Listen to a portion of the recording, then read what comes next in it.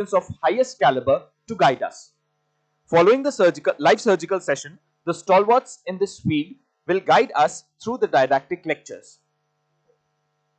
Without any further ado, we now invite Dr. Sarika Gadekar ma'am, Professor, Department of Ophthalmology, MGM Medical College, Aurangabad, to conduct the live surgical session. Welcome. Thank you, Shubham. Thank you, Niyati. Good morning, everyone.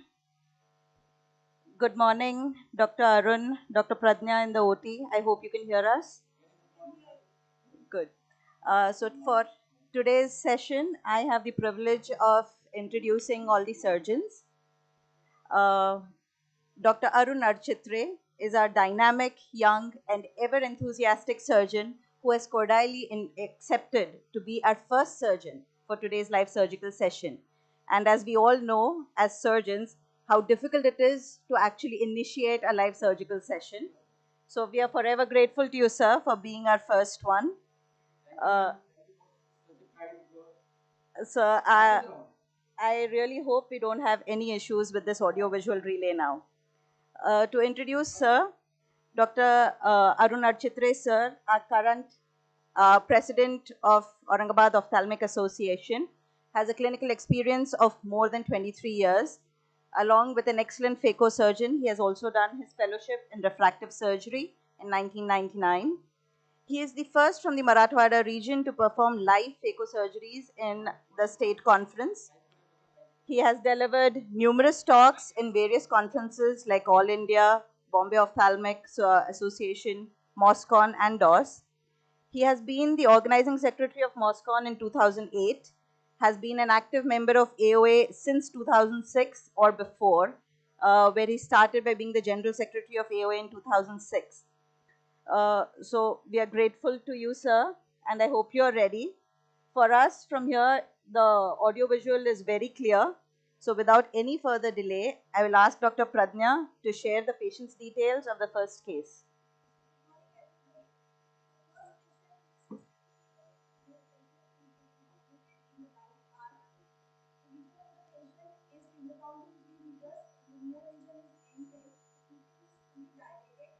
The grading of the lens, the cataract is nucleus, breakthrough, receiver, and fever.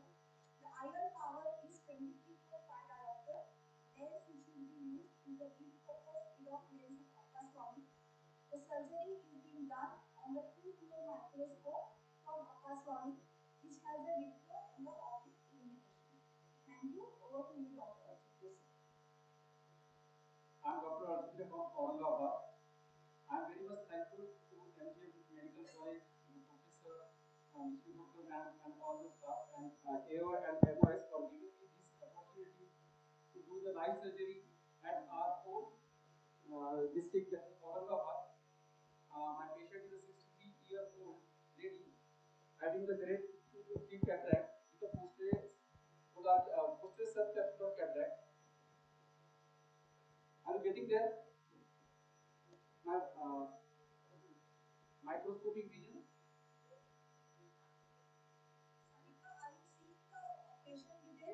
Absolutely, very clear. Thank you, ma'am. Under topical anesthesia, I'm performing the surgery. I'm taking my first side port entry.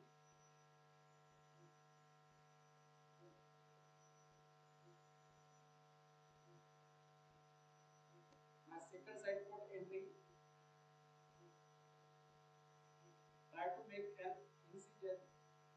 And this one is my brain's incision with a 2.8 keratin.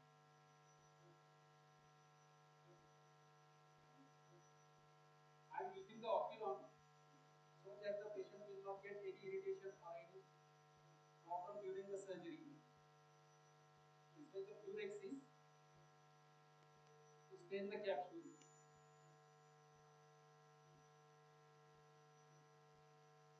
Whenever you want to perform any surgery, particularly for the premium IOL, you are supposed to do the capsular axis of size 5.5 to 6 mm, so that your IOL should be at the center and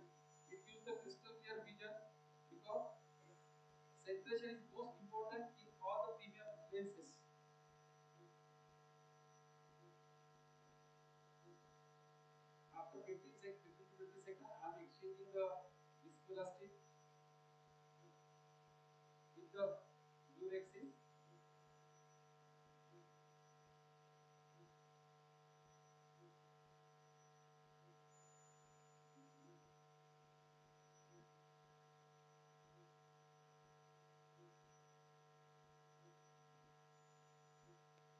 Now I am doing the capsular axis. Yes, take a central initial over with anti-capsule.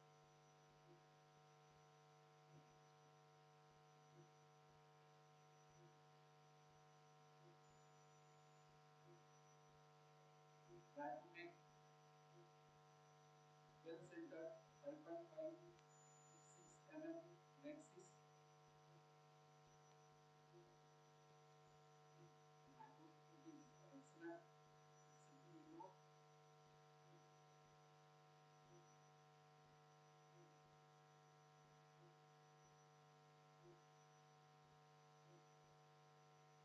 That will finish my capsular axis. Well centered 5.5 to 6 mm. Now I am doing the hydro dissection. As the lens is grade 2 with the posterior subcapsular, I will not do the complete hydro dissection. I will, in spite of that, I will do the hydro dissection at multiple sites so that it will not exert an pressure over the posterior capsule. That will finish my hydro dissection. Now I am doing the hydro delineation.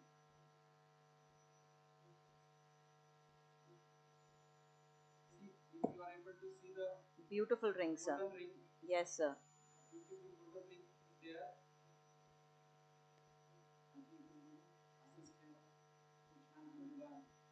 So what magnification are you operating under?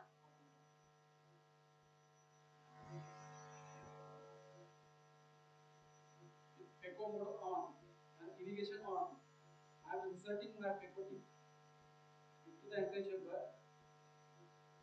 Today I am showing the direct chop method. Just clean up the anterior soft cortical matter. Now add shifted to the phaco tip.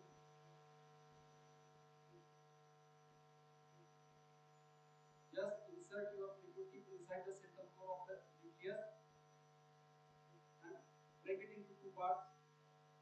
See, very easily.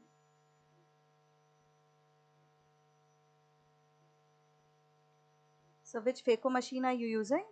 I am using Chakshu, the Indian machine for Indian eyes. Excellent. This is my second. You definitely make it look easy. Yes. This is the last piece. Now, whatever remaining is the epinuclear plate. Just do the hydrodissection again. Separate the epinuclear plate on the posterior capsule. For the 360-degree.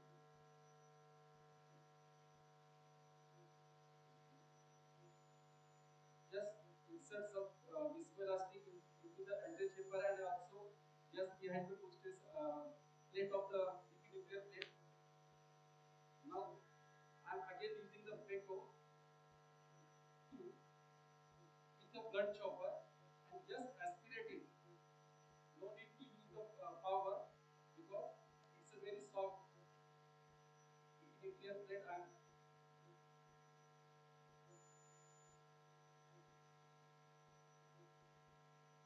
see how easily you can manage the soft cortex. Now whatever remaining is the soft cortical matter. For that purpose I am comfortable with the bimanual. My flow rate is 30 and vacuum is 300. With irrigation mode on, insert the irrigation first, then the aspiration. Try to catch each and every fiber from the capsular axis margin, bring it to the center and aspirate it.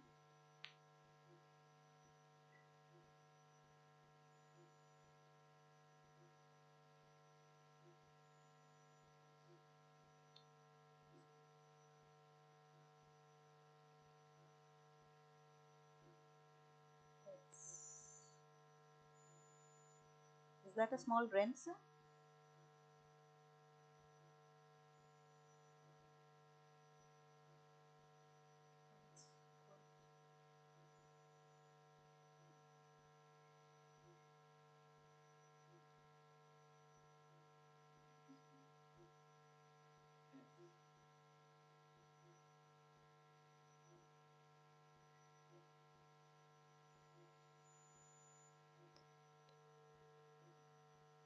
Today I am implanting the suprafocus lens, which is a yellow hydrophobic mid-off lens.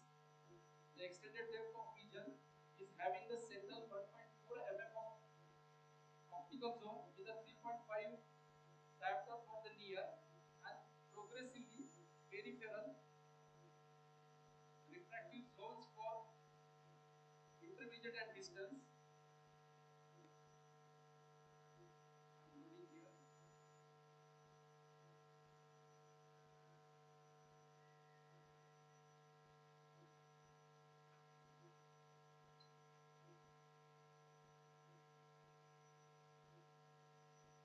So what instrument did you use right now to load the lens?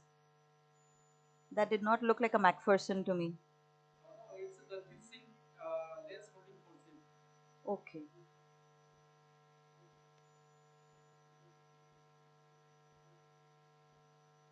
Now I'm implanting the lens.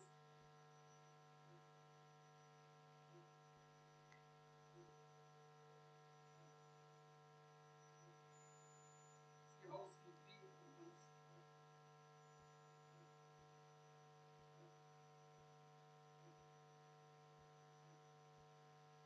Back to the centration of the optical zone. Inside it with the purple image so that you will get the post-operatively crystal clear vision for near and distance.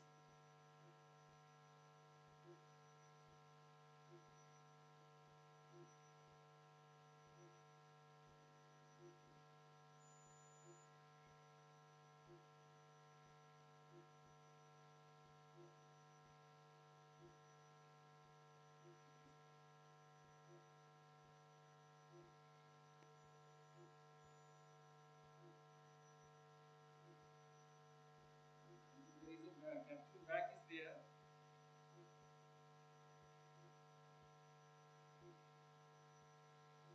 You have maintained your cool extremely commendably, sir. That will finish my surgery. Trying to centralize the lens.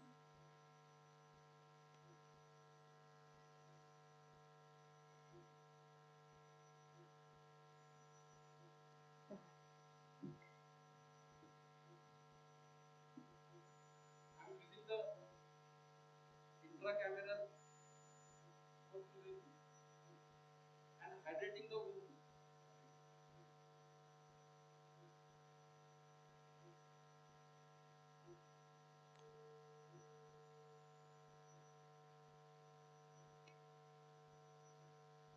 I'm from the old school, so I'm using the air bubble to maintain the positive pressure inside the chamber, and that will finish my surgery. Thank you for watching.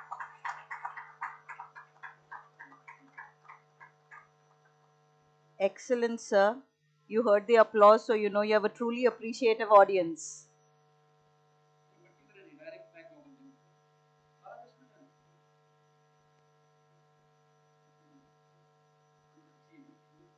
So, sir is very keen to answer any questions from the audience, and we have Malik ma'am, our evergreen student, to ask the first one. Please. Architra sir, Malik ma'am has a question for you. Yes, ma'am. Good morning, Arun. Very good morning, ma'am. Wonderful surgery. Really perfect in every sense. The question I had was I noticed that after you put in the blue Rex, when you were removing it, you used Visco. Generally, we wash it out with or ESS solution. So yes, BSS. So, do you always do that? No, I'm always exchanging the lubrexes with the viscoelastic. What is the advantage?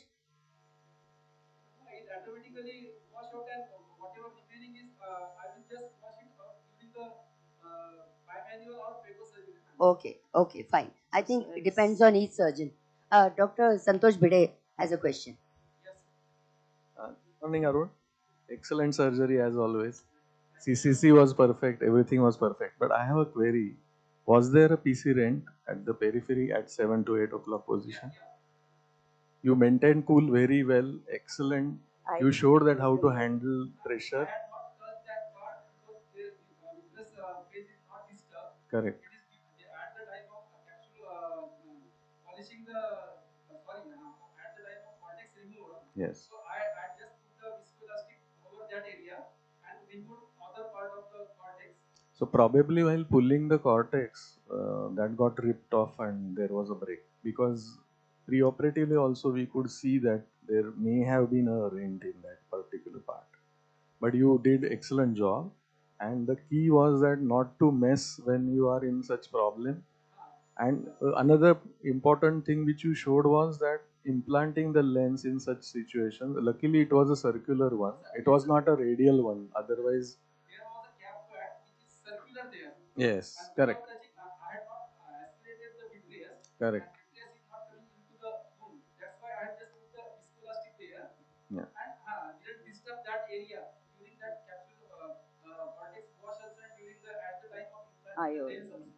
Correct. So the break was circular. That's why you could implant the lens inside the back. Had the break been a radial, then you need to do a posterior CCC and then implant the lens. But you did excellent job. Very well done. Excellent. Thank you. Hello, Arun. Yes, Listen, have you changed any parameters in between? no, ma'am. Uh, I have done the surgery with the Phaco 2 mode. uh, Having 35 power with a 350 vacuum, and 34 is my flow rate. so what we do is, if this situation happens, we decrease all parameters. Decrease so the flow inside the anterior chambers is little. No, but circular. So still you can reduce the bottle height, and still you can do and let it become less dynamic. No, that may be due to my performance pressure only just. That is the only reason why I got that peripheral part at the time of No. cortex. But due to the there is no any vitreous incarceration in the wound. That's why I didn't change that parameter. Sir, let me just tell you, I think by showing your cool and dealing with it, you showed what caliber surgeon you are. Yeah. Because Arun, in no way could we actually make out that you were dealing with a complication. You just continued with the surgery, and I can see from here there was no tachycardia. You were absolutely cool. No, he said actually, oh shit, he said actually. Oops, he said. He said, Okay, oops, but no, the credit goes to Arun 100% Absolutely. because he kept his calm. So take home message for students and everybody is that complications can happen. can happen. Nothing to worry about it, because if you are driving, then only accidents will happen. So if you are operating, then only complications will happen. But keep cool, and how to handle that is more important, which you showed. And you could have used, maybe you could have showed using IVTA whether there is any type. That could have been done, but it's excellent. There is no doubt about it. Excellent surgery. It's very excellent surgery. Sir, Santosh sir has a question for you. One or two just tips I want to give. Whenever you just first is identification of the break. That is very important. And as Dr. Santosh has already said, if it is a radial, you have to make it circular. One thing. And second, you observe whether the vitreous is coming in the antechamber. If vitreous is coming, then you have to go for the vitrectomy. Yeah. But if it is not coming, then you have to maintain the chamber with the high molecular weight visco. One thing. And my irrigation and aspiration would catch that. no, I am not. I release that, but till that time it gives the center. Just I am giving the tips. You already did For everything the rest very of the well. audience, sir. Yeah. And third thing is we have to use the IVTA. What he said already. If you use the IVTA, you can identify any vitreous is coming in the antechamber. and then finish off the case. You did very well, very well. Sir, At the end, can Arun, we are proud of you. Pradnya, can we ask some more questions, or are you ready with the second case? Sir, I have a question regarding EDOF. Yeah. Yeah, it's a very good microscope to glow from the Apaswami. It's a really a very good glow, and I have done it with an ease only. Yeah, and even though there is a catch there or posterior rate is there, but still it gives the clear vision, and as such microscope is very good. Sarika, I think you can take one of the questions in between when we are shifting the questions. Okay. Sir, I wanted to ask you a question regarding EDOF. For patient selection, is there any age limit or any particular age in which you would go for an EDOF instead of a trifocal or a multifocal? Yes, EDOF lens are particularly made only for the person who require the intermediate vision also, in spite of near and distance. And this EDOF lens, suprapose EDOF focus lens, is having the center zone of 1.4 mm with an addition of 3.5 diopter for near work. That is the difference between the other EDOF and this suprapose. Other EDOF are providing the distance clear vision and intermediate, but not the clear near vision. But this lens provides the near also without the glare and halos, because there are no multiple rings there, so it will not use the glare during the driving or during on the roadside. So also like IT professionals, you say, who need more of intermediate vision. Right. So the EDOF would be the ideal. What about an upper age limit, sir? Like someone who's 70 years of age. Would you still, I mean, is the ad sufficient for a 70-year-old with an... Your photopic phenomena is reduced drastically. And second thing, if you plan for monovision and you keep 0.5 difference in both eyes, so you will have near vision as well as intermediate as well as distant vision. All the three visions you will have. And in pediatric cases also nowadays EDOF lens is preferred. Acrylic, hydrophobic. It has a hydrophobic feature. And I have a huge experience with InFocus. It's an excellent lens. Indian lens, and it's excellent at par with Zeiss or any Alcon or any lenses. That is my personal experience. In spite of that, suprapose InFocus is having Indian patent 6 years back for particularly the optical design, which is called as a single focal lens, which will give that there is a slight anterior part, there is a slight refractive what you call the zone is there, which provide the near vision, and that they are already patented in I think 6 years back. Your question? Just for knowledge. Just for knowledge, Arun, what is the cost of the... Just 1 minute. Yes. Patwardhan sir asked me how was the predictability of the refractive error after post-operatively. I had lived here for since last 2 to 3 years, but 0.5 in my only one case there is a 0.5 difference for that to be of hyperopic per patient. Till that time, otherwise it's a good. I just wanted to know the cost of the lens, because this is upper lens, isn't it? Yes, yes. 9,000 something. Okay, thank you. Definitely worth the cost. So, Pradnya, are we ready? Yeah, we are getting ready. So, 5 minutes we can start. okay. Yeah. So till then, I think we have a lot of stalwarts here present in the audience also. Anybody can tell about their If experience with the lens? with the EDOF lenses, Yes. any other, we've used supraphobe, Can Technis. I ask, madam? Yes, sir, please. Can I ask? Sir, of course.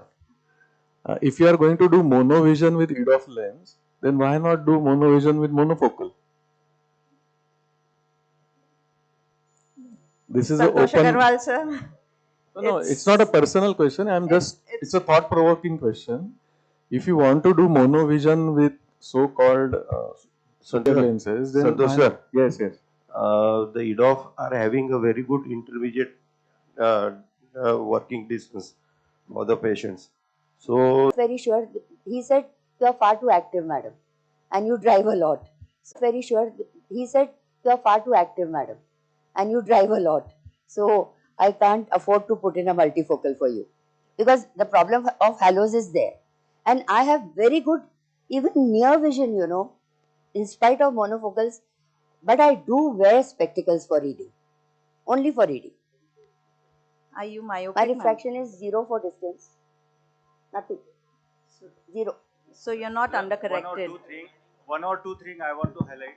Yes, sir. Main is patient counseling, very important in premium lens. See, Patient's profession, what is the demand? Because madam is driving at night, so multifocal out of question. Out of the question. Yeah, out of question. True. Now EDOF, what he asked, in EDOF you get intermediate vision very well and distant vision also. And if you make a difference of 0.5, you will get near vision also. So that is excellent. But you should, beforehand, you have to tell the patient that both the lenses have different powers. Counseling is very important in premium lenses. Otherwise, you will be in trouble. Listen, I will talk as a patient of EDOF. I have undergone cataract surgery recently and I have put EDOF in my eyes. The choice was made by my brother-in-law who is working with Johnson & Johnson. He is on advisory committee of Johnson & Johnson. Dr. Milind Pandey. So he asked me to undergo EDOF. So what we did was, my sister-in-law was having a cataract. We put her EDOF. He himself put EDOF, and then I said, now I will put EDOF. And that I was very smart that way. And so I underwent EDOF in both eyes. After first EDOF surgery, I got COVID.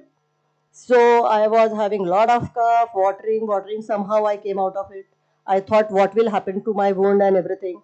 Then after I joined the college, I did cataract surgery with one EDOF, one with cataract. I did all the CAM surgeries. I was so happy because the vision was excellent. Then after 1 month, I went with another eye EDOF. And I am telling you, at present, I am 6/6 and by 8. This is EDOF. And you don't have glare, you have crystal clear vision, you don't have anything. I am as good as now 25 years old.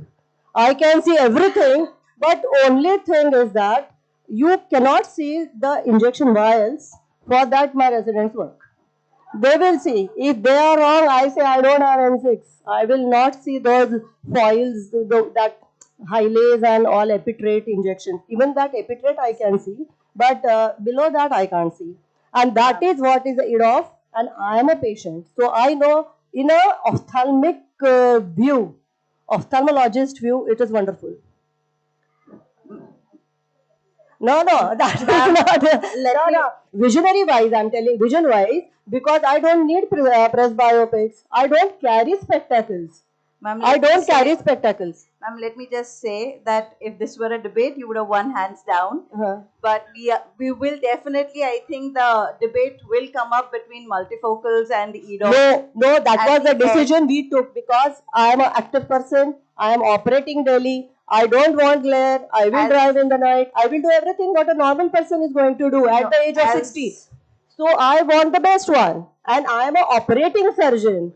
I will not tolerate. You know what happens when you get a cataract and you work under microscope? It is most craziest thing you suffer. Yeah, I do everything. Even I can put everything.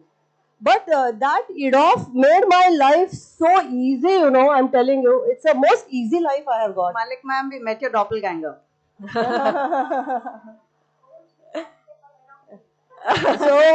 So EDOF is the best. It is the best. So, because I am an ophthalmologist, I will go and search the whole material. And now in foreign countries, they are replacing multifocal by EDOFs. Complete practice, about 80% of the multifocal practice is gone down. It is only interest of money. I am telling you, it is only interest of money because still multifocal has got a more MRP and doctor's profit. Ma'am, thank you so much. That is a direct statement I am making, whether you agree with me or you don't agree with me. Whether you agree with me or you don't agree with me. Ma'am, I think none of us have a choice but to agree with you. Absolutely. Those who can afford, you go for EDOF. Those who can't, go for monofocal. Make it simple and But- let's go to second case. Yes. So our second surgeon is ready. The patient is ready on the table. So let me just start by giving an introduction. Pradnya, we have Thorat sir on operating now, right? Hello, Pradnya? Hello? Okay. So before Pradnya starts off with the patient details, I know I do not need to introduce Dr. Thorat to any of us present here, but nevertheless, because we do have some students here, Dr. Shirish Thorat, a practicing consultant ophthalmologist and phacosurgeon at Akola for the last 25 years, obviously has attended regional, national, international conferences, has published many papers, has won awards for paper presentations, out of which one to be mentioned is the one that he won at Prague, an ECRS conference in 2012. He's an active participant at the Ophthalmic Film Festival at APACRS, won the Best Video Award at Film Festival at APACRS 2017 at China, was felicitated as International Hero of AIOS in 2018, dynamic surgeon, was member of the Scientific Committee, Maharashtra Ophthalmic Society 2017 through 19. Sir has also been the Secretary of Vidarbha Ophthalmic Society and Honorary Secretary, Maharashtra Ophthalmic Society for the year 2020 and 21. He is the incoming President of Vidarbha Ophthalmic Society and the second Vice President of Maharashtra Ophthalmic Society. Sir's interests are many and varied, but today he is going to be showing us some of his excellent surgical skills. I am hoping we have our audio-visual. Pradnya, can you hear us? Yes, I can hear. Okay. Can you see? Yes, you're clear. So please give us the patient details. Yes. So this patient is a 40-year-old female who is getting operated in the right eye. Vision is finger counting 2 meters. Near vision is N10. Pupil is fully dilated. The lens fading is due to nuclear sclerosis, C2P2. The IOL power is 20 diopter lens, and the lens which is being used is the Equivision trifocal lens from the Care Group. The phacoemulsification machine is a Centurion machine from Alcon, and the microscope that is being used is the Leica microscope. So over to you, Dr. Thorat. Good morning, sir.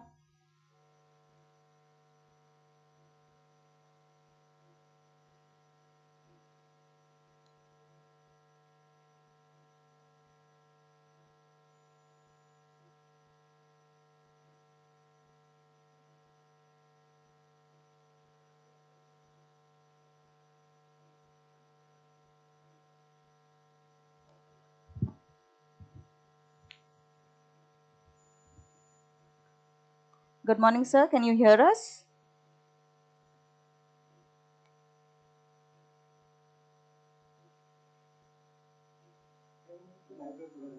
Okay.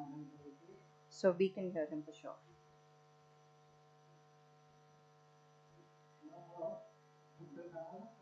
Sarika, you can hear Dr. Thorat, right? Yes, we can hear him very well. Yes, sir, definitely. And can you see the... No, not the mic. Now we have the view of the microscope. Thank you.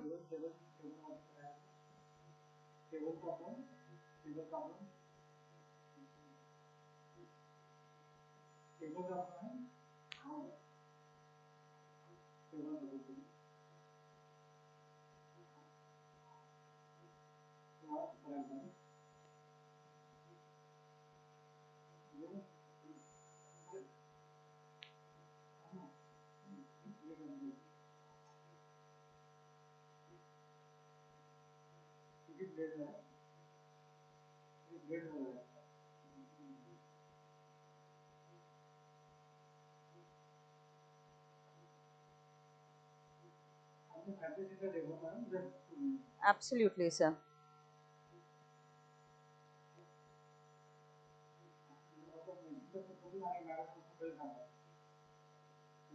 As XY. This is we all know, it's difficult to even operate in a different environment, to get actually acquainted with just the premises itself, let alone a different table.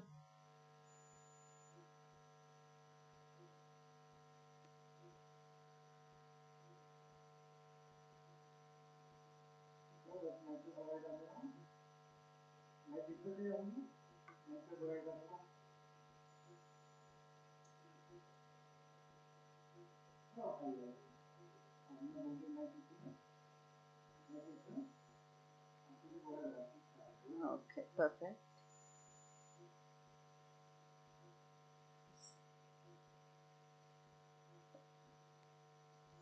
Excellent. Absolutely, sir.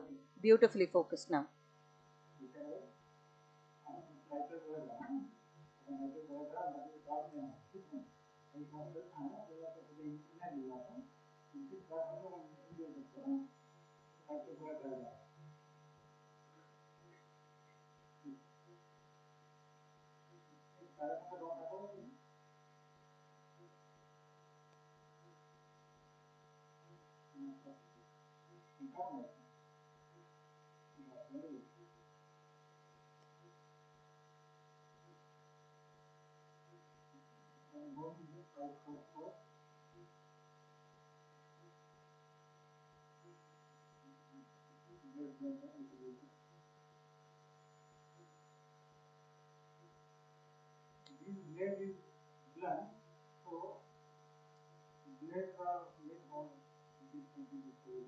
Yes, sir.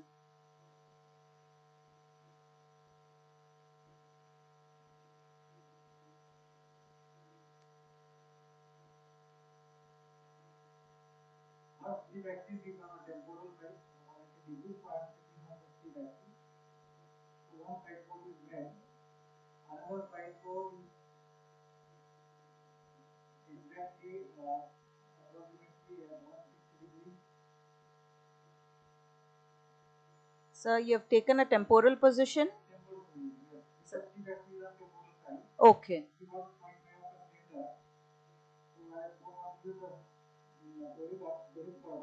Okay.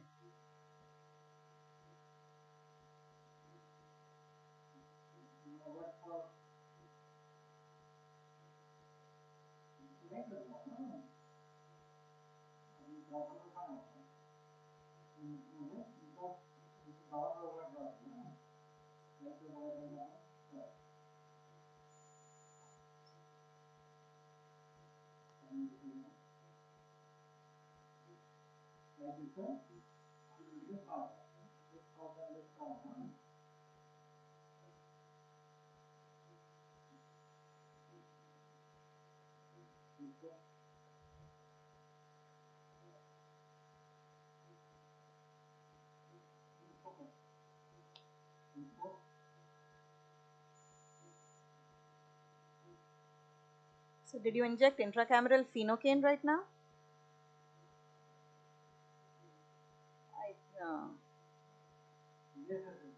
It was. Okay. Right.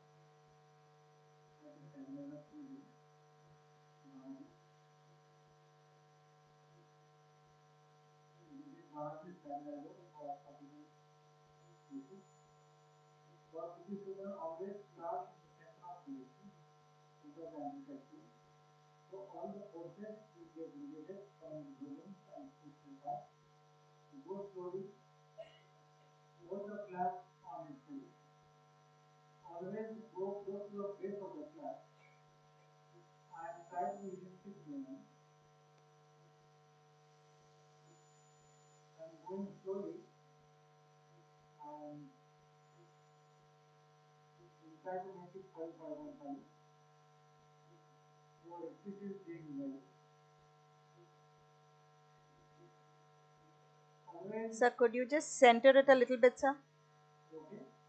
Yes, much better. Thank you, sir. 2 o'clock from the original position so as to get round, regular and strong axis.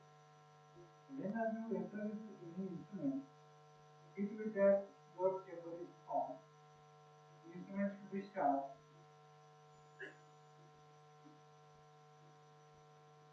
Going parallel to sclera, 1.5 to 2 millimeters.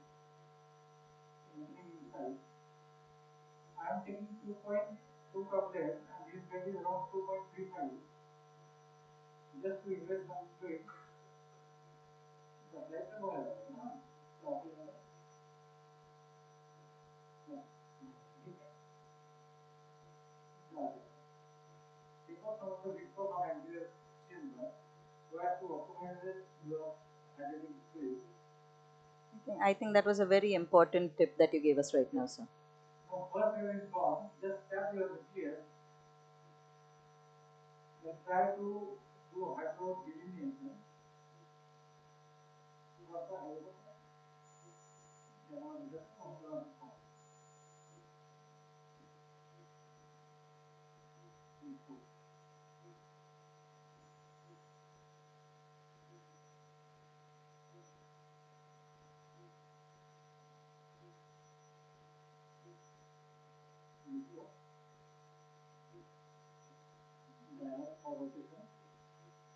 Now next part is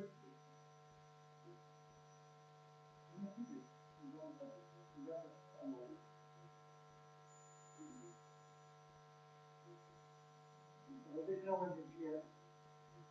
Put the half particle fiber. Take the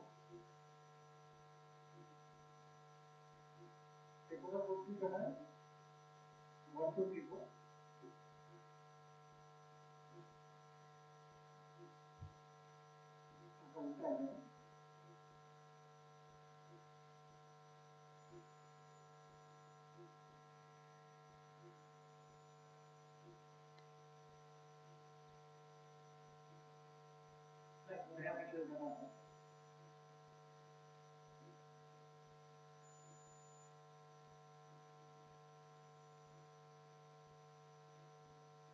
I think this machine for the first time. I'm used to confirm ready.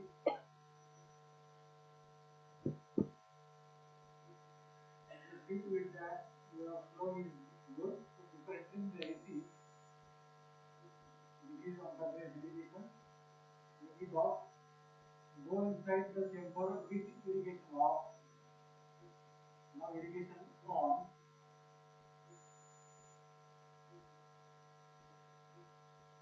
Let it begin. For India, they are 400. Yes, sir. His incision was a 2.2 incision. Yes, sir, definitely. So you've reduced your vacuum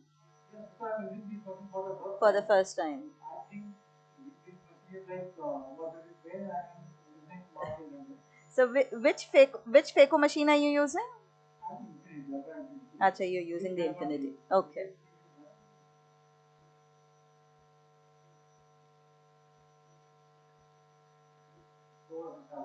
It's a soft cataract.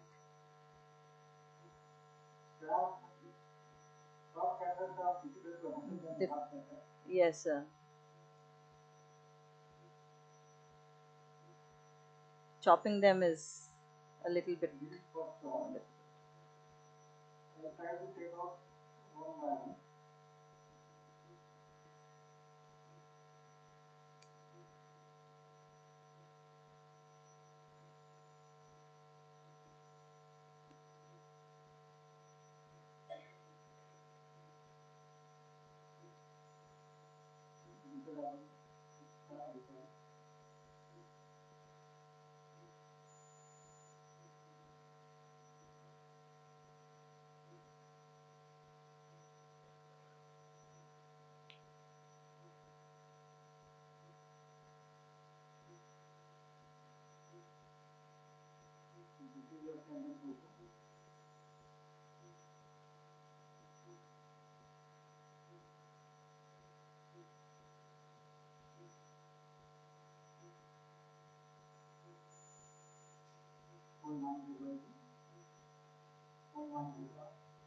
Very good.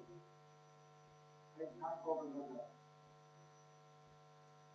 So I think your torsional phaco power limit is 70 in this? 70. Right. Now you are infinitely low.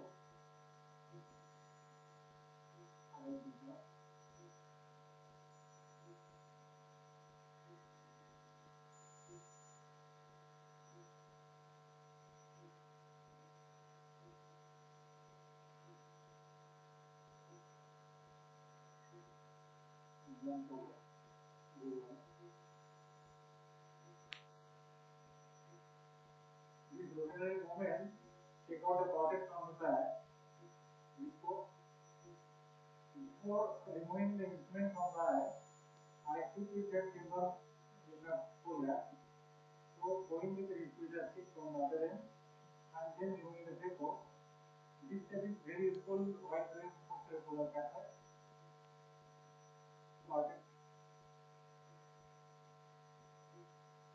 Now nucleus is removed. A small part of nucleus and cortex is there. I'm now going with the phaco or vision. You have seen that very fast. The bimanual.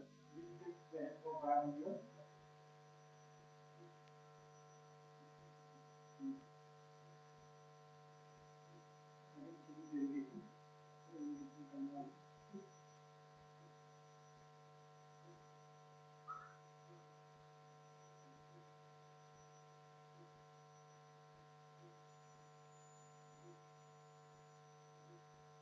These hard parts sometimes difficult with removed by eye, hence I use main code for that. So you use the irrigation cannula only through the main port? Yes, okay. For the epinucleus? like hydroexpression or right. Now going tangential, these tangential movements are very helpful if CTR is in place in the past.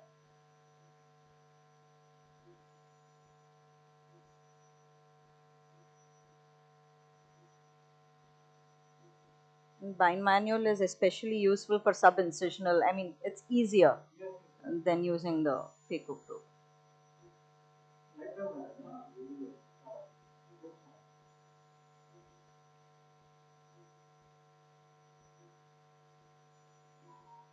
These are the procedures actually operated by glass like structure.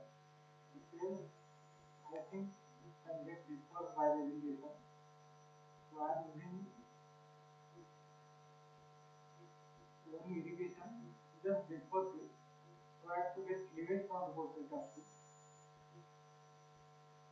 And with the polishing mode and on.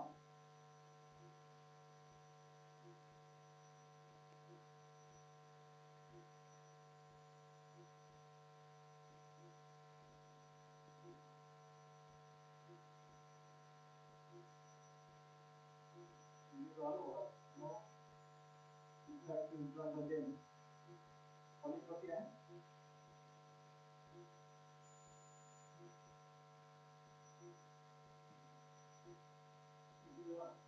Last there. So this is so much fuller.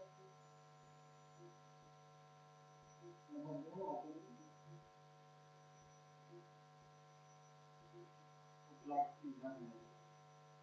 and then to take up this class on the PC with the help of 26 gauge needle. And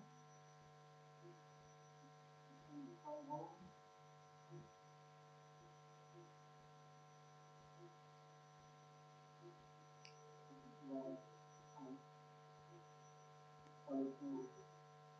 So everybody here is in awe about you doing that with a 26 gauge needle. This is a wonderful instrument we should try. That is best polisher I have in my OT. Because sometimes that process of your class in the center are difficult to remove by any means. So, but what about rents? With a 26 gauge needle, I mean, I could make out you had the tip facing up, but nevertheless the edge of the needle is sharp. Yeah, the side of the needle we should use. It's just the experience then. Yes. I'm just looking the lower part of the needle. Okay. Here. So, you can use it without remote. so in your hand, maybe. No, you have number of 2 3 pieces.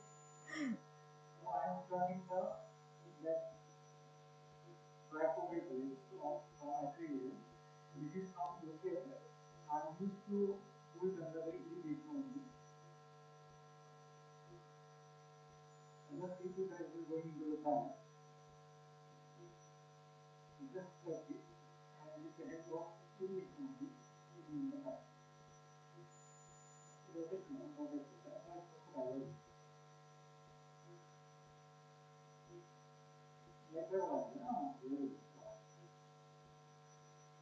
Always look all my multiple and track of it. You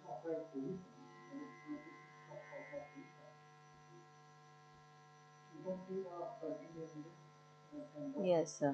Both first and fourth, and utilizing application for multifocal. Just for a while, just get intraocular and initially there was temporary. Now handling the wound sideways. For the PG student, the PG student is during initial days, just hydrate the wound sideways so that in happens different detachment can be taken care of by this owner.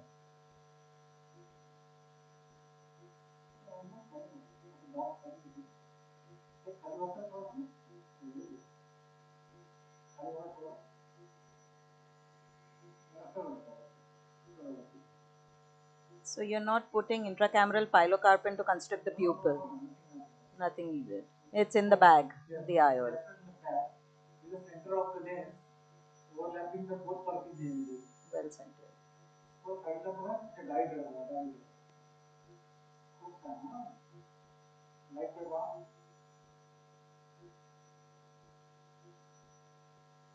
You can see the optic is getting covered by the PCC. Now it is very center. And that's all.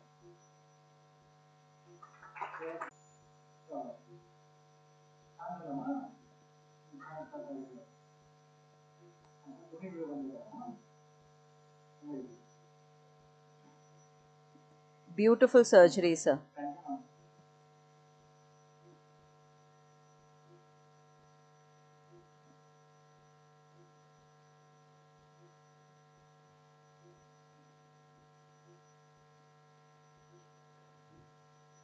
Sarika, I hope that you enjoy surgery as much as we have. Definitely. Sarika, We are, yes, we can hear you. We are all in awe actually. The 26 gauge needle stunt is. Dr. Thorat sir, Sir, Dr. Santosh Agarwal, sir. Yeah, wonderful surgery, Shirish.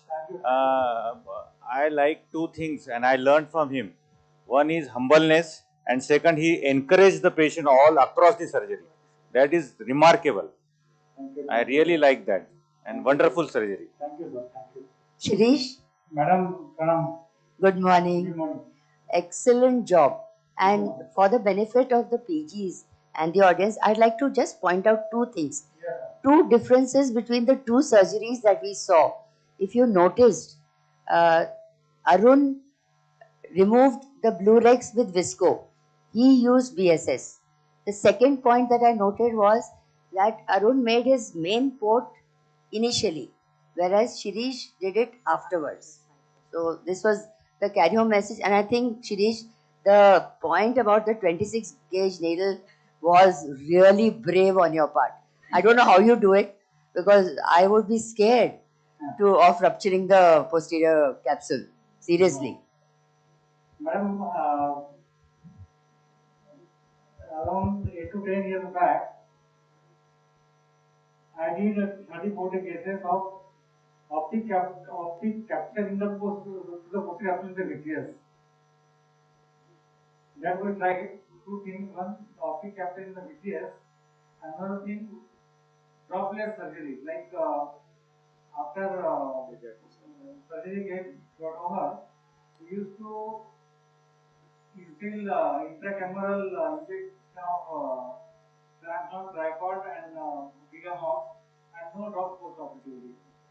So that day I used to get all these feelings. So it's the experience speaking. Excellent Yes. surgery, Shirish, as always. And you did CCC through side port, so you had control over CCC all the time. And you showed an excellent way of sharing technique of CCC. That is also story because initial days of learning echo, we were not sure that whether axis will complete or not. Correct. So we started with doing side port so that in between we can change our decisions if axis goes other way. Correct. So if you want to make a larger axis, if you have if you want to do SICS, planned SICS, then you can use a side port to make a larger axis for removal of larger nucleus. Yes.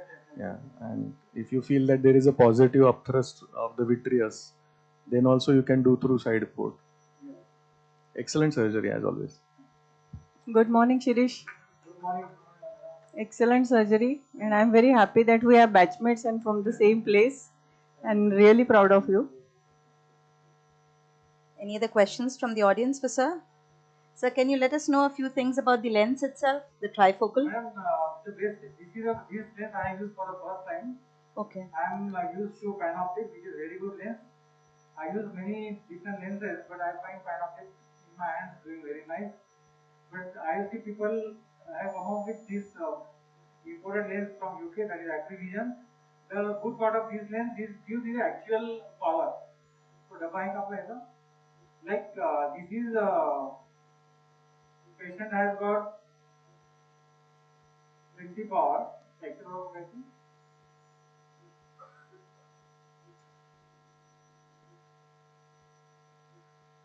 So this is a 20 diopter lens, but actual power is 19.90.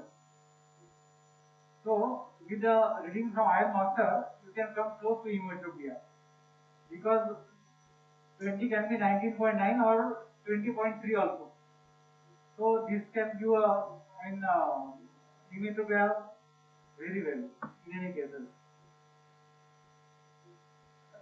So with these lenses also, how important is the pupil size? I mean, is it, would you still put a trifocal or a multifocal if your pupil was a little larger or? Madam, frankly speaking, I am monofocal man. But I am shifted to Europe nowadays. We are doing studies of 4 to 5 Europe lenses, right from Alcon VVT, Renner, IOC and that lenses comfort. So our conclusion is that magnificence is doing really wonders, surprisingly. And VVT wise, there are 8 to 10 VVTs. So VVT is a different and very wonderful lens, but long-term data is not available with VVT. Regarding trifocals and earlier Europe, like synergy is a combination of trifocal and symphony. Reduce that gap between both focal lengths. But I got a patient who experienced a lot of glare and halosis synergy also. To some extent, I am very happy with the panoptics. I don't know why, but it is there. Pupil size and angle of the eye, like angle alpha and kappa, definitely matters, which I will be explaining in my talk in the afternoon. So have you ever felt the need to explant a trifocal lens in any of your patients? Has anybody demanded one? Exchange of IOL? 2-3 patients are very unhappy, but where getting just we are just convincing them that this can take some time, and really out of 3, 2 got satisfied, and only one patient who is from Symphony is not so happy with the outcome of the lens. We have given him option of getting, expanding the lens, laser free. So the main reason being again glare and halos, or is there any other reason for this? That's the only reason. We have done really good pre-op work on all of them. Okay. That was very suitable candidate for all multifocals. So still get suspected of them. Okay.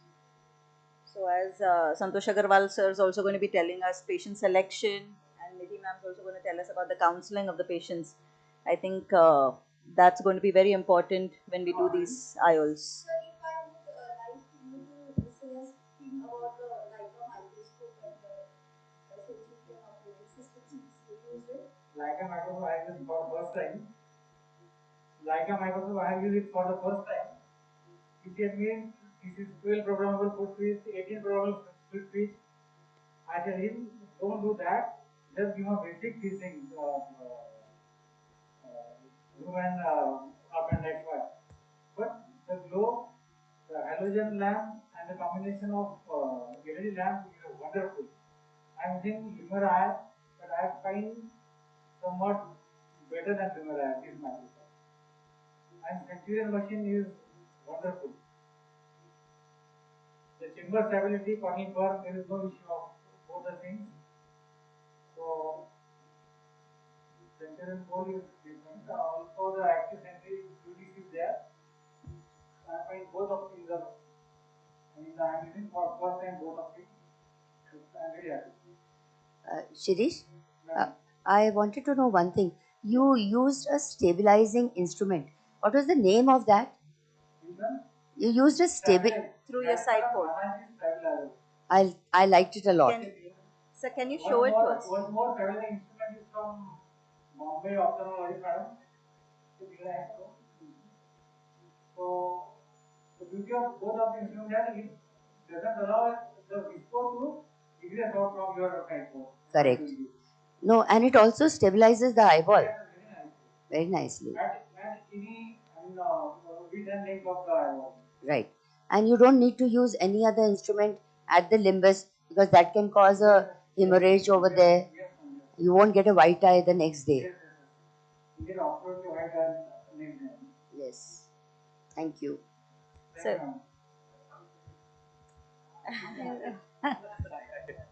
Hello, Shirish, Manoj here. Hello. Hello. To the audience, Shirish is a very versatile surgeon I have noticed since last 25 years. Yeah, I used to go to Akola. That time I learned many tips and tricks from him in his OT. So hats off to you and your improvements, Shirish. Thank you. Thank you. This came from the master of versatility himself. Good morning, Dr. Shirish. I am very happy with me. I think he should give this thing Centurion to me now. Good morning, Dr. Shirish. Superb surgery, Vaishali Une here. I wanted to know the tips and for the residence take also. We didn't see the loading of the lens. Any specific precautions we have to do during loading of this focal lens? Load the lenses because they are loading lenses better than me. Only thing is that you should not touch the reclassification part of these premium lenses. Yes. You learn instruments like we have different instruments of loading and unloading of microscope. They are very smooth, like smooth microscope process, which won't cause any depression or trauma to any part of the lens. Thank you for giving wonderful small tips, which will definitely go a long way if we remember those tips. And another thing, before injecting, surgeon should make sure that the haptic of the tip should not touch into the cartridge at any time. Yes. Because you should confirm it before injecting. Shirish, I think you do such good surgery and you have such a volume of work at your clinic. You really should start a fellowship and allow me to be the first fellow to come to you.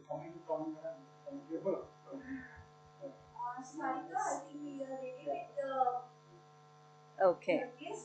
Sir, thank you so much, sir. Thank you. So we are moving on to the next two cases now.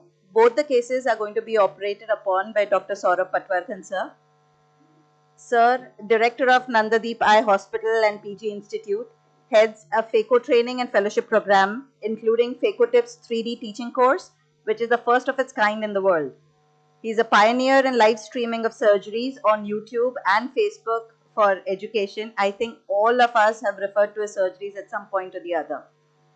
He is not just an excellent surgeon, he is also an inventor.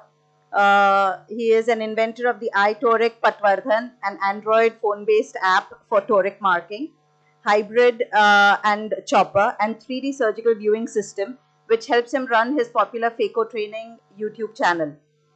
Sir has a vast experience, has performed more than 50,000 surgeries, numerous live surgeries in various conferences, which I know this is just going to be another one for him.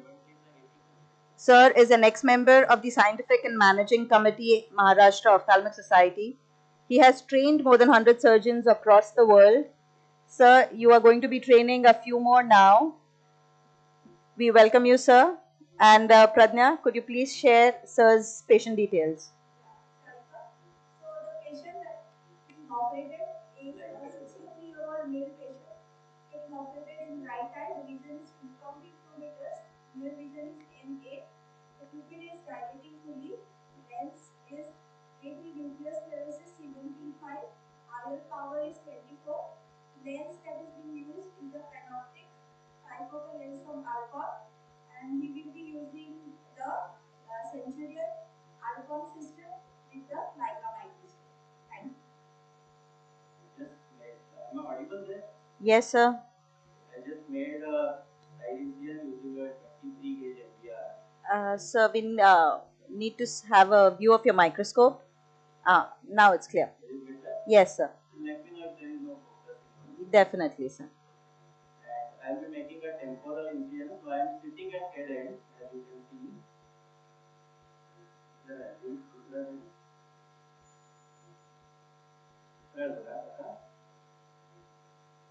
So you're doing a temporal main port sitting at the head end?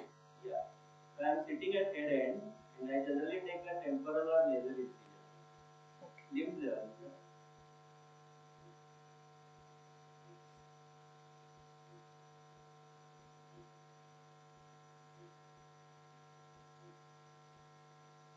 So this limb is not working.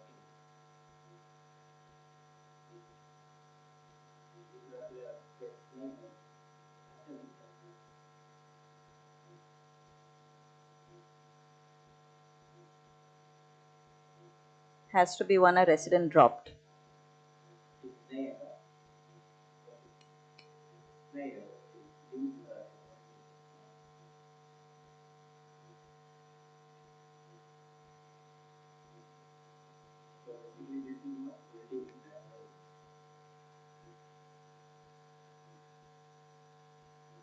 It's very important to have all the micro instruments working nicely. Sometimes we face problem with process as well. It doesn't hold the capsule well and then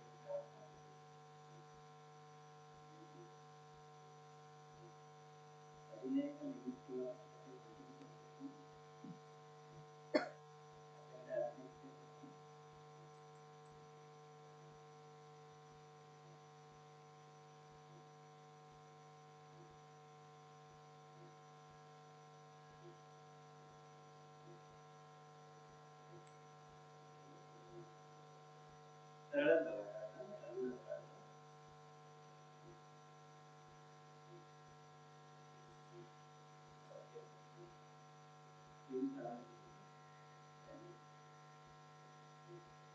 I'm going to use this port here.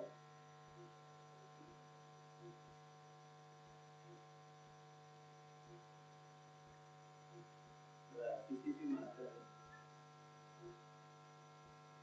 You will not be using the blue Rex, sir? Yeah, I will get a good glow. I will just see. So retroillumination. Okay. This is the CCC marker. Just do the impression for it. Can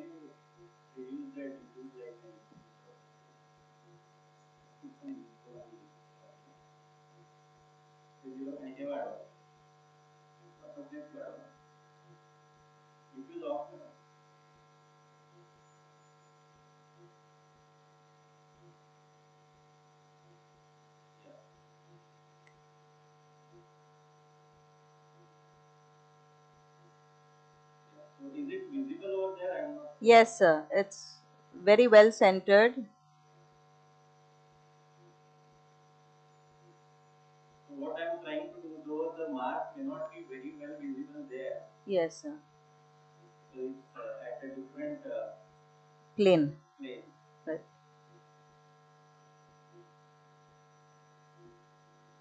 I can see it well. And this is a 6 mm mark. So basically 6, when you put a 6 mm mark on the cornea, you have to consider the corneal magnification factor. So it's around 12 to 15%. So the actual CCC will be somewhere around 5 to 5.2, or maybe less if I have done it smaller. Now when you use heavy dispersive agent like Misco, it's better to leave something out so you don't create pressure in the anterior.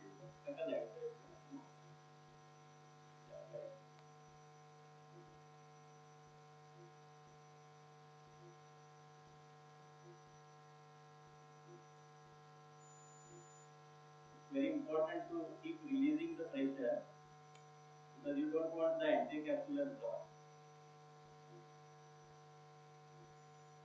Now you can see that it has started rotating.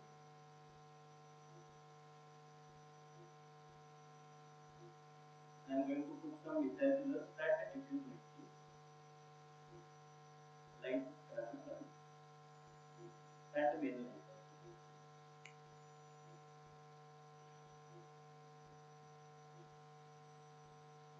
I am going little slow because it's a new setup.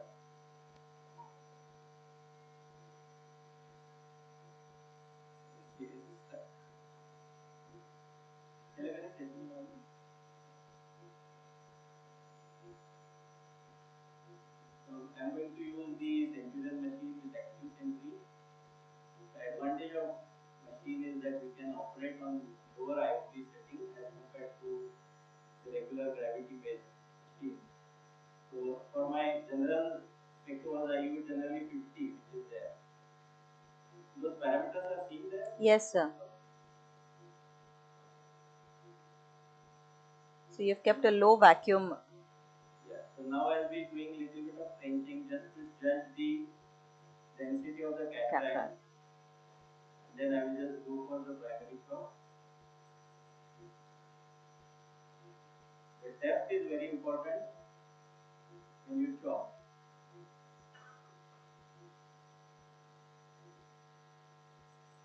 So burring, there should not be any hurry to chop. Just go till the posterior plane and chop. You can see that endonucleus got separated.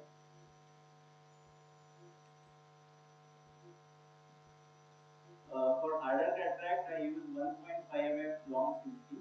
This is a 1 mm CC. So if it was denser, I would have used a 1.5. I can reach the posterior plate better.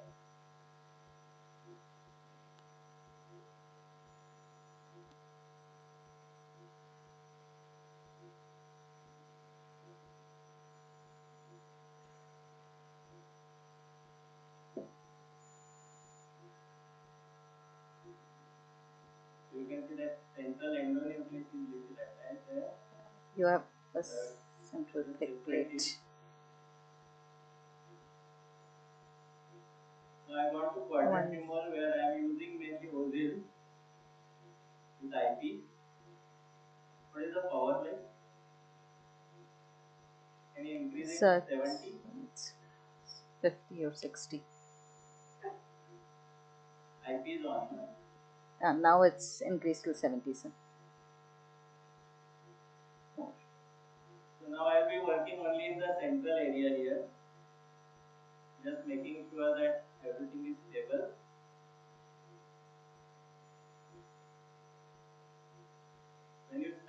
working at lower IOP parameters, generally you feel that the fluctuations are more, but most often this machine takes care of the stability.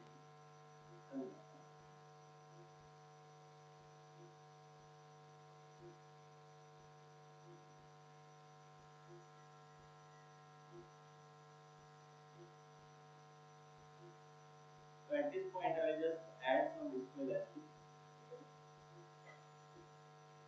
Generally, I use hydrophobe in my cases. This is viscose. Slightly the viscosity wise, this is less, and that's why it can get washed off in between the surgery. Particularly for harder cases, premium IOLs, it is better to protect your endophysium well. So do you use continuous irrigation for your phaco's? All this use continuous. I don't want to add one more function in my brain.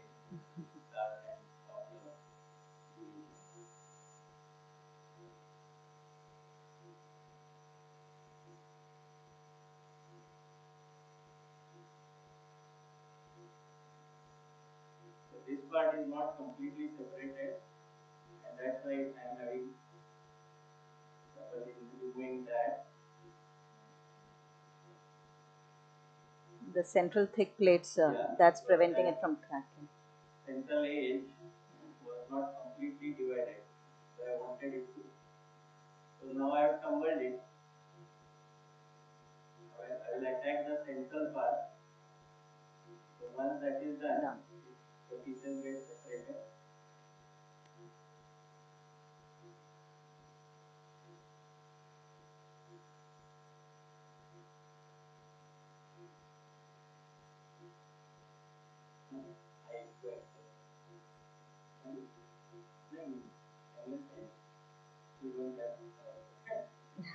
So I'll be using a coaxial eye. So I generally use the angle tip. They have given me a straight tip. It's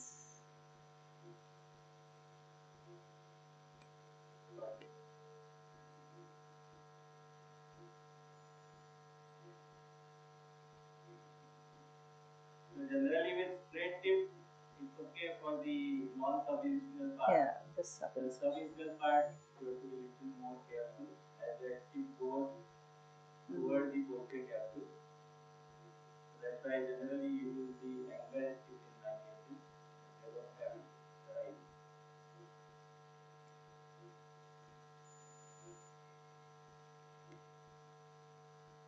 Go to call.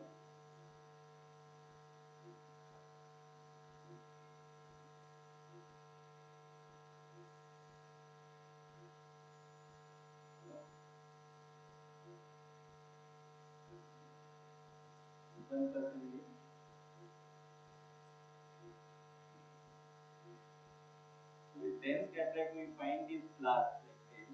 These are mostly fibrous plaques, not very easy to remove, so it's better to just leave them alone.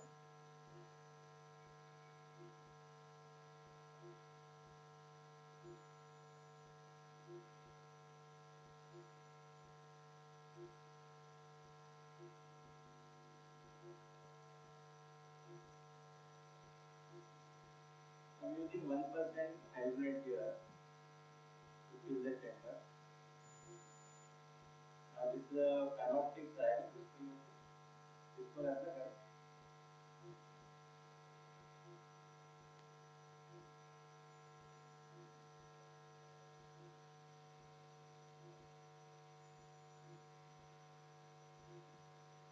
I want to avoid touching the central part. I'm using a C cartridge because I have used 0.8 incision.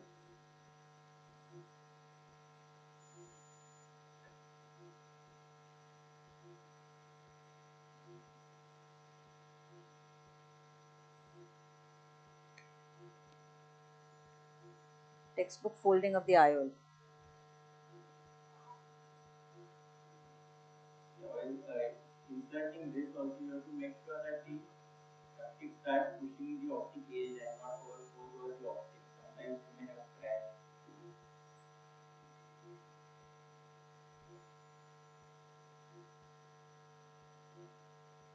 Now I'll be lifting. important. And what I use is I don't use the tip of the thumb, but rather the joint, so that I can't push it very fast.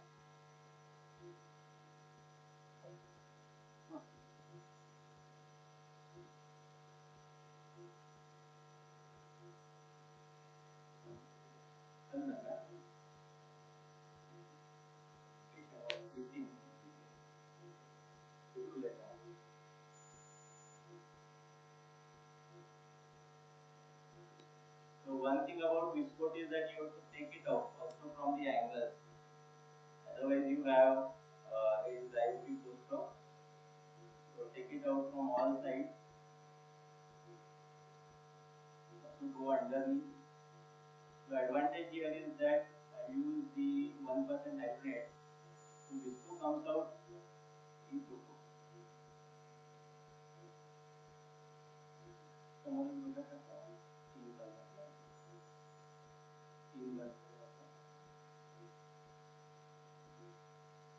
We are titrating at the tip of the bar. And the root. Light is no other. Light will not. You can see it is nicely centered, the lens.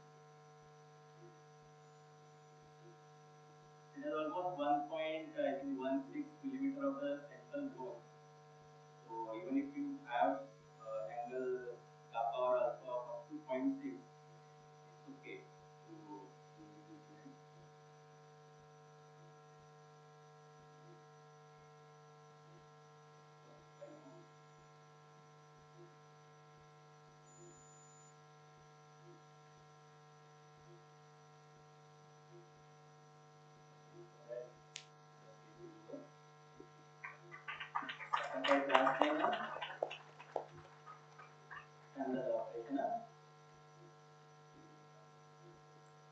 Thank you so much, sir. I think one thing all of us need to learn from this is the surgeon's first priority is always the patient. If you noticed, all three surgeons after finishing the surgery first made sure that the patients were comfortable. And because we are running short of time or running a little late, we are, as sir is going to be doing the next case, we'll directly shift to the next patient.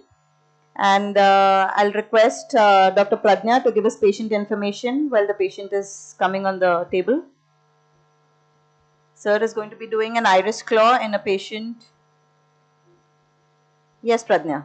So it's a 67-year-old female patient who underwent left eye essential surgery 1 month back, and she was left aphakic because there was a random table, and the vision is becoming non-meter. The best way to visual acuity with plus 10 is 6 to 12 part. The retina is normal, the OCT macula is normal. Pupil is fully dilated. The lens which will be implanted will be the iris claw lens from the upper sonnet. So maybe sir can say a few words to shift the patient about all the management options for surgical aphakia. Yeah, I think next case is iris claw IOL, and I am a recent user of iris claw. There are many surgeons who have been using it for years together. I started maybe 3 or 4 years back by watching videos.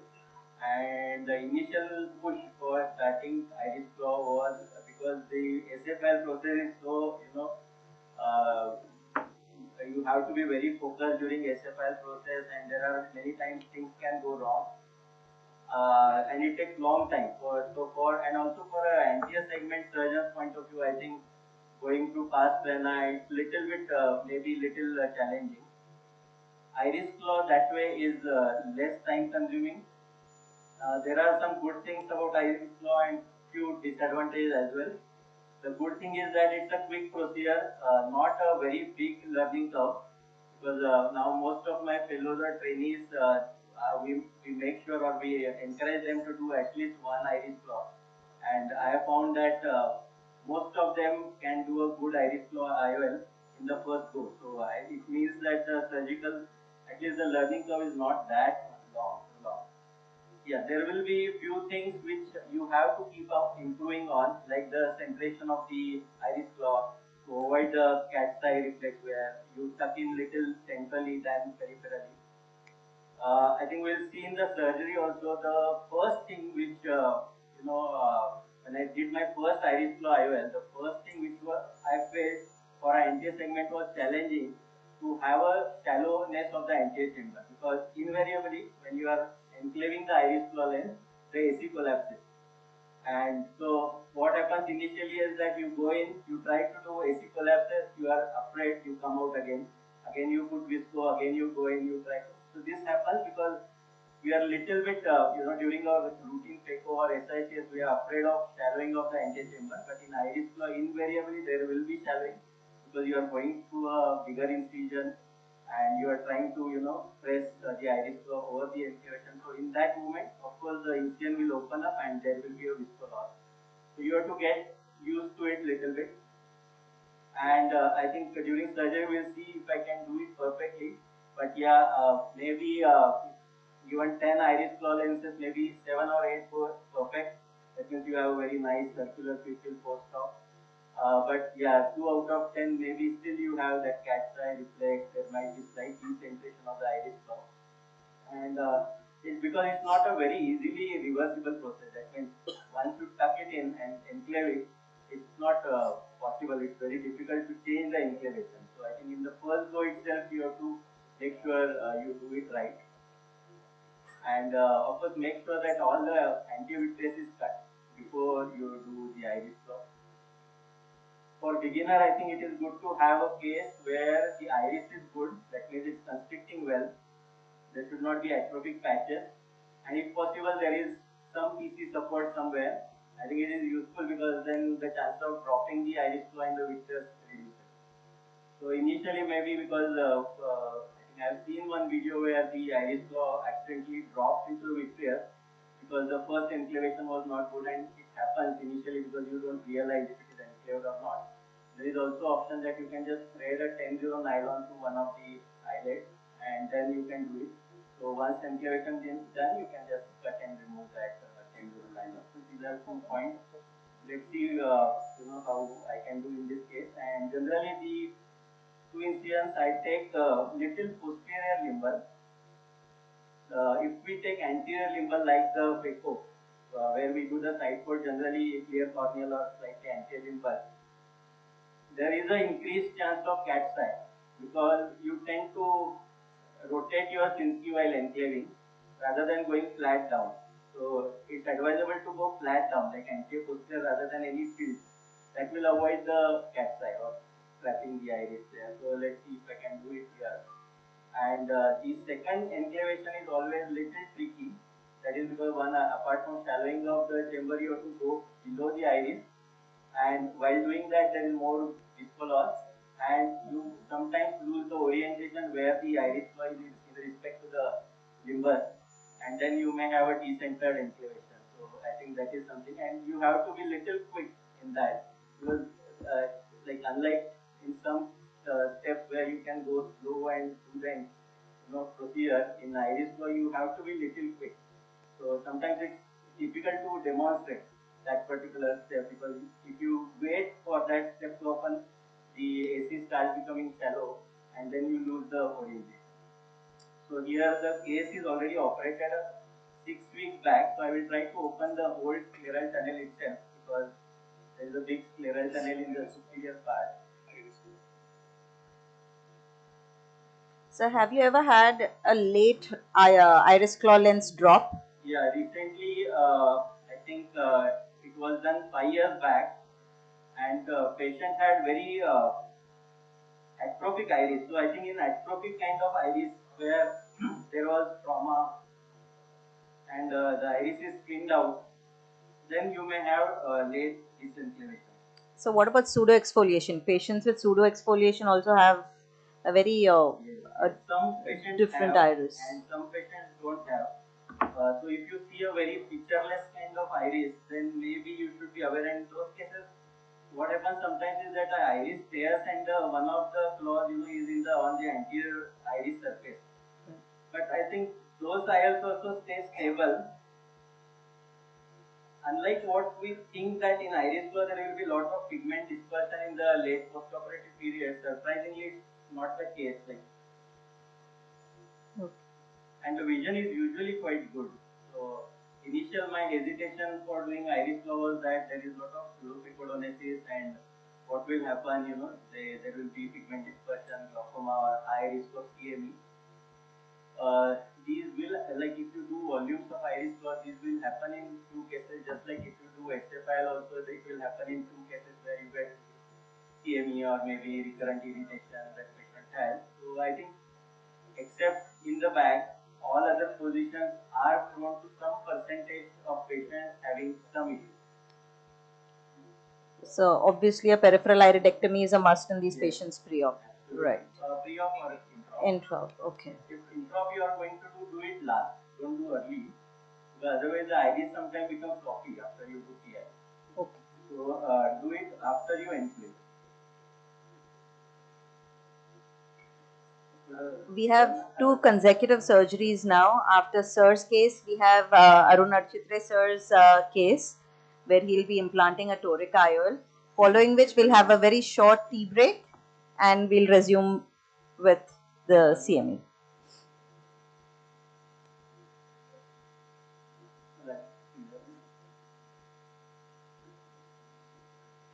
Any questions related to the surgeries? Please do note it down, and if sir is comfortable, we can ask him while he's operating or afterwards when he joins us in the hall. I don't mind few tips also to do it better. What you are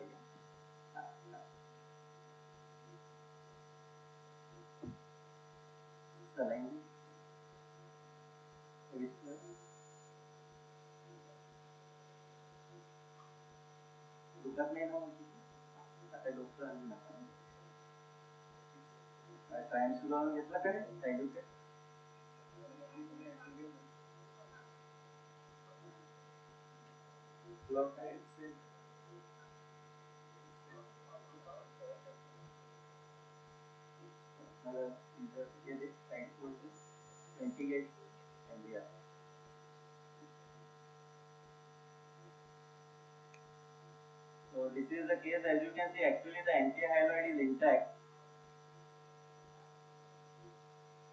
So let me see without anti-vitrectomy if I can just remove the bag and do, and maybe later required I can do anti-vitrectomy. Let me check. I want a 20 gauge MDR. Toric का है क्या marker? Marker, axis marker. Pen है marking pen. And what is that? Marking pen there.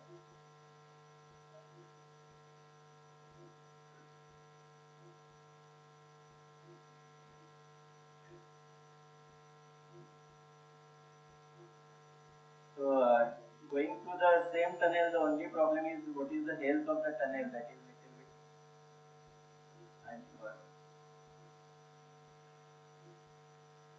Marker then.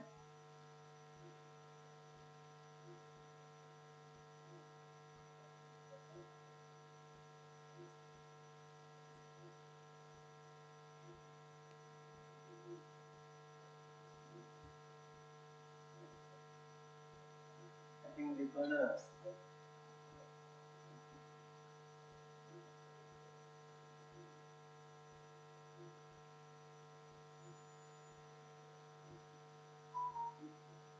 I think I will make a new tunnel only. Lot of sutures have been put, so probably it is a ragged kind of instrument. It is recent it. Nothing like that.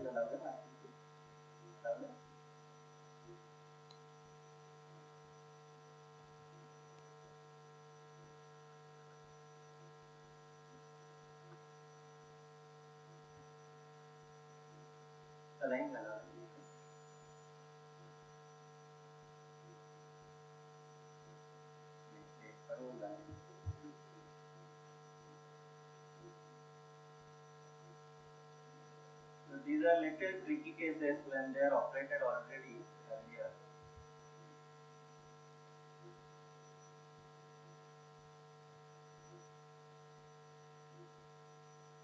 Any suggestions?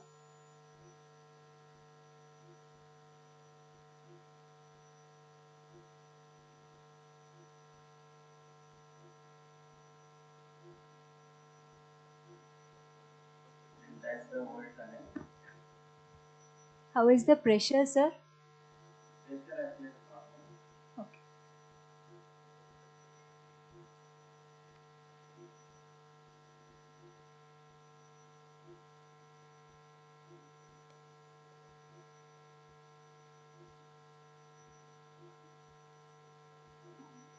For the 20 gauge day. And again, these two okay, so I'll be doing a entry here. You can see it's a short and little posterior anti-myopathy line.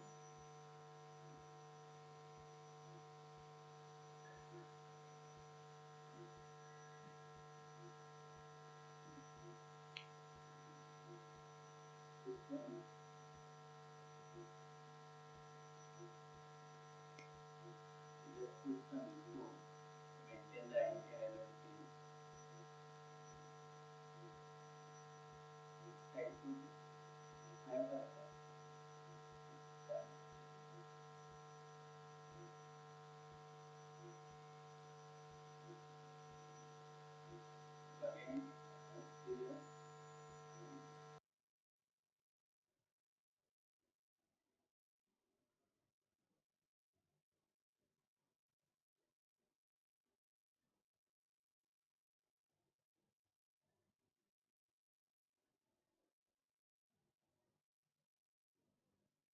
Of importance, right?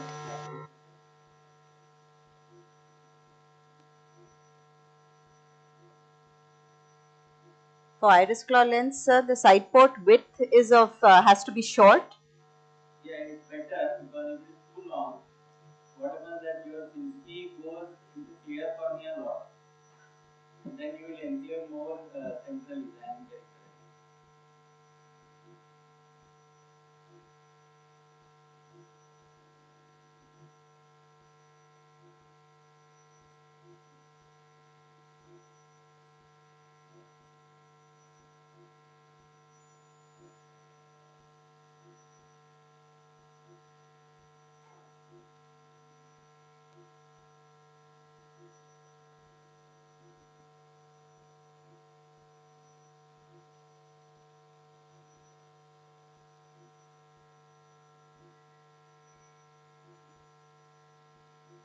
Just trying to remove this bag.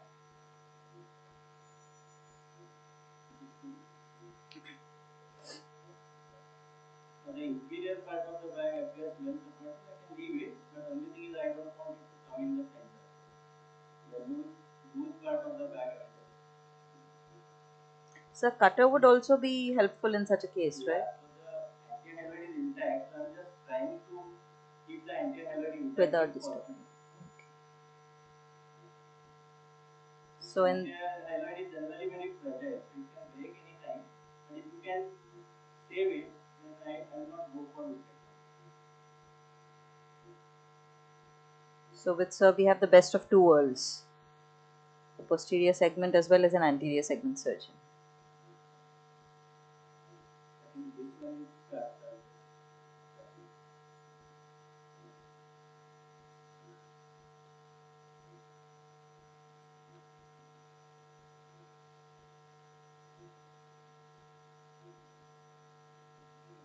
Most of it is removed. I will remove rest on the main.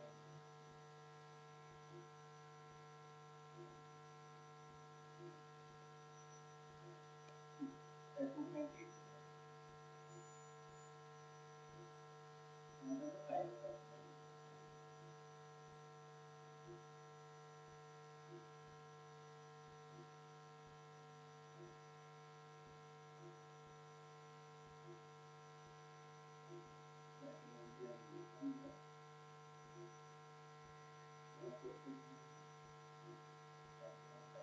So can you ask your assistant to mop because that fluid is creating a glare?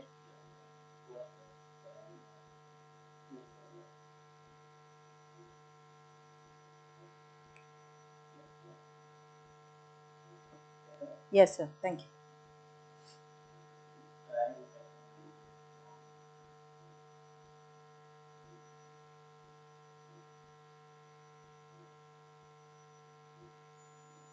Excellent.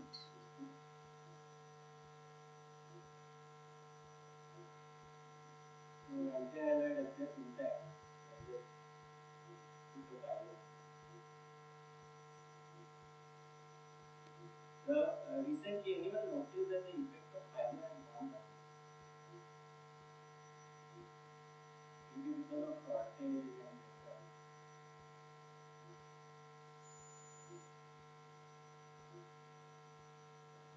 So will you repeat injection of pilocarpine if it doesn't constrict?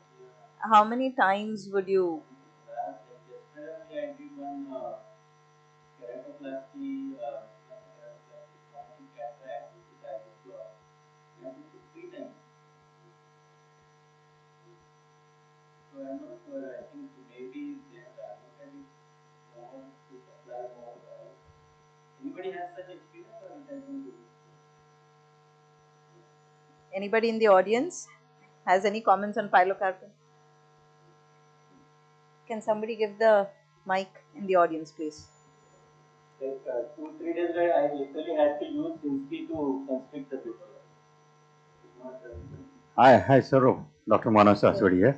You have noticed very fantastic finding of pilocarpine. There is effect, but it takes time. And in such cases, we want instantly. That's why the pilocarpine is producing effect, but it takes almost 3 to 4 minutes to constrict it. That's what I have noticed. Cataract surgery constricts without us wanting. I think under visco also it's not acting very much. Yeah. But I don't want to wash the visco too much because anti-hyaloid I don't want to. But I will do it. I'll just nudge it maybe. Only ma'am wanted the mic. Look.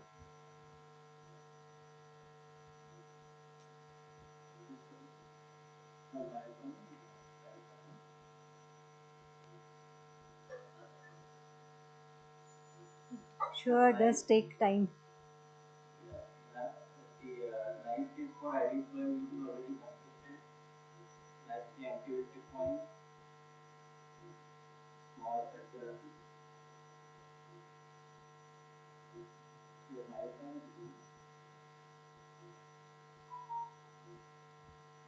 The problem is that if we go ahead with non-constricted pupil, you may have more of cat style because you tend to enclave the lens more centrally than peripherally. That is the only concern that we have.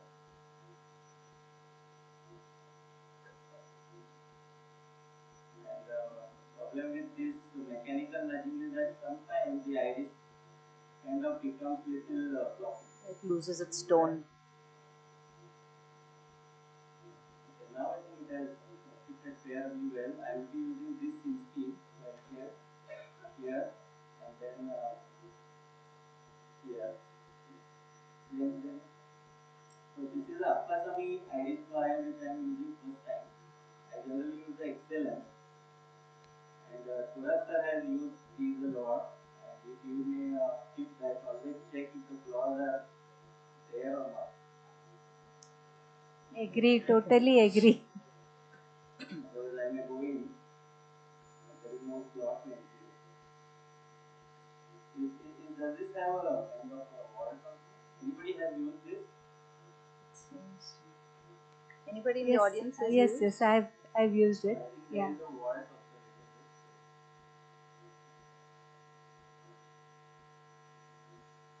So this one is working. This one is also working. And there is a posterior wall, so I think I will go like this. The excellence lens doesn't have. So the concavity is coming facing up. Concavity up. Am I right, Suraj sir? Can the wound be mopped a bit?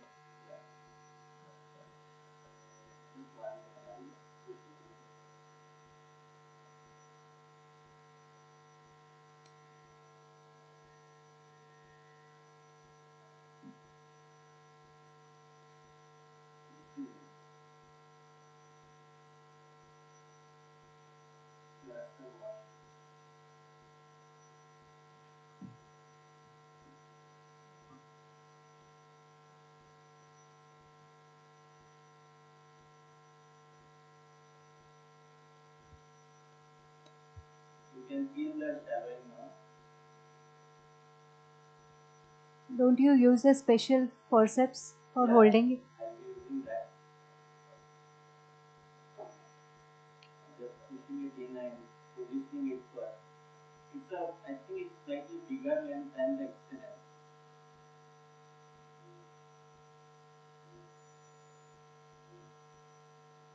And this is a problem with clearer tunnel.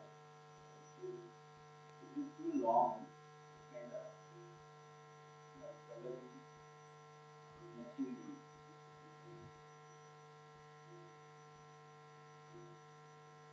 So let me just position it.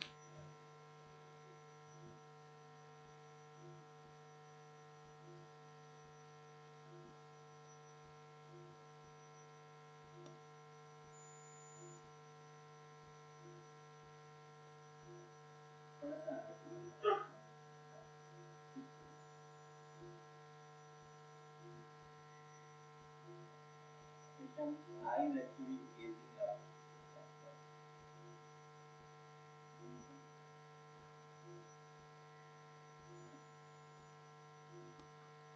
Is it focused now? Yes, sir.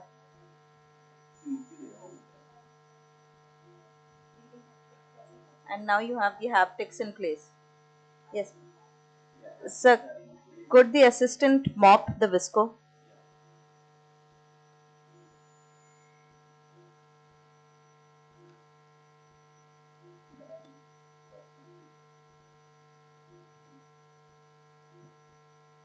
Okay.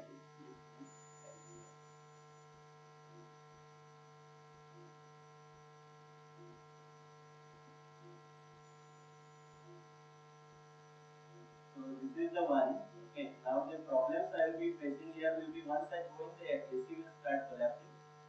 This eyelid should be the eye. The cloth should be enclaved in the periphery, not in the center. That's my aim. So first I will be pushing this in so it is in the position to enclave it quickly. So there I go. So it goes in and then I enclave it. Superb. Now You use the Sinsky to just tuck the iris into the hook. So I just I will try to zoom it. You can see that. Yes, sir. Sir, could you center it a little bit, please? With the second. Yeah, the pinch iris. is seen. You can see the pinch. Yes. Yes, sir. Second is always little tough because now you can see I have to go exactly opposite. So I should be tucking right here. But many times once I go below the iris, it becomes invisible. Right. So what I will try to do is lift my left hand up rather than pushing my right hand down. So let's see if I can do that. So first again, the right hand goes in. Okay, so this is the place where I should be tucking it in. And again, it's non-dominant hand, so always if one it goes inside. And now I'm lifting the iris cloth. I think it went too far.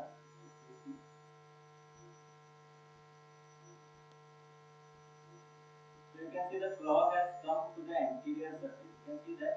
Yes. Yes. Yes, it's visible here. Let's check if it is anterior properly or not. So that's inferior.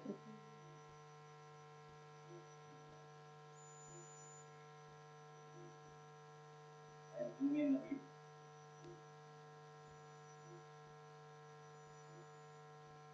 Yeah, you can see that it's stable. I'll just put visco to make sure it is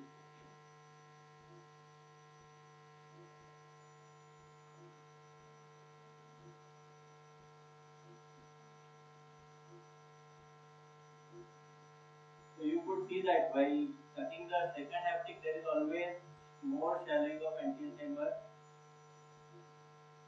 I just want to make, now you can see the anti-hyaloid has come out. Yes. Right. So now I can see the dimple. Let me see. I can focus on that.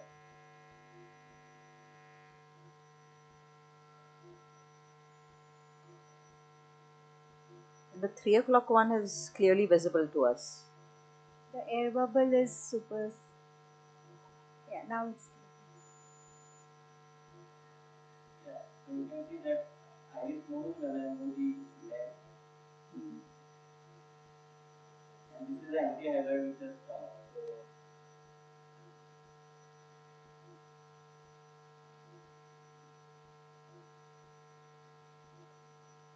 yeah, you can see that flaw. Yes. Now I will be doing PI. Single or 2 PIs? Generally one.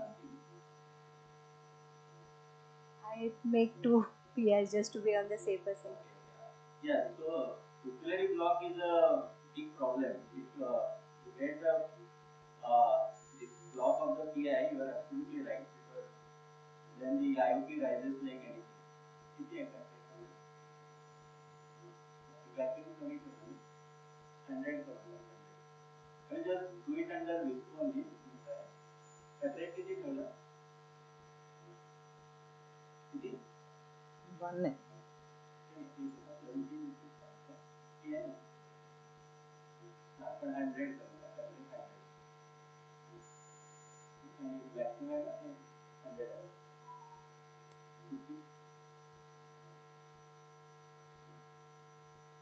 So the vacuum is on 400 right now.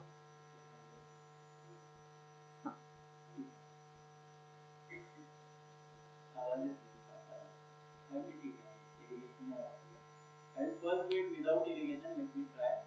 Not happening, then I will do it. Go with the left hand. Ignore it.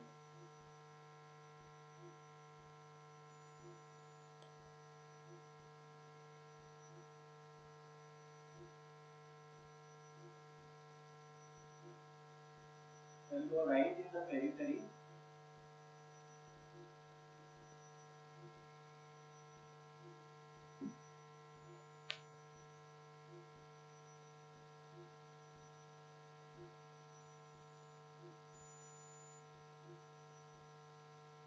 So I have done a PI. You can see the glow there? Yes, sir. Yes.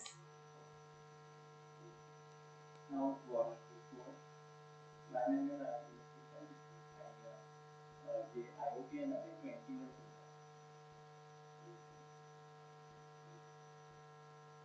I'll keep the IOP low just so that I don't disturb the anti-hyaloid. Let's see if I can manage that.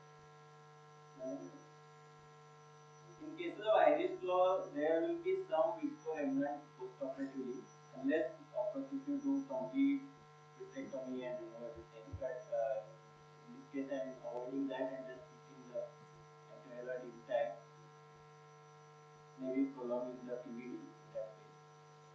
Okay.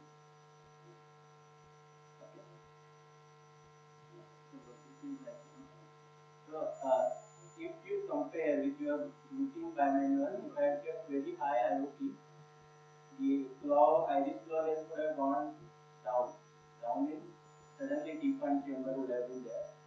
But the advantage of Centurion is that I can maintain low IOP and still I can remove most of the visco length. Very skillful step. You can see instead of deepening, otherwise you will always notice that once you start visco wash after iris flaw, there will be sudden deepening of the chamber which you are afraid of.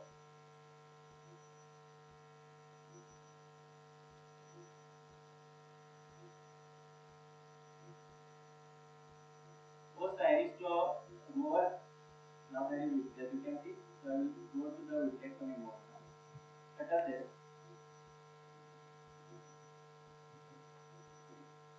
I wanted to avoid vitrectomy, but I think I have to do it. Thank you.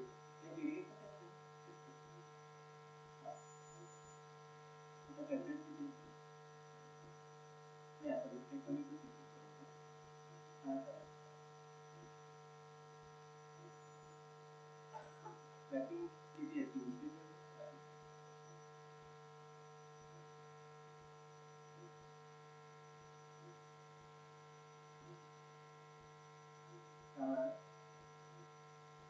So now I have disturbed the entire page. And I will be doing the anti-vitrectomy, which is limited.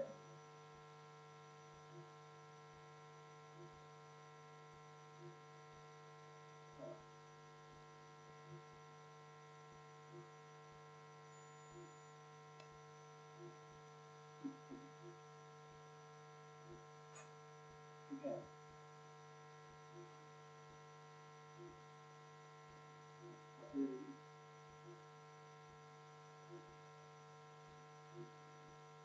Transfer. Before I close, I will just check with transfer if there is any.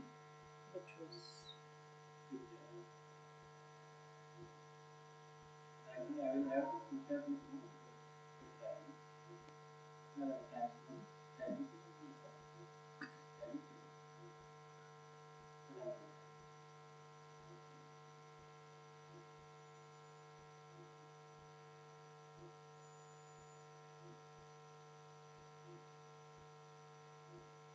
Did you notice the rupture of anti-hyaloid when I was doing the eye?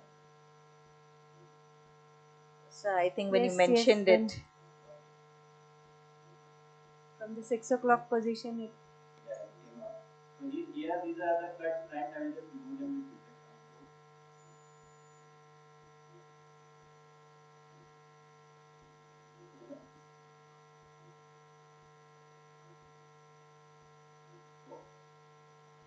Okay, IOD high.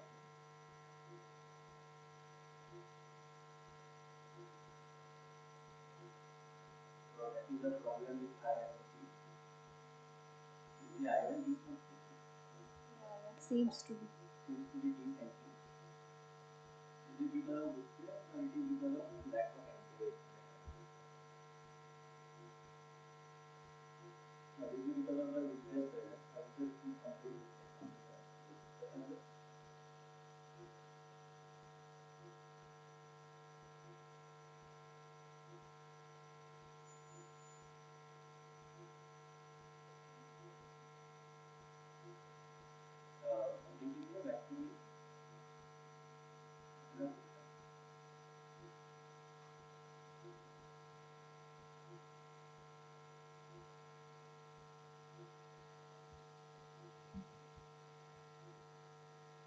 So maybe I should have done anti-vitrectomy to begin with.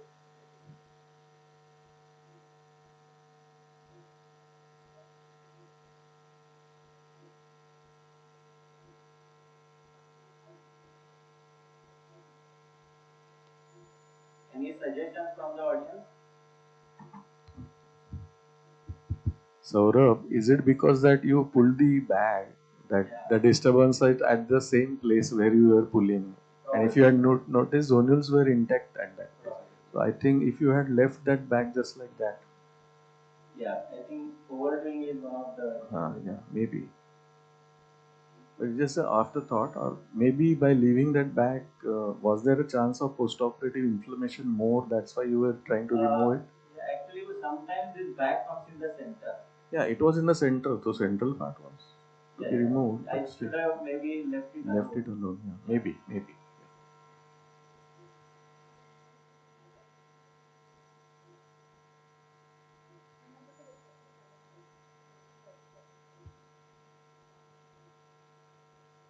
Or to start with to do vitrectomy and then to implant the lens. What is your opinion on that? Yeah, I think I should have Done that, I yeah. just tempted Yes. to keep the intact and sometimes we are successful. Yes, I understand. But now you are doing very good.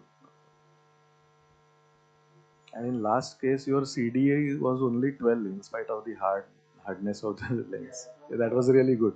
And you were using more longitudinal rather than torsional in the initial stage. Yeah. So you can elaborate later on that actually. I will just suture it now. I think now. Yes, you have to suture. Yeah. it's well centered. So, when there was decentration of the iris flaw, one should always think of vitreous presence rather than the any other factor. just this because this bone is little ragged and that's why it's leaking. Finally, a very well circular pupil and well centered iris claw.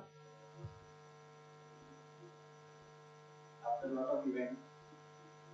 All is well that ends well. Your iris handling did not cause any bleeding though, sir. Yes. So that showed a lot of skill. Otherwise, normally a little bit of iris handling would cause so much bleeding in the anterior chamber.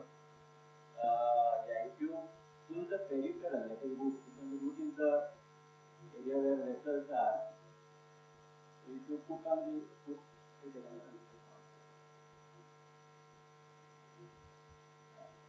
In fact, in live demonstration, audience wants to see such things. You know? I always wanted that when I was yeah.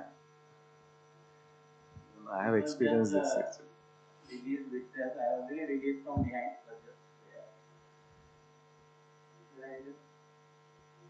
Whenever as a student I used to attend live surgeries, I used to look for complex cases or surgeries made complex. More to learn from them, sir. Yes, definitely. Because those are real. You face them in real life. So, how's the learning curve for iris claw? Actually, yeah. Initially, it's it's like depends on the case to case. But if like this case was not very tough for me, but I think keeping that anti-highlight phase was a little bit of challenge. Maybe that temptation because I think the previous surgeon had kept it intact.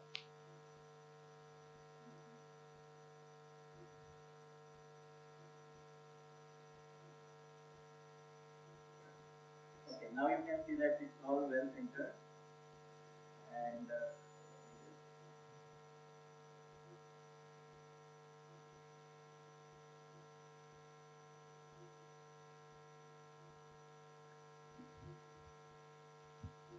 Sarika, compared to the fixing of scleral fixing, iris claw learning curve is very easy, I would say. yes.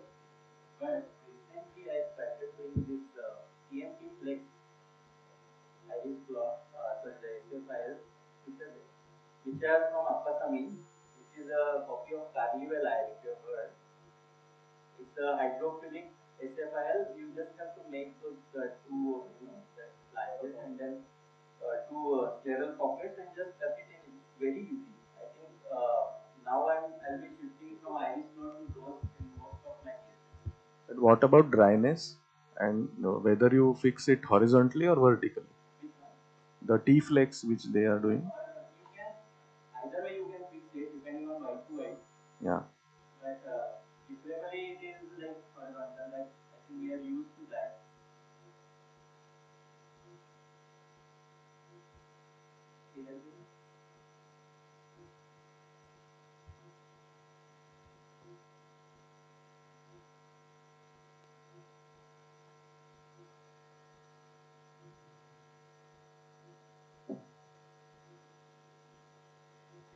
I think sir made this look easy for us all.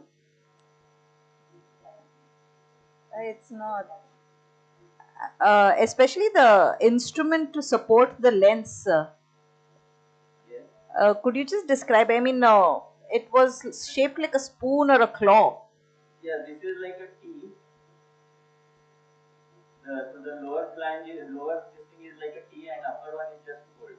Okay. So another one comes where there are both T's, but in that I found that the iris getting trapped on more. So this one nowadays I prefer.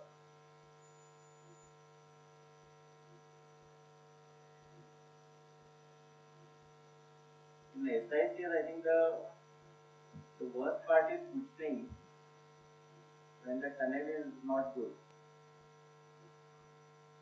I am not a ultrafine SICS surgeon like many in the audience. Is that a usual issue?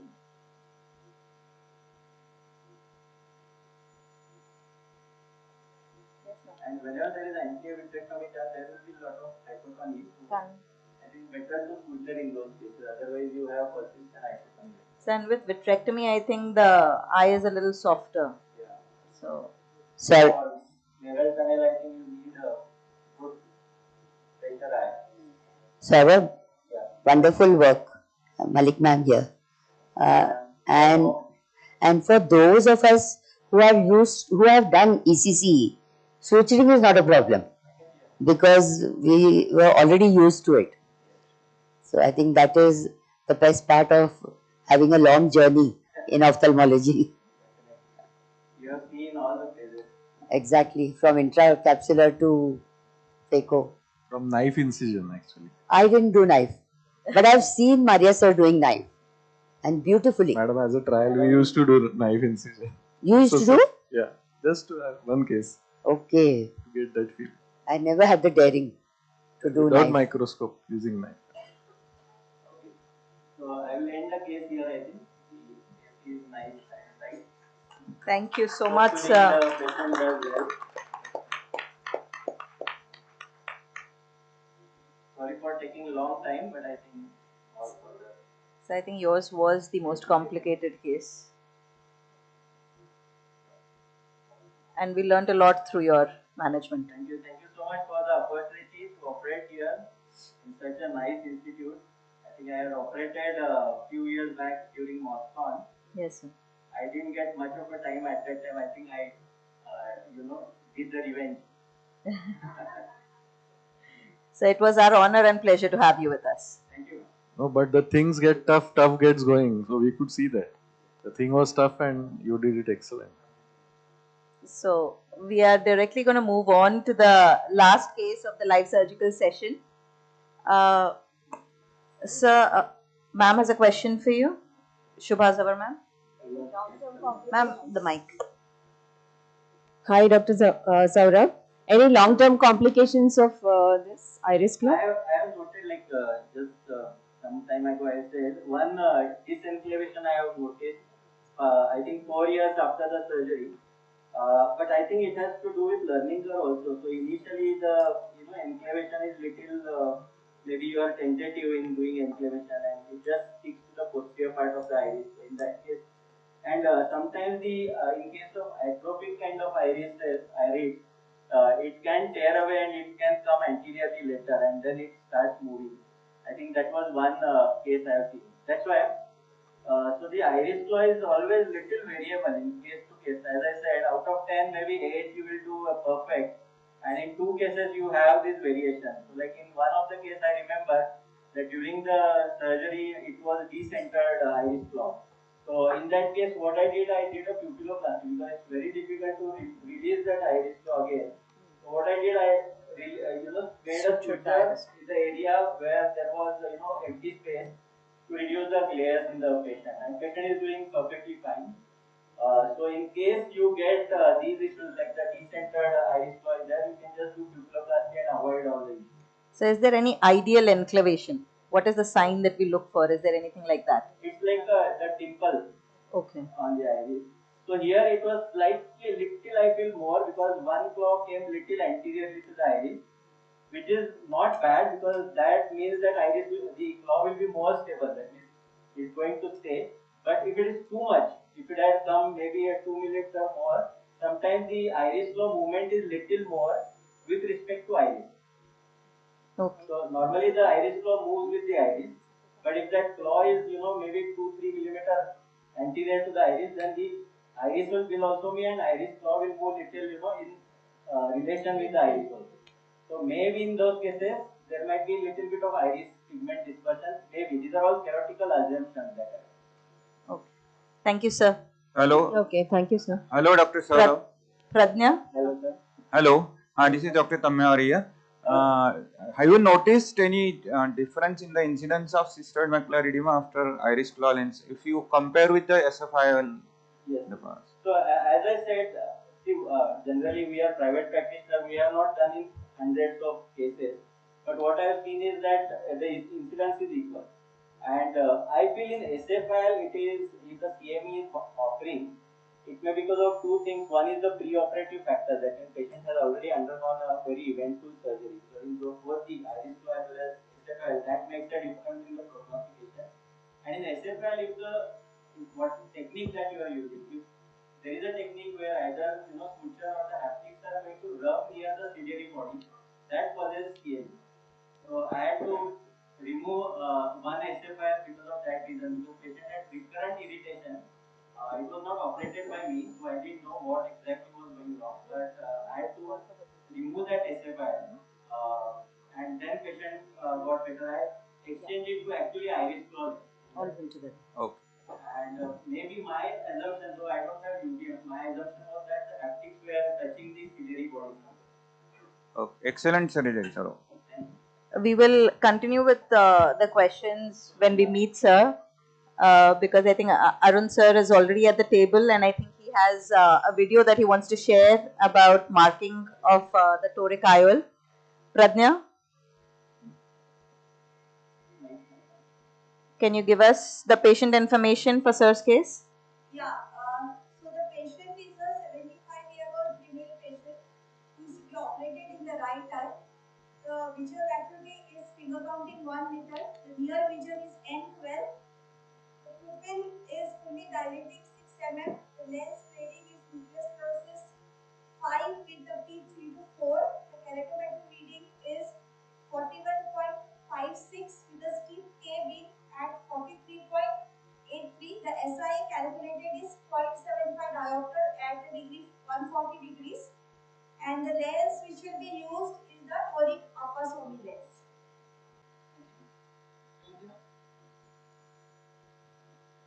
Sir has recorded the toric IOL marking on his patient preoperative, and he's going to be showing us. It will be running, and sir will be speaking about it.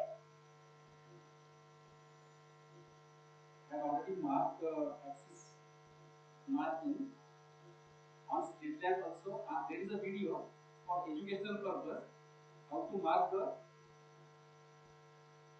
0 and 180 with the 270 degree axis. Start the audio. Hand axis marking instruments. Method to use two-hand marking instruments. The rest points of marker are inked using marker pen. Reference marking is done on 0, 180, and or 270 degrees using reference marker preoperatively. Anesthetic agent is applied on patient's cornea at this time. Various types of two-hand reference markers are available in market.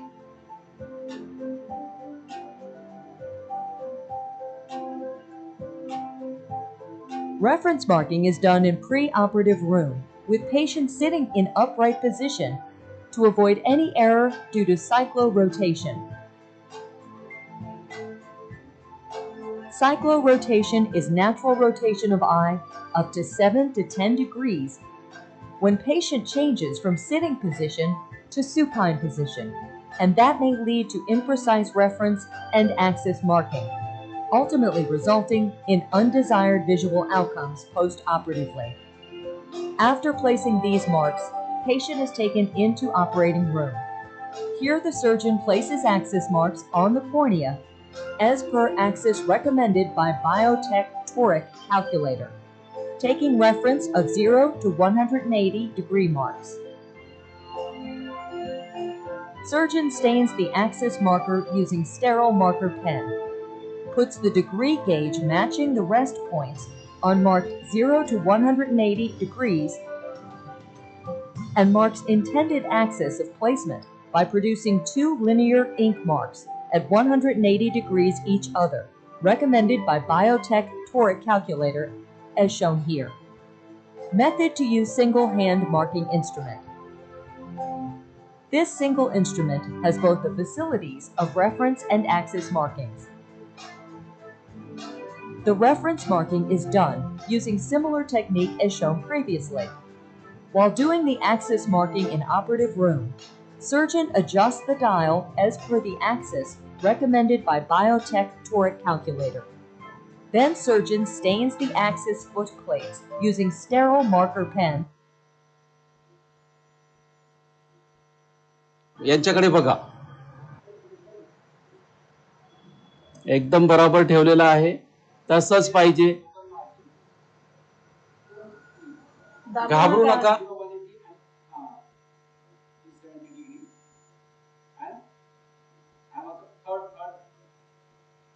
Third video, and on the same patient I had already shown, if you are able to mark with the help of the split lamp 180 degree, there is a less chance of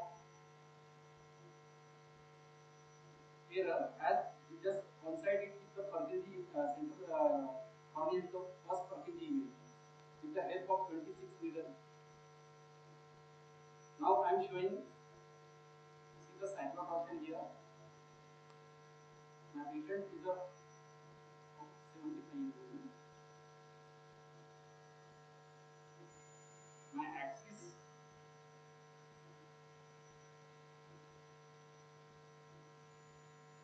7 degree. असंच ठेवा आपण.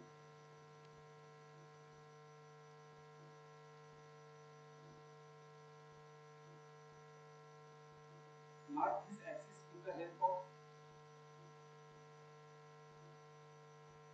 just painting over the cornea.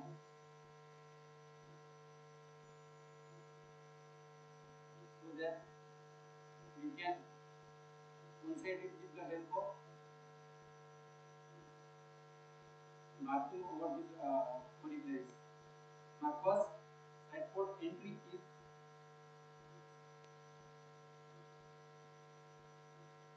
at the temporal region, and my site of incidence is at 135 degree. This is my second side port entry.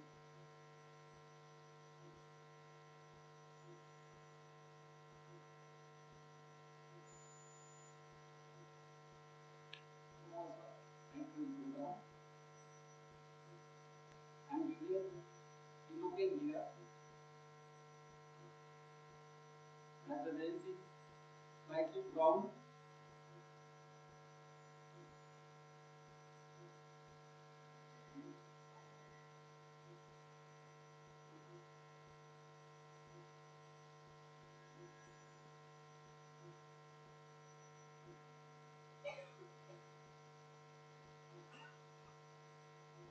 I'm doing the same again as shown in the first case. I'm replacing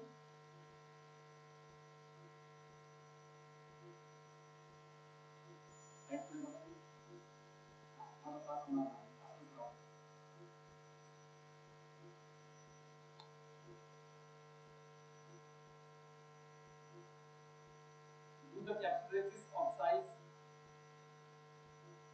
6 mm. I am here making slightly more because my cataract is round.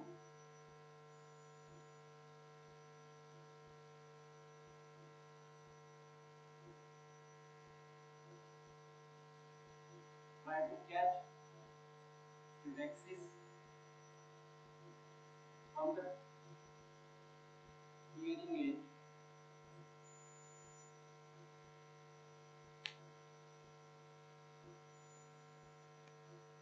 So that it will not run away.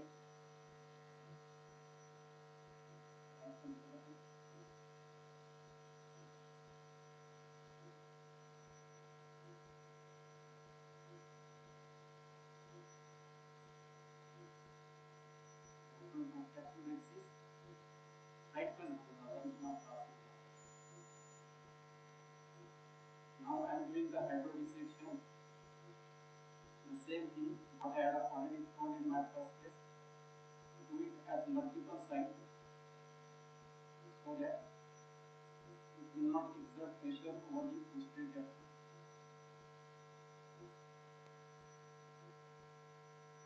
I am doing it sub-incisional also.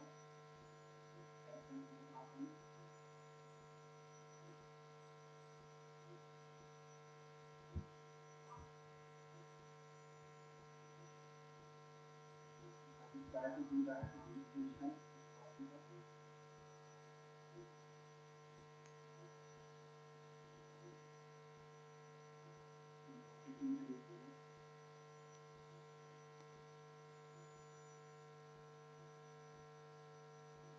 In my first case, I had already shown you the direct shot. Now here, the nucleus is very hard. So, I am showing here divide and conquer. With the irrigation mode on,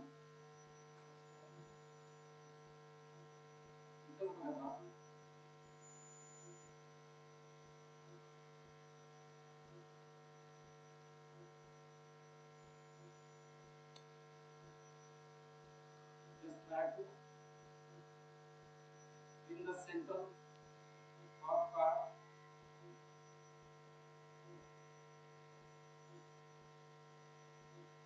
and it was very hard. I will do here again the same.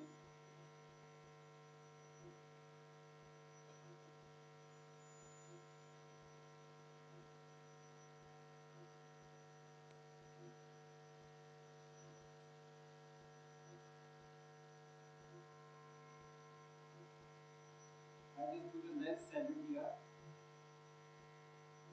and broken the hard nucleus into two pieces.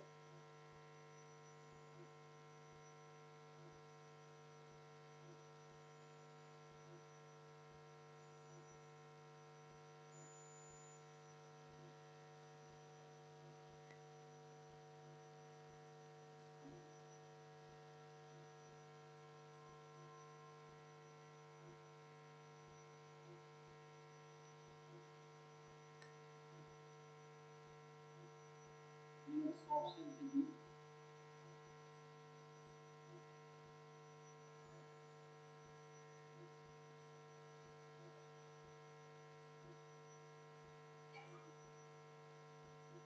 Again with equal mode on.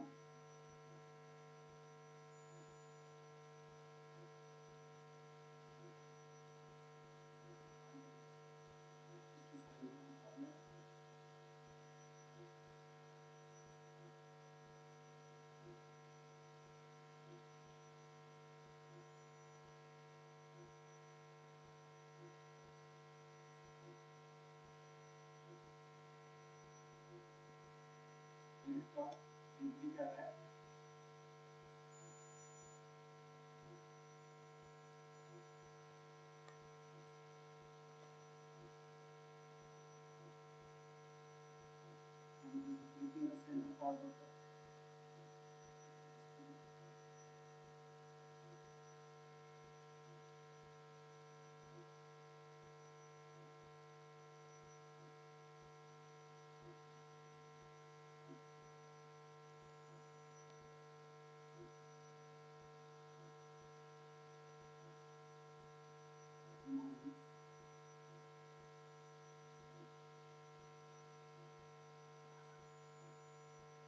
just try to split the entire chamber multiple times with the help of this core.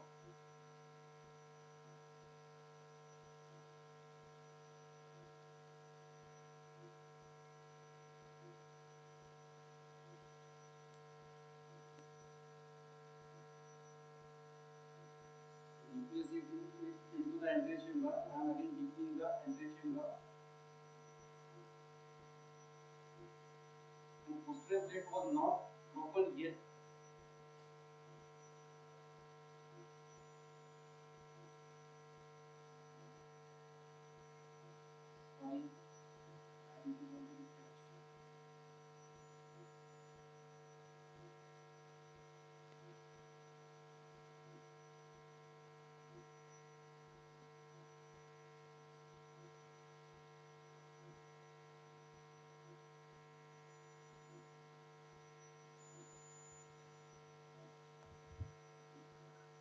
Arun, take your time. Don't worry.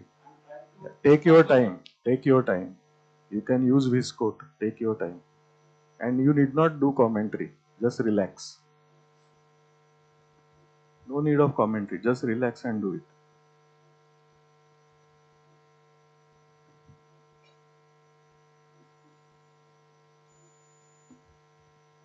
Use viscoat.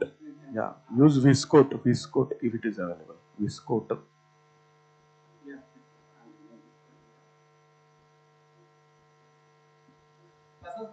Yeah.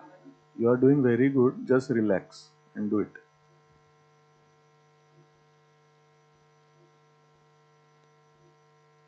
I'm trying to catch the central posterior. Now I had already broken it down.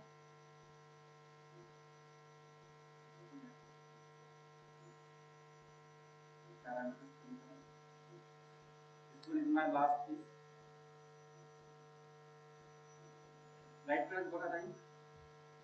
Reduce vacuum. Yeah, already parenthesis dropped down.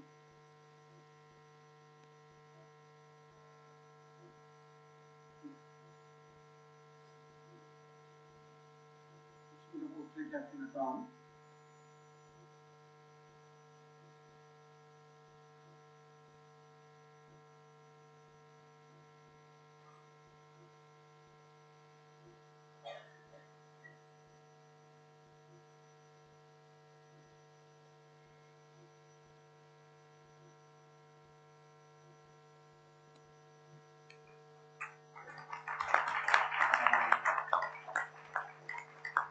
Light press बघा ताई.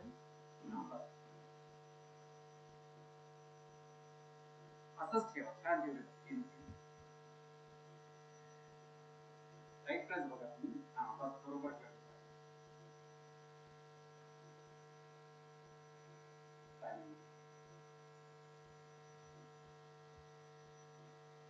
You can put Phenocan plus.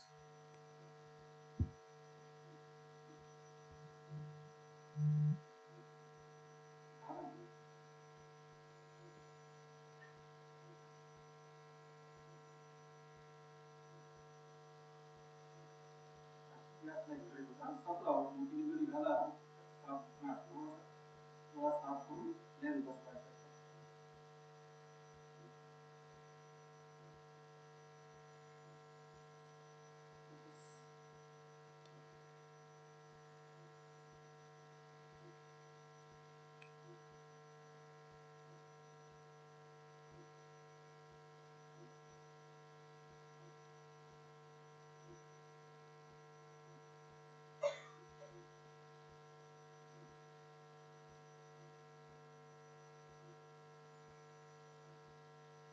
In my first previous case, I had done the mistake there.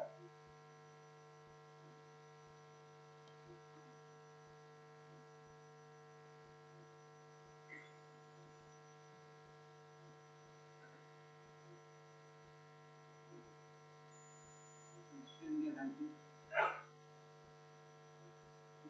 Enough for increasing the importance.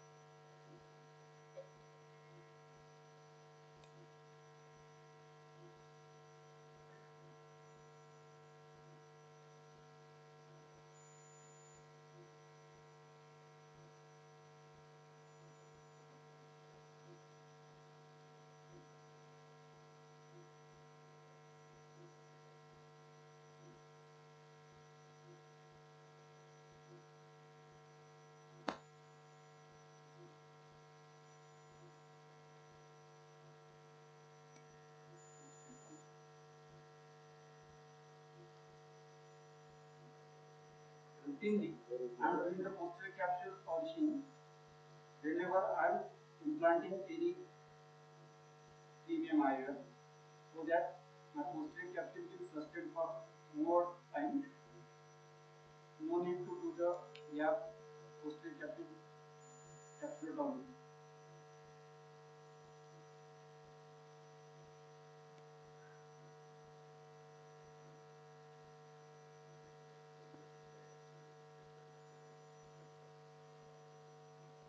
In the example deep, I am implanting here the upper toric lens, which is a yellow hydrophobic.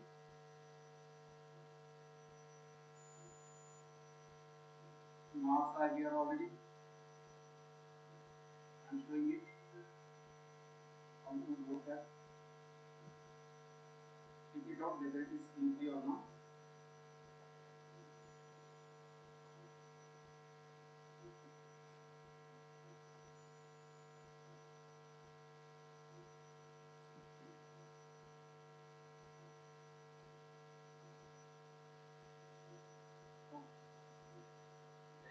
delivered.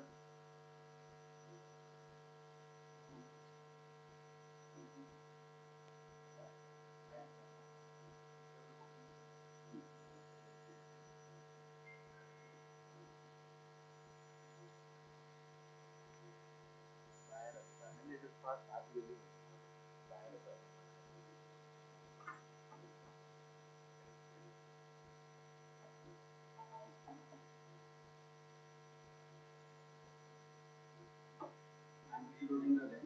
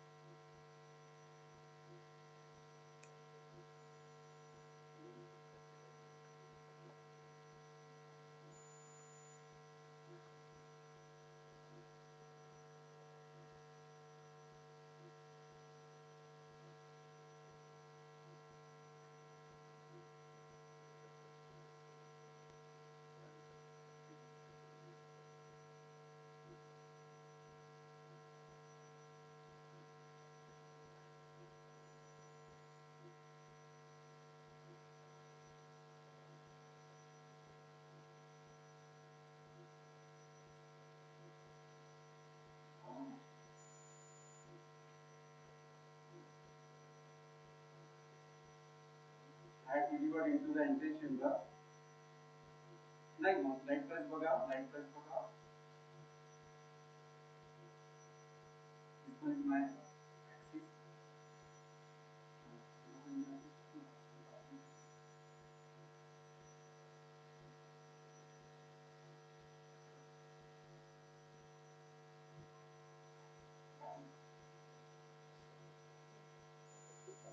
I have implanted into the posterior chamber now. Now I will just wash out the anterior chamber. This go. Light कडे बघा.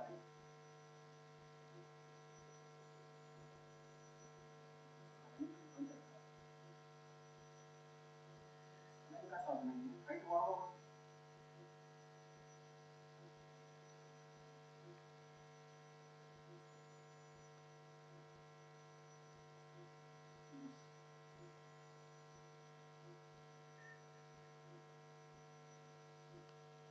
नाही पाहिलं जात नाही.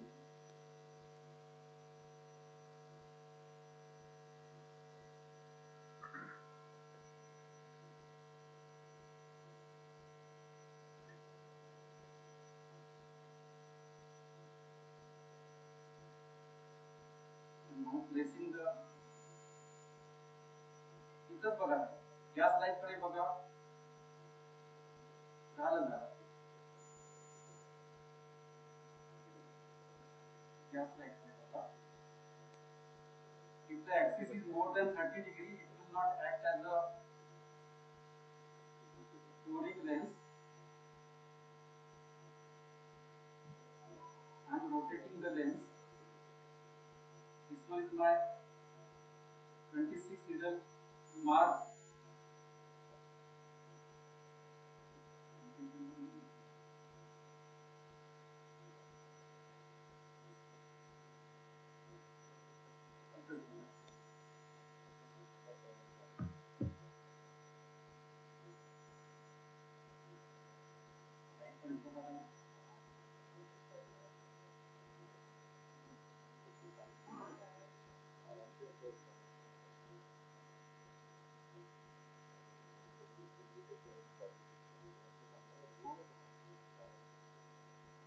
This one is the axis here and here.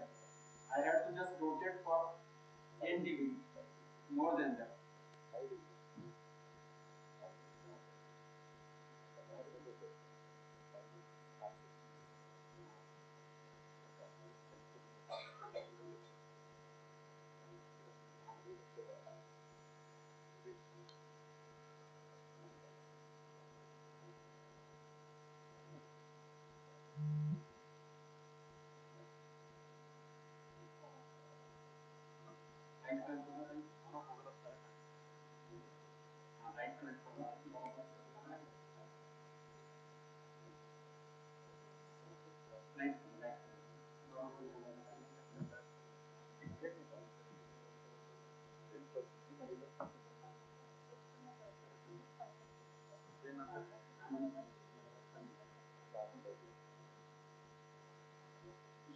air so that it will become the incision, right?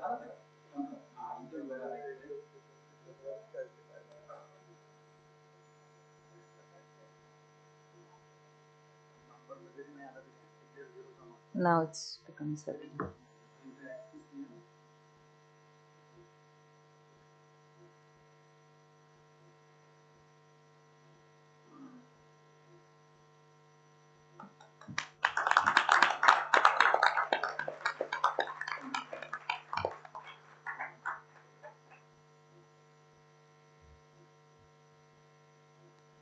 Thank you. Yeah, well done, Arun. Thank Well you so done, very much, well sir. So I request all the delegates, we are going to take a very, very short tea break. Just waiting for Arun sir to come from the OT to be with us in the hall, and immediately we'll continue with the rest of the program. So a very short tea break, and please assemble back in the hall immediately.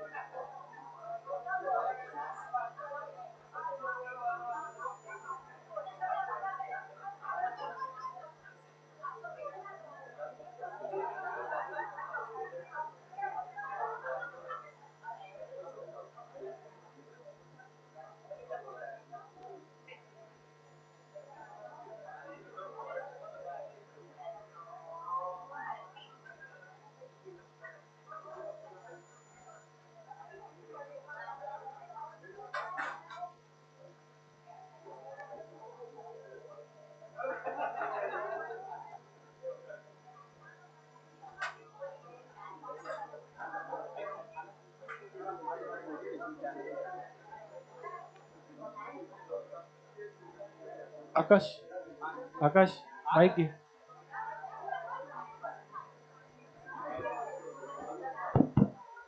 Kolge sir. Hello. Kolge sir. बोला. ती meeting join करा ना वेबएक्सची. काय? कालची meeting join करा WebEx आणि screen share करून सोडून द्या कारण ते काहीच ऐकू येत नाही मला. हॅलो. हा. वेबएक्स मीटिंग जॉईन करा कालची. कालची वेबएक्स मीटिंग ऐकू येत नाही. हॅलो. हॅलो. सर 1 मिनिट फोनवर सांगतो. अरे बंद आहे माझा फोन. बोला सर आता. वेबएक्स मीटिंग जॉईन करायची लॅपटॉपवर त्या. वेबएक्स मीटिंग हे करायचंय. Webex meeting.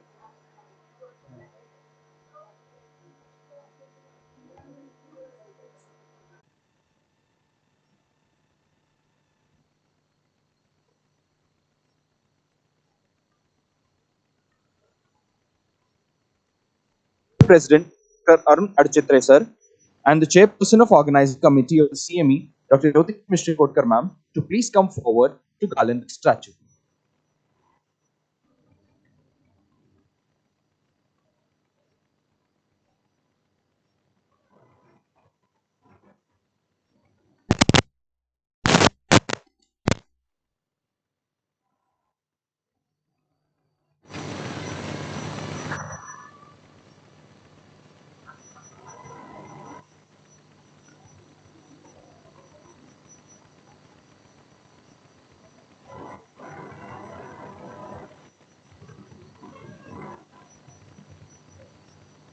Thank you so much, sir. Thank you so much, ma'am. We would like to invite our esteemed dignitaries to kindly take a seat on the dais. We request our Honorable Dean, sir, Dr. R.B. Bora, sir, to kindly take a seat on the dais.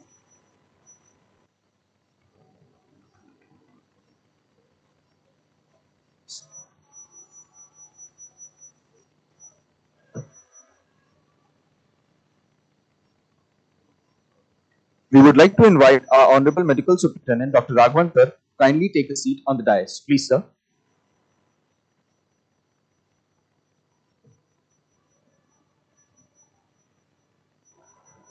We would like to invite MMC observer, Dr. Vartha Nandedkar, ma'am, to kindly take a seat on the dais.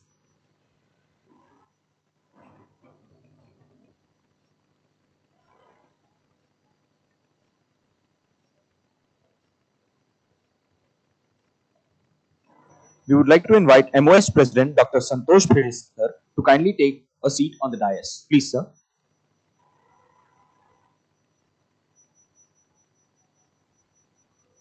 We would like to invite AOA President, Dr. Arun Architre, sir, to kindly take a seat on the dais. Please, sir. We would like to invite the Chairperson of the CME, Dr. Mishri Kotkar, ma'am, to kindly take a seat on the dais. Please, ma'am. We would like to invite AOS Secretary, Dr. Amit Vishwe, sir, to kindly take a seat on the dais. Please, sir.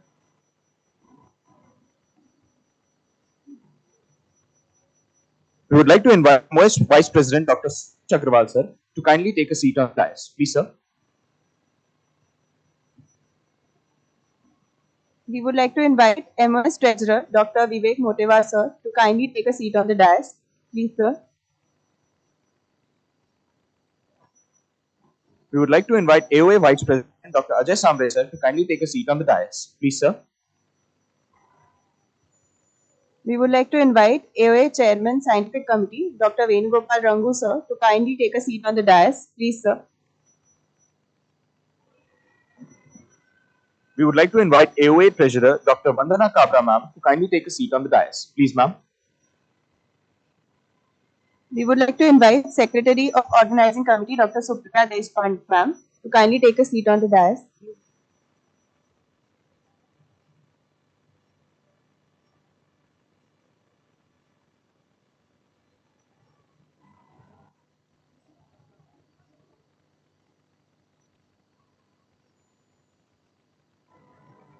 I would now like to request Dr. Jyotika Kotkar, ma'am, Chairperson of the CME, to kindly felicitate our Honorable Deans, Dr. R.B. Bohra, sir,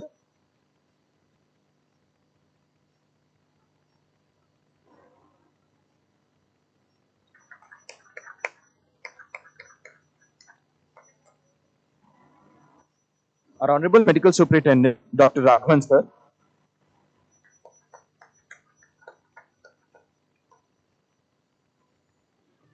We request ma'am to felicitate Dr. Varsha Nandedkar, MMC observer. Thank you, ma'am. We request ma'am to felicitate Dr. Santosh Bhede, sir, MOS President.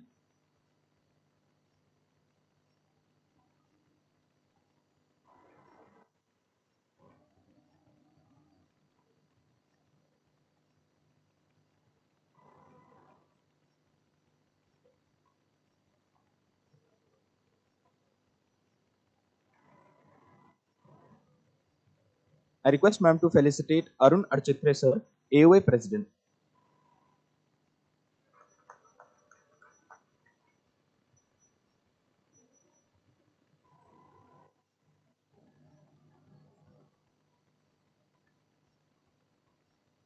Thank you, sir. Thank you, ma'am. We would like to request Dr. Santosh Bhide, sir, MOS President, to kindly felicitate Dr. Santosh Agarwal, sir, MOS Vice President.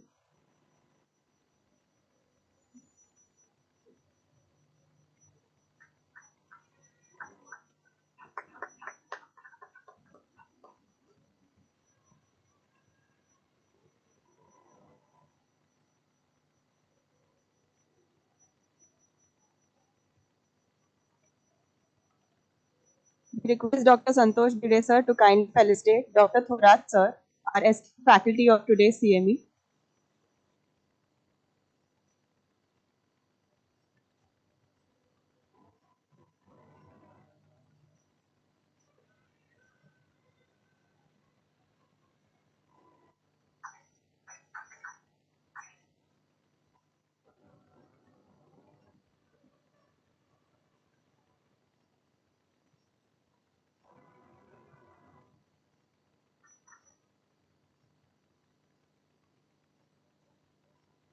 Thank you so much, sir.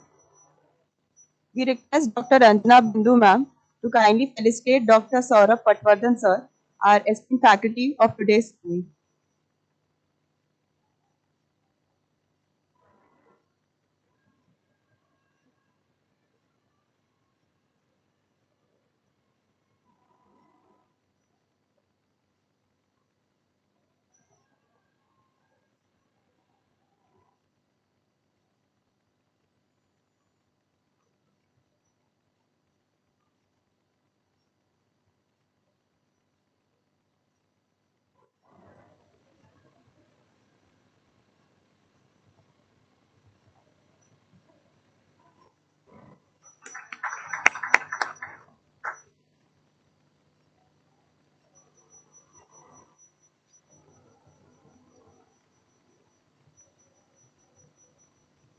We request Dr. Ranjana Bindu ma'am to kindly felicitate Dr. Nidhi Patwardhan ma'am, our esteemed faculty of today's CME.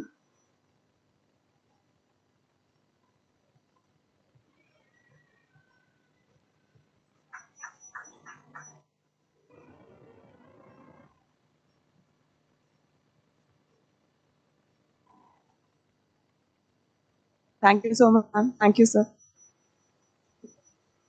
We would now like to invite Dr. Supriya Deshpande ma'am, Organizing Secretary of the CME, to kindly felicitate Dr. Vivek Motivar sir, MO Treasurer.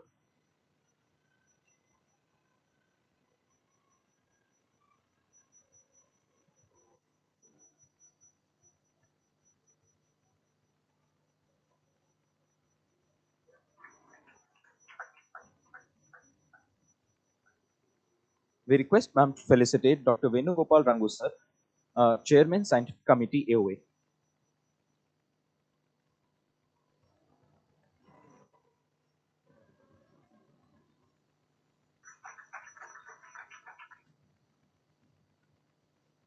We request ma'am to felicitate Dr. Amit Vishwe sir, Secretary AOA.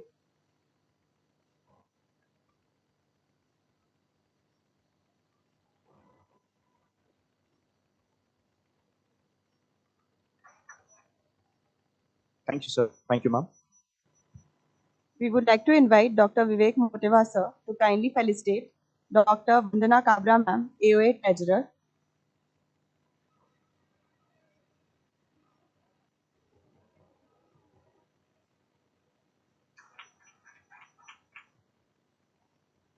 Thank you, ma'am. Thank you, sir. We would like to invite Dr. Santosh Agarwal sir, Vice President MOS, to kindly felicitate Dr. Vaishali Une ma'am, Editor MOS Spring. Please, sir.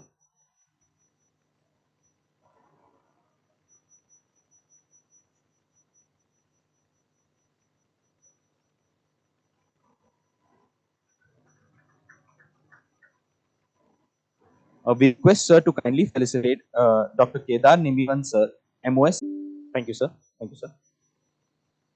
We would like to invite Dr. Arun Architre sir, AOA President, to kindly felicitate Dr. Kishan Lakhmawa sir, AIOS FBS, Maharashtra State Representative and MOS Zonal Member of Marathwada. We request sir to felicitate Dr. Bharat Wagmode sir, Treasurer Maros. We request sir to kindly felicitate Dr. Shubha Zawar ma'am, Scientific Committee Member, MOS.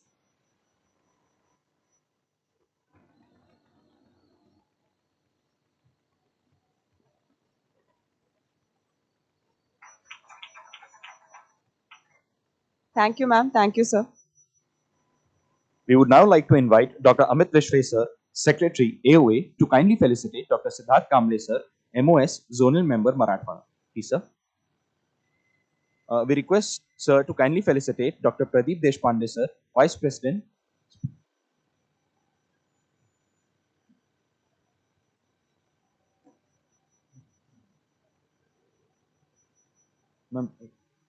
Uh, we request sir to kindly felicitate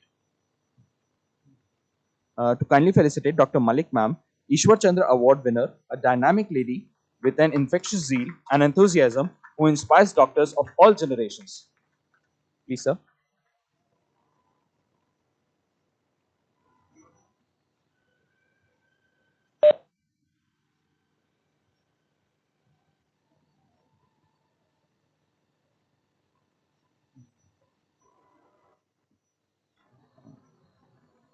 We would have liked to felicitate Dr. A. Deshpande, sir, AIOS Legal Cell, the go-to person for any and all medical legal issues, and also Dr. Vangikar, sir.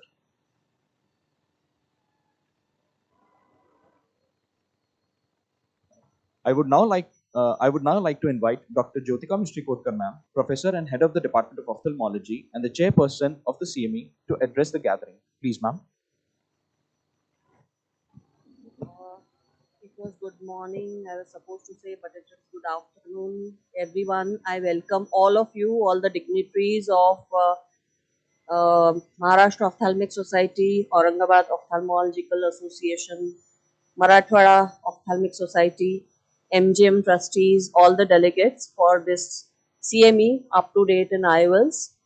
It feels very good to see everyone physically after a long gap of 3.5 years. That was the last time we had any CME. And when we thought of this upcoming CME, we were wondering what to take because we had so many webinars, sometimes 2 or 3 in a day on every possible topic. So which topic to be selected? Then I said it's been 4 years since Aurangabad had a live surgical session. We were the ones we hosted the last surgical CME during state conference in 2018. So I said, let's do this. And it was, we could see the interaction going on. So that was needed, which we were lacking during webinars. So I think somehow it went well. And we asked Maharashtra Ophthalmic Society as well as our own Aurangabad Ophthalmological Association for their contribution and association, and they helped us out, and it was a smooth sailing journey. Everyone was so supportive, even the faculties, they were so supportive and cooperative. It went like a smooth journey, and we are done with our live surgical session, and now we are looking forward to their tips and tricks and updates on the upcoming IOLs. I hope you all will enjoy this CME, and not my job, it will be vote of thanks by the secretary, but definitely my team deserves a big applaud because they have been endlessly working, so I cannot miss thanking them. It's all teamwork. Everyone was looking after my faculties, my residents, my administrative staff, MGM management, dean office, Dyotan hall. This will all be done by Dr. Supriya, but I need to. So thank you all, and over to the next talks.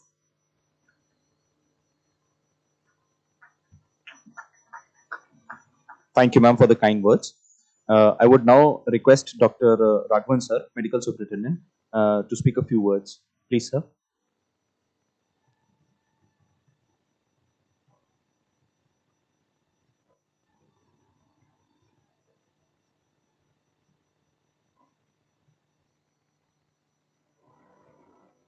Good afternoon, everybody.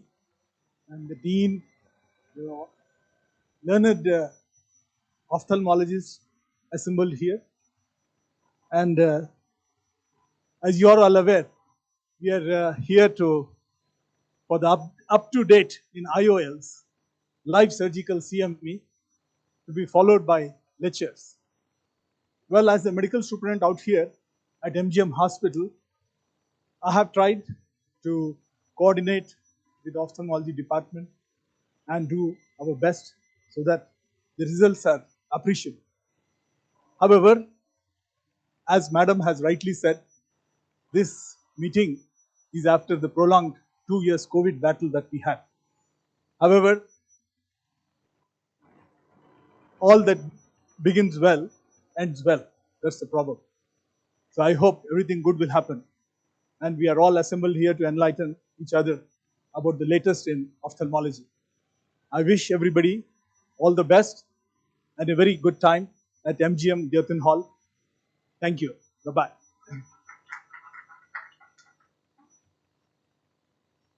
Thank you, sir. I request our Honorable Dean, sir, Dr. R.B. Bora, sir, for his words of wisdom. Please, sir.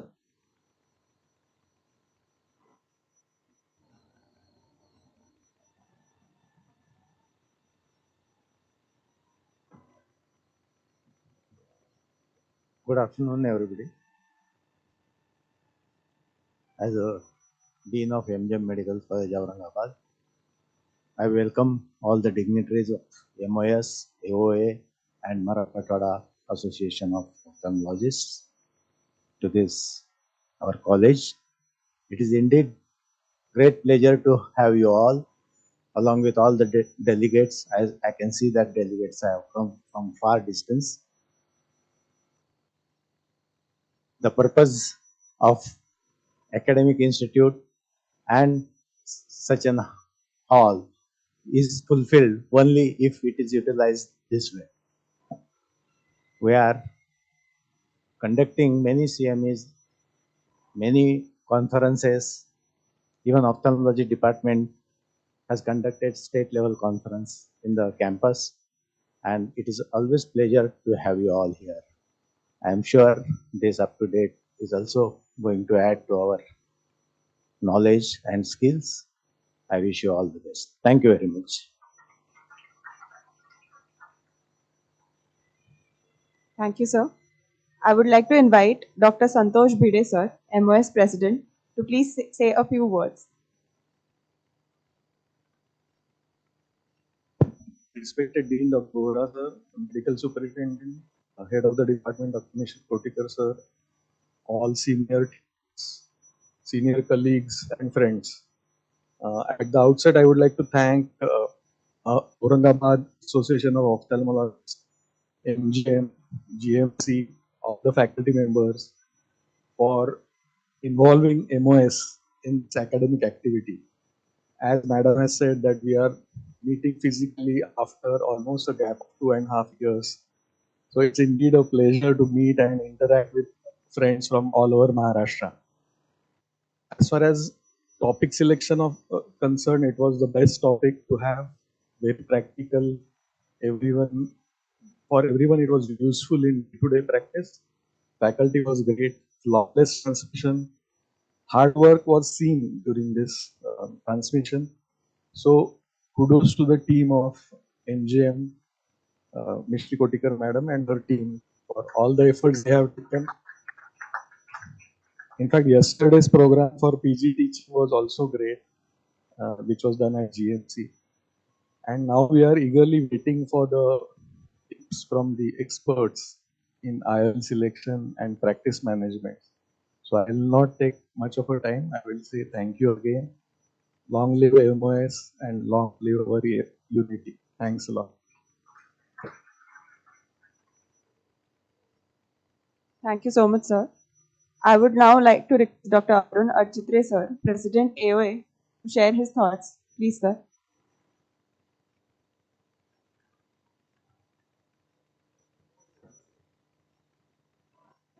I'm very much thankful to Dr. Bora, sir, Superintendent, Deputy and Professor of GM Medical College, Mr. Kotkar ma'am, dignitaries of the dais and on the dais and of the dais, my dear colleagues. When I had just taken up the charge of AFA, that time just thought that even if along with the CME, we can make something different for our audience or our faculties, and that will be bring to what you call as a realistic is Dr. Mishri Kotka ma'am. We had tried live surgical session for AOA first time. MOS already yes. For AOA, it is the first time, and I just promise you next time all the faculty for the live surgery along with the Patwardhan sir and Thorat sir, we will like to add some other doctors from Aurangabad next year also. Once again, thank you to all the delegates coming in such a large number here. Thank you. Thank you.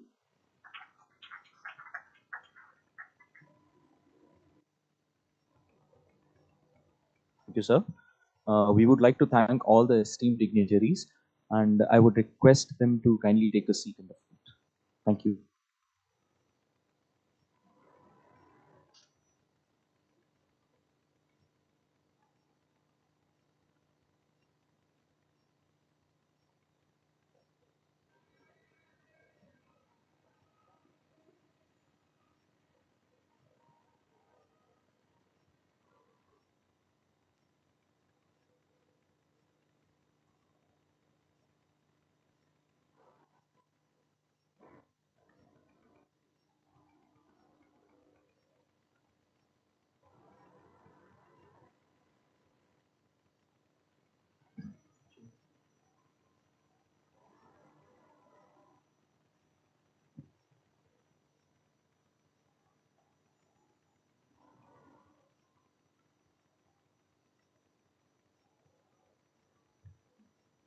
In the live surgical session, our meddlesome surgeons have made it look so easy that everyone must be eager to implement these tips and tricks in practice. But we definitely need more guidance. So we would like to invite Dr. Santosh Agrawal sir to throw some light on the basics and nuances of premium IOLs. Dr. Santosh Agarwal, sir, Vice President of Maharashtra Ophthalmological Society, is a vitreoretinal and a phaco-surgeon practicing in Aurangabad. Being a medalist MS Ophthalmology, along with the outgoing fellow at Shankara Netralaya, sir has been an inspiration for his academic excellence. He has been awarded with numerous accolades like Dr. Suresh Limay Best Research Award by MOS in 2018 and Best Video Award twice by MOS and AIOS. Sir is the Vice President of Lions Club of Aurangabad and has been awarded with Best Achiever Award by Lions Club. Not only in academics, but Sir also shares keen interest in poetry and spirituality. We welcome you, Sir.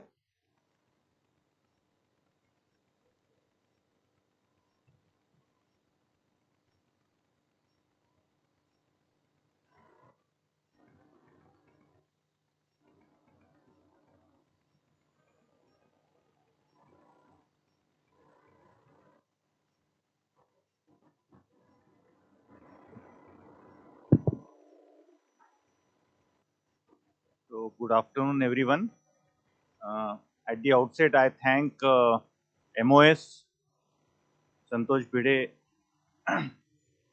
AOA, and MGM, Supriya and Mishi Kotkar madam for giving me this topic, which is very premium. As the name suggests, is a premium IOL.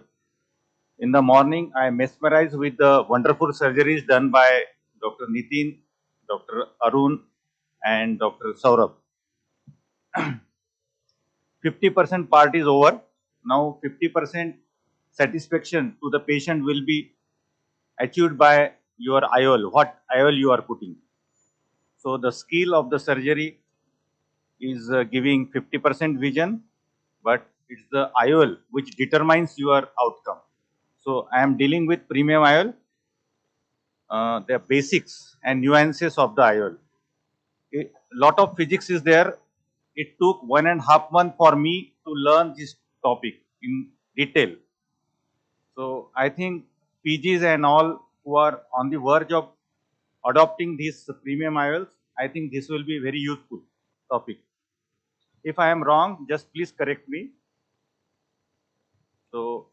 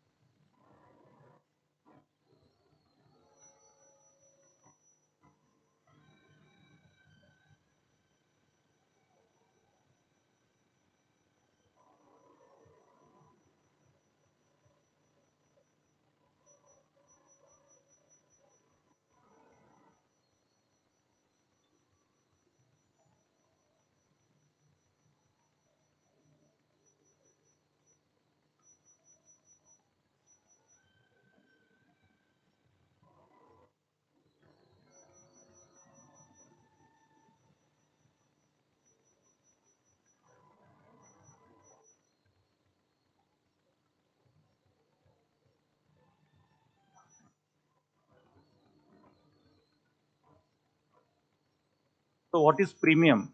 That means this is something different. It has added features and it should be ideal. So what is ideal? It should be foldable. It should be inert, biocompatible to the ocular structures. It should be non-inflammatory. It should have high quality, high optical quality. So it will give good outcome or good visual quality. So there are different terminology: MTF, defocus curve, aberration free, glistening free surface of the IOL, pupil independent under all light conditions. We desire for this, and high ab value. So all these features determines the optical quality. It should have high refractive index, so it will be a thinner lens, less PCO. It should block the harmful blue light and UV light. No residual refractive error should be there, and less aberrations and less astigmatism. That is the ideal lens. I think there is no lens which covers all these features. So now the first basic is what is aspherical IOL as against spherical IOL. So what is aspherical IOL? The surface of the IOL in the center is spherical, but at the periphery it is flattened. So it will give you a spherical surface. Why it is needed? To reduce the spherical aberrations at the night time or in the myopic pupil. When the pupil enlarges, you don't want any irregularities in your vision. Aberrations you just think over, it is a irregularities. So it is reduced if you are in a reduced light conditions. It also enhances the contrast. So you desire for aspheric for two things. One is if you have night vision or night drivers, we prefer aspheric lens, and also in premium lenses, whether it's multifocal or idiop, we prefer aspheric lens because it enhances the contrast as well. So night vision quality is enhanced and the contrast is enhanced.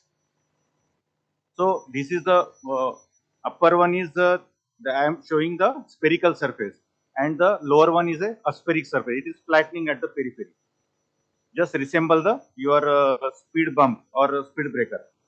So what is spherical lenses? How it differs? Is a pencil of light which is traveling through the visual axis. So there are two types of rays. One we are going to the through the center, and one going away from the center. That is called as marginal rays, and the paraxial rays which are in the center. They are not bent. So in the central rays they go as it is, but in the marginal rays they are bending more. So there are spherical aberrations, irregularities in the vision. In the night time your pupil enlarges and these spherical aberrations are enhanced, and that's why your vision is deteriorated. But aspheric lens take care of this problem. So aspheric lenses are always better than spherical lenses. You should prefer aspheric lenses.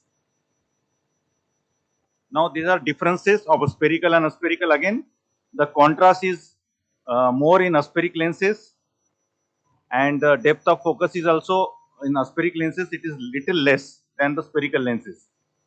And wavefront lenses, customized lenses, the contrast is more than aspherical lenses. But the problem with defocus, tolerance to defocus, anything goes wrong, the spherical are better. Now comes to the multifocal lens. What are multifocal lenses? It has multifocus. As the name suggests, there are different foci. So there are types: refractive, diffractive, diffractive, again bifocals, trifocals, and idiop lenses. As idiop, extended depth of focus. We in the morning we have seen trifocal and idiop lenses, and combination of both refractive, diffractive, or diffractive, refractive. So we'll see one by one. What is refractive IOL? Refractive IOL, there are concentric zone of or rings of different power. In near dominant, distant power, near dominant, near and distant power. They are alternating. So alternate, distant, and near dominant. Asphericity is there, definitely there. And the problem is it is pupil dependent. Why? How much near and distant is covered in that particular position of the pupil, that determines your near dominant or distant dominant. So in the night time vision will be different. In the mesopic condition, light the vision will be different, and for near also the vision will be different. And the main advantage of diffractive IOL is it has aspheric surface, but the diffractive rings are there on the posterior surface. So we'll see what is the diffraction. But the advantage is it is pupil independent. So in night drivers or people who are working in the mesopic condition where the pupil size is changing, in that case you should prefer diffractive lens. There is apodization also there. We will see later on what is apodization. These are the multifocal lens. You see different foci, multiple foci. Now again, this is the refractive lens. I already told you the center one is a distant dominant, means the power is of for distance, and annular rings are there which are near or distant dominant. In different lenses, it is different. But the problem is it is a pupil dependent, that you should understand. Now this is the rays which are passing through different lenses. In the upper part, it is showing the monofocal. Only one focus, you will have crystal clear vision at that point. But for near and intermediate, you don't have, or for distance, you won't have good vision. It will focus only one point, whether it is a distant or near or intermediate, whatever power you put. Second is multifocal lens, different foci. You can observe that it is depicted, very well depicted. And third is ED of lens. What is ED of? Extended depth of vision. That is extended depth of your focus. Focal point is enlarged, elongated. So generally it is elongated from distance to intermediate. Near is not corrected. That is the only disadvantage of ED of lens. So this is again showing the monofocal lens, 100% one focus. In near dominant or distant dominant is there. How much light is passing? 40% or 60% or 70-30, that different companies have different lenses. And in refractive, there are multiple foci. So this is the diffractive surface. What is diffractive surface? These are the steps. So each step acts like a lens. That is important. It has one conical surface, conical end at the upper side, and lower side is the base. Power is different. Even if pupil is dilating or it's constricted, the power is delivered to the near as well as distance. And second thing is neuroadaptation. That determines your vision.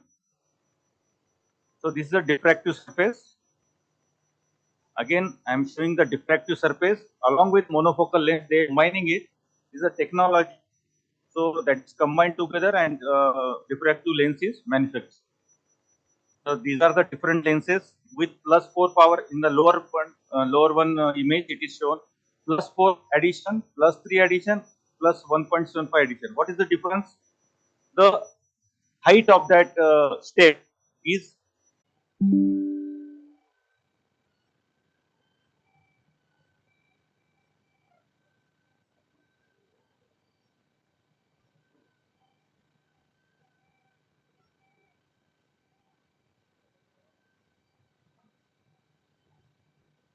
surface, far and near and far and intermediate, both are amalgamated, and that lens is manufactured, which will cover all the three distances. What is apodization? Apodization is to reduce the height of the steps.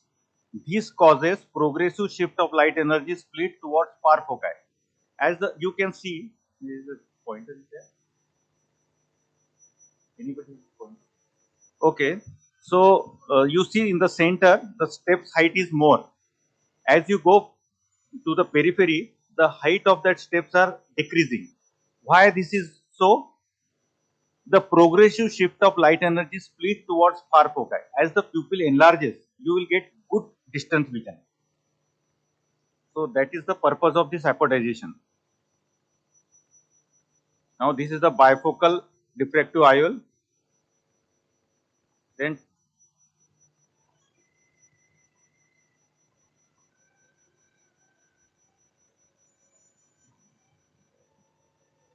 so this combination of two diffractive patterns,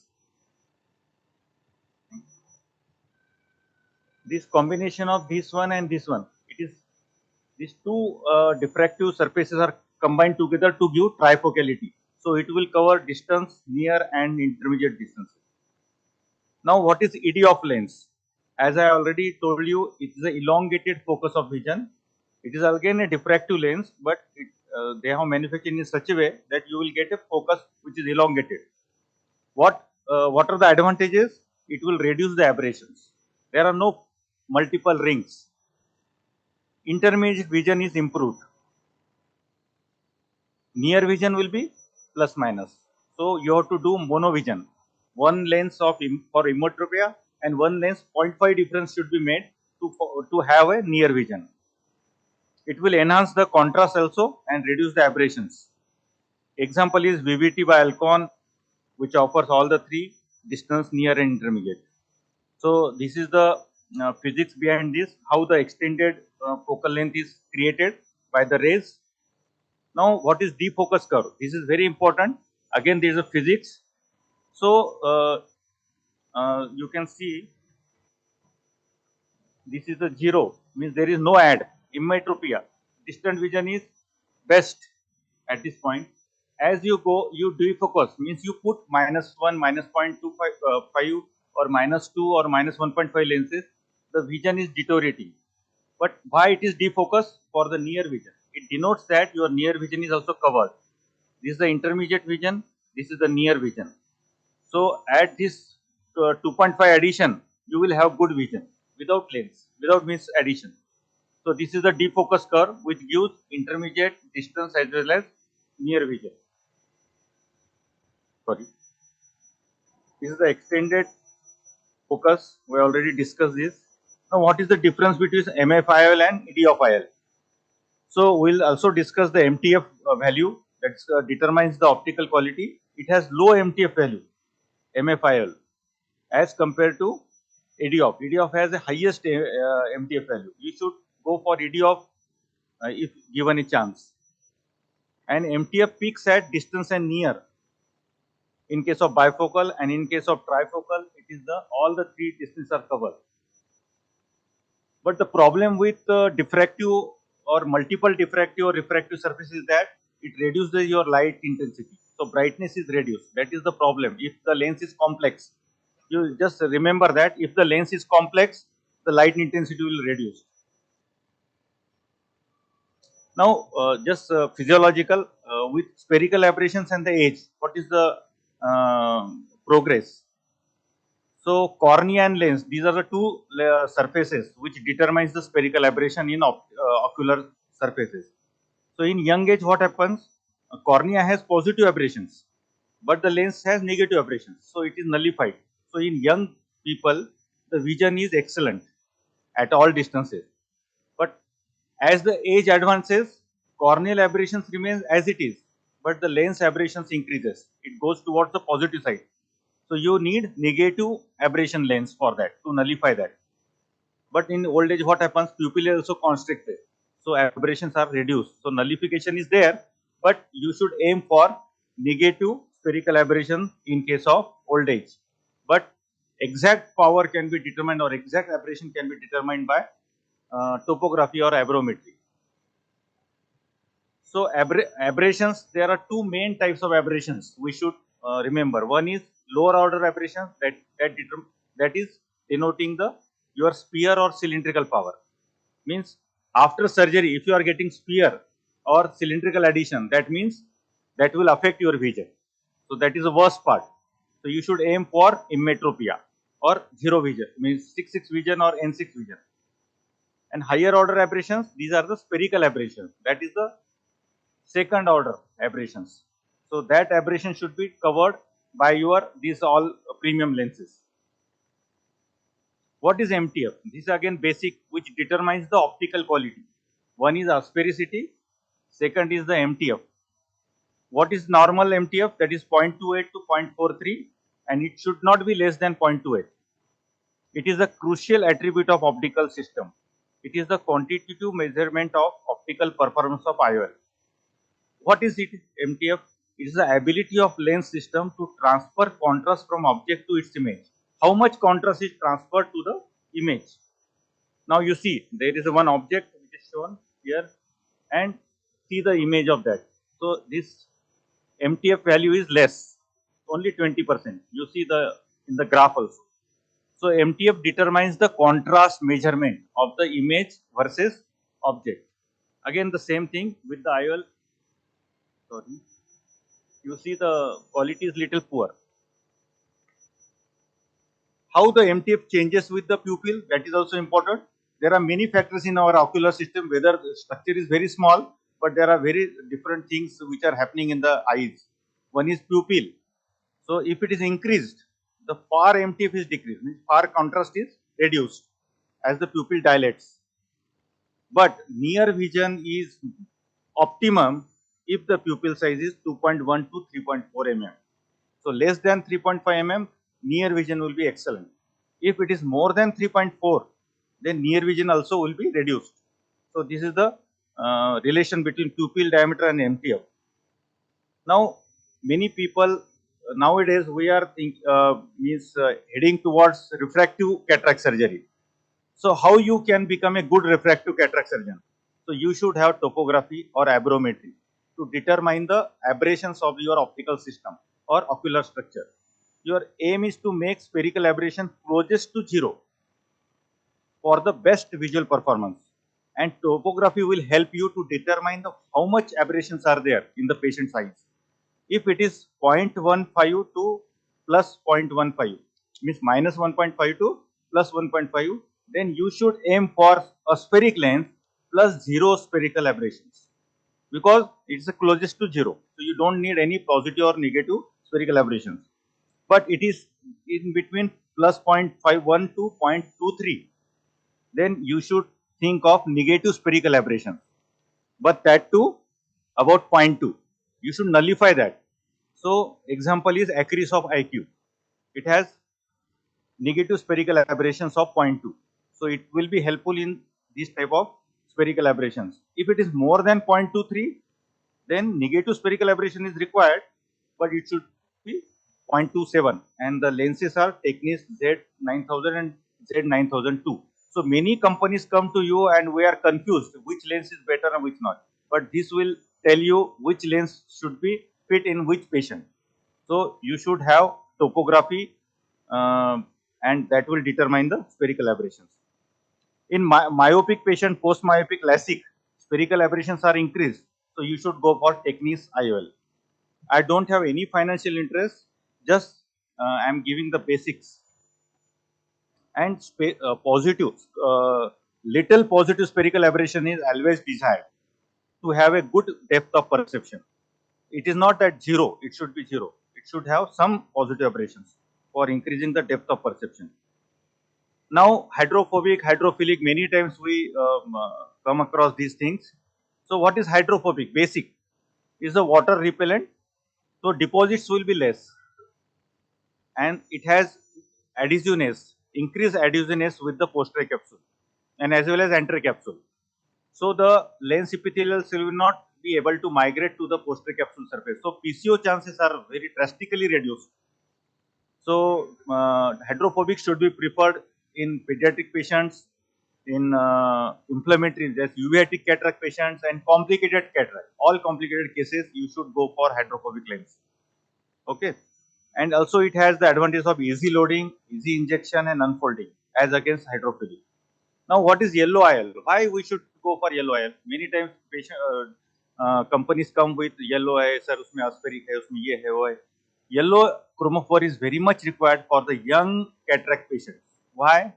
It hampers the blue light and reduces the chances of AMD, because your lipofuscin is stimulated by this blue light and the drusen formation, and AMD formation will be more if yellow lens is not utilized. Now, what is defocus curve? I already told you the expected vision at, it's a simple thing, it's the expected vision at different distances, near, intermediate distance. This is the defocus curve. You see, in young age, as you defocus your vision by these lenses, -1, -1.5, -2, -2.5, still vision is maintained in young age. It's an excellent vision. Is the Alcon VVT we are showing, the defocus curve is going down, but it is maintaining the near vision. It is not zero. In monofocal lenses, it will be ready, coming down. Again, I am differentiating these monofocal lenses and the multifocal lenses. See, in monofocal lenses, the defocus curve. Defocus means for near vision at plus 0.25 addition. What is there? It is 0. But it is maintained in case of multifocal or ED of lenses. These are the defocus curves of different lenses. You can see these different lenses we are showing. The IONS lens, Alcon VVT, the near vision is better than these IONS and it's zero other lenses. I will go rapidly. These are the comparisons. Sorry.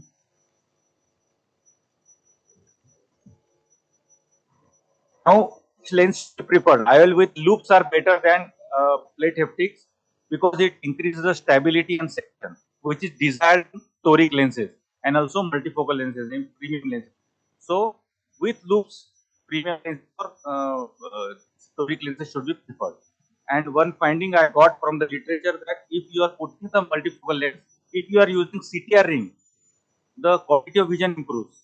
I never experienced this, but it is in the literature, right?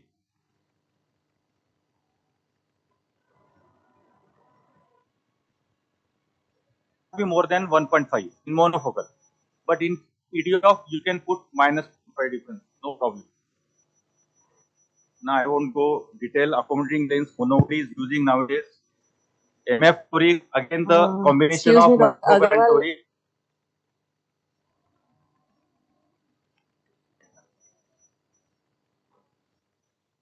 Now last slide, what is ab value? In some cases I have seen that ab value is mentioned. So what is ab value? It again determines your optical quality of that lens. So it is the measure of light dispersion which determines the optical integrity and reciprocal relation with dispersion. If the ab value is high, dispersion will be low. So high ab value is determined. It is required the lens to have vision. So ab value in spectacle glasses is the crown glass and low ab value polycarbonate. So in a nutshell, just I will finish off. In computer visions where you need intermediate vision, you should go for EDOF or refractive lens. If you desire for near work, reading and mobile, so you should go for diffractive lens. And night work or night drivers, go for EDOF lens, diffractive as compared to refractive. And in MF reject cases, multifocal reject, like ocular morbidities are there, or patient is very wants perfect vision, more demanding patient, go for EDOF or monovision. And if you want optical quality, high optical quality, go for high MTF and high ab value. If you are having astigmatism, go for toric or MF toric or EDOF toric lens. So preferred choice is aspheric lens, hydrophobic lens, apodized lens, and EDOF lens and yellow lens. These are the best premium lenses. Thank you very much for your patient listening.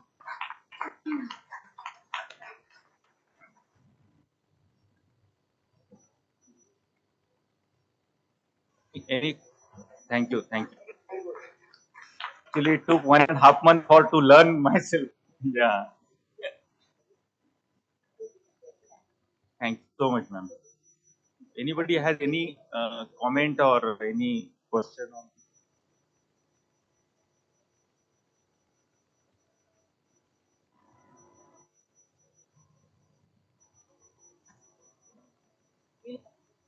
Questions at the end, and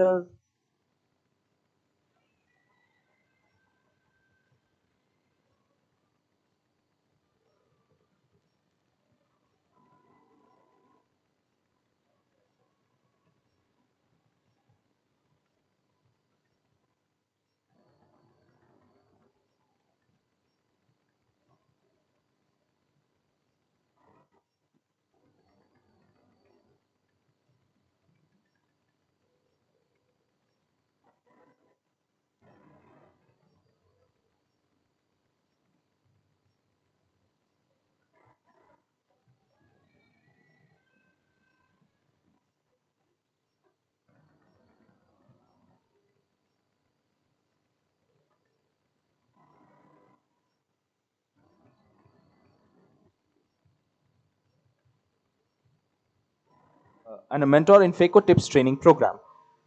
She has an experience of performing more than 8,000 cataract and refractive surgeries. We welcome you, ma'am.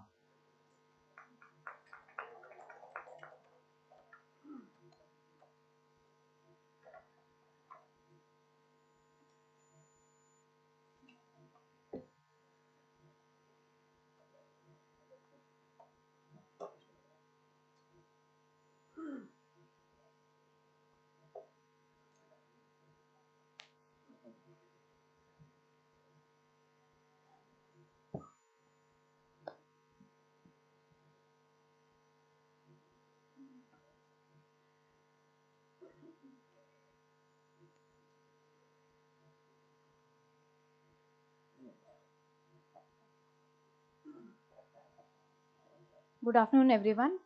I am really thankful to MGM College, the Ophthalmology Department, Aurangabad Ophthalmic Association, and MOS to give me this opportunity. As soon as this is my first time visiting Aurangabad, and as I came here, I noticed the weather was very cool, but the warmth of all the people who received me, I am really overwhelmed with this. So I really like to thank for that. So I will be talking mainly about the pre-op counseling of the premium IOL patients. All of us know that it is very important. I will be mainly talking about what are the practical things that we actually follow in our hospital and what we look for in pre-op counseling for these patients. Now, after doing multiple times, these have become a reflex. These might appear multiple, and all of you must have heard about these. But these are the things which we actually follow. So I am again reiterating on these things. So, of course, the basic necessities is that the patient should be willing for multifocal IOL. He should be motivated to get a multifocal IOL. That is, of course, a first requirement. Now, the patient has expressed the interest. So, let us look what kind of patient the ophthalmic concerns that we are looking for. Of course, his best corrected visual acuity should be at least 6/9 and or better than that. Preferably, there should be a possibility of binocular implantation. So, if patient is having squint or is there is only one-eyed patient, we generally avoid a multifocal IOL. Of course, a healthy ocular surface and adnexa is important, and any other factor in ocular or neurological or ophthalmic point of view which can decrease his best corrected vision or his binocular or neuroadaptation, then in those cases we tend to avoid these things. I will like to reiterate one point that a good history taking and slit lamp examination is a must.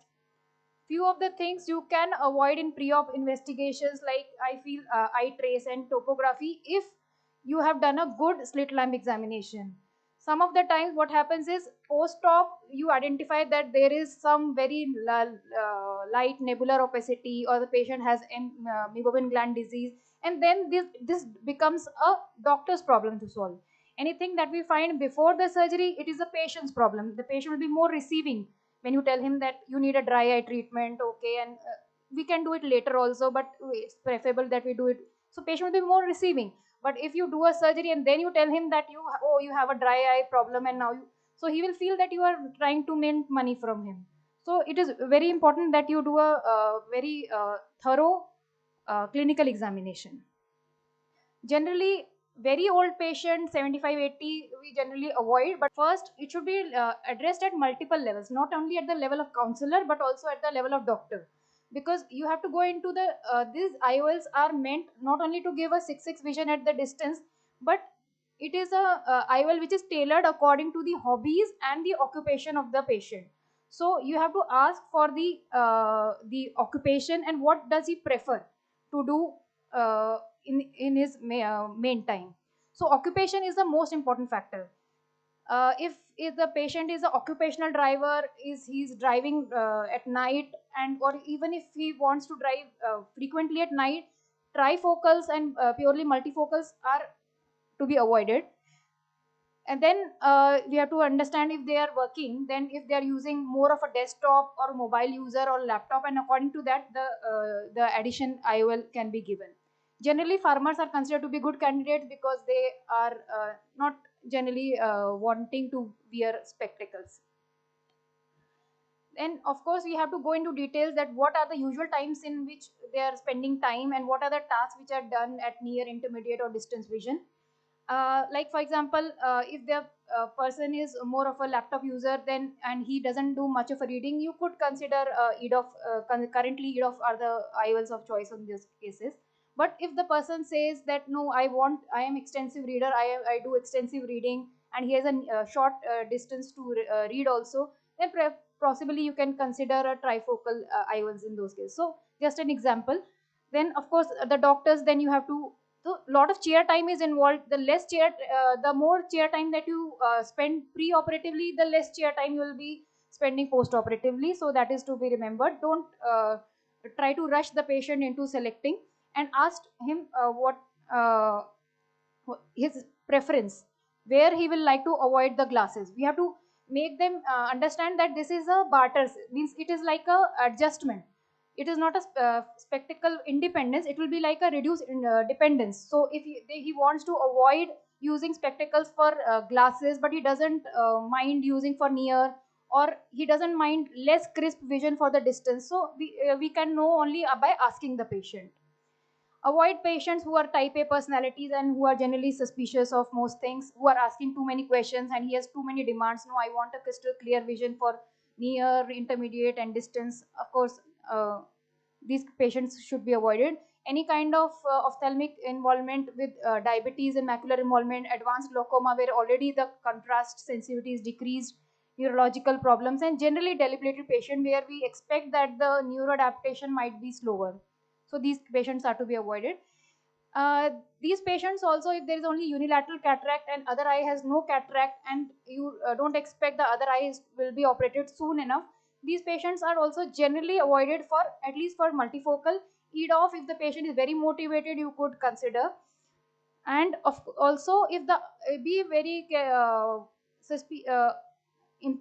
notice that if the patient has other eye has a slight myopia, then these patient will be always keep on telling that earlier I used to see near very clearly, now so he will be keep on comparing that in the other eye I am able to see the near clearly, and in this eye if you have put only the intermediate distance, he will keep on comparing these things. So you have to counsel the patient beforehand. Then those patients who have not used the glasses at all, but they have significant refractive errors, of course these will be patient will be with the good candidates. High myopia patients also are good candidates, and but low myopia patient we have to be cautious and counsel properly. Hyperopia patients are also good candidates because they have not seen the near as well as distance clearly earlier. Now this is very very important. In fact, the most important part of the pre-op biometry, that is the astigmatism planning. So we have to ensure that the post-op astigmatism after what you do should be not should be ideally be less than 0.5. So if now we have currently we have started using for all the patients who come for cataract evaluation, we do free of charge this ILMaster 700 testing, and the Barrett toric calculator is there. So before coming to the doctor, the patient has already calculated if he will require a toric IOL. So if the toric IOL calculation gives at least one diopter, we always advise a toric multifocal IOL, because otherwise even if there is 0.5 to 0.75 or 1 diopter astigmatism, we know that the patient will never be happy with the quality of vision. And astigmatism in a multifocal IOL will be much more visually debilitating compared to a monofocal IOL. So this is the one of the most important take home point. These are the things which we have to do, like biometries, ideally ILMaster or and at least immersion scan. Contact is of course not recommended.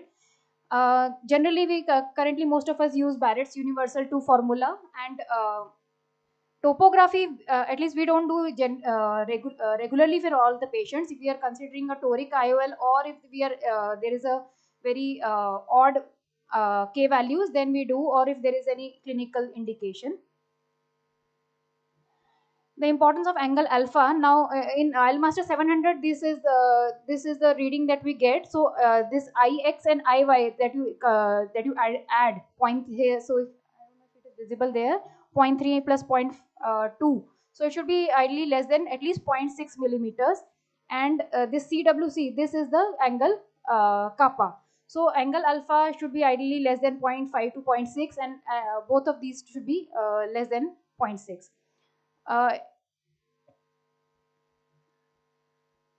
Cataract, mature cataract is not a contraindication, but you have to do a good pre-op examination, including the pupillary reaction and the PLPR, and because these patients have, of course, the other eye should to be examined for the fundus and everything, but because these patients have cataracts since long time, they'll be more accepting for the any visually problems.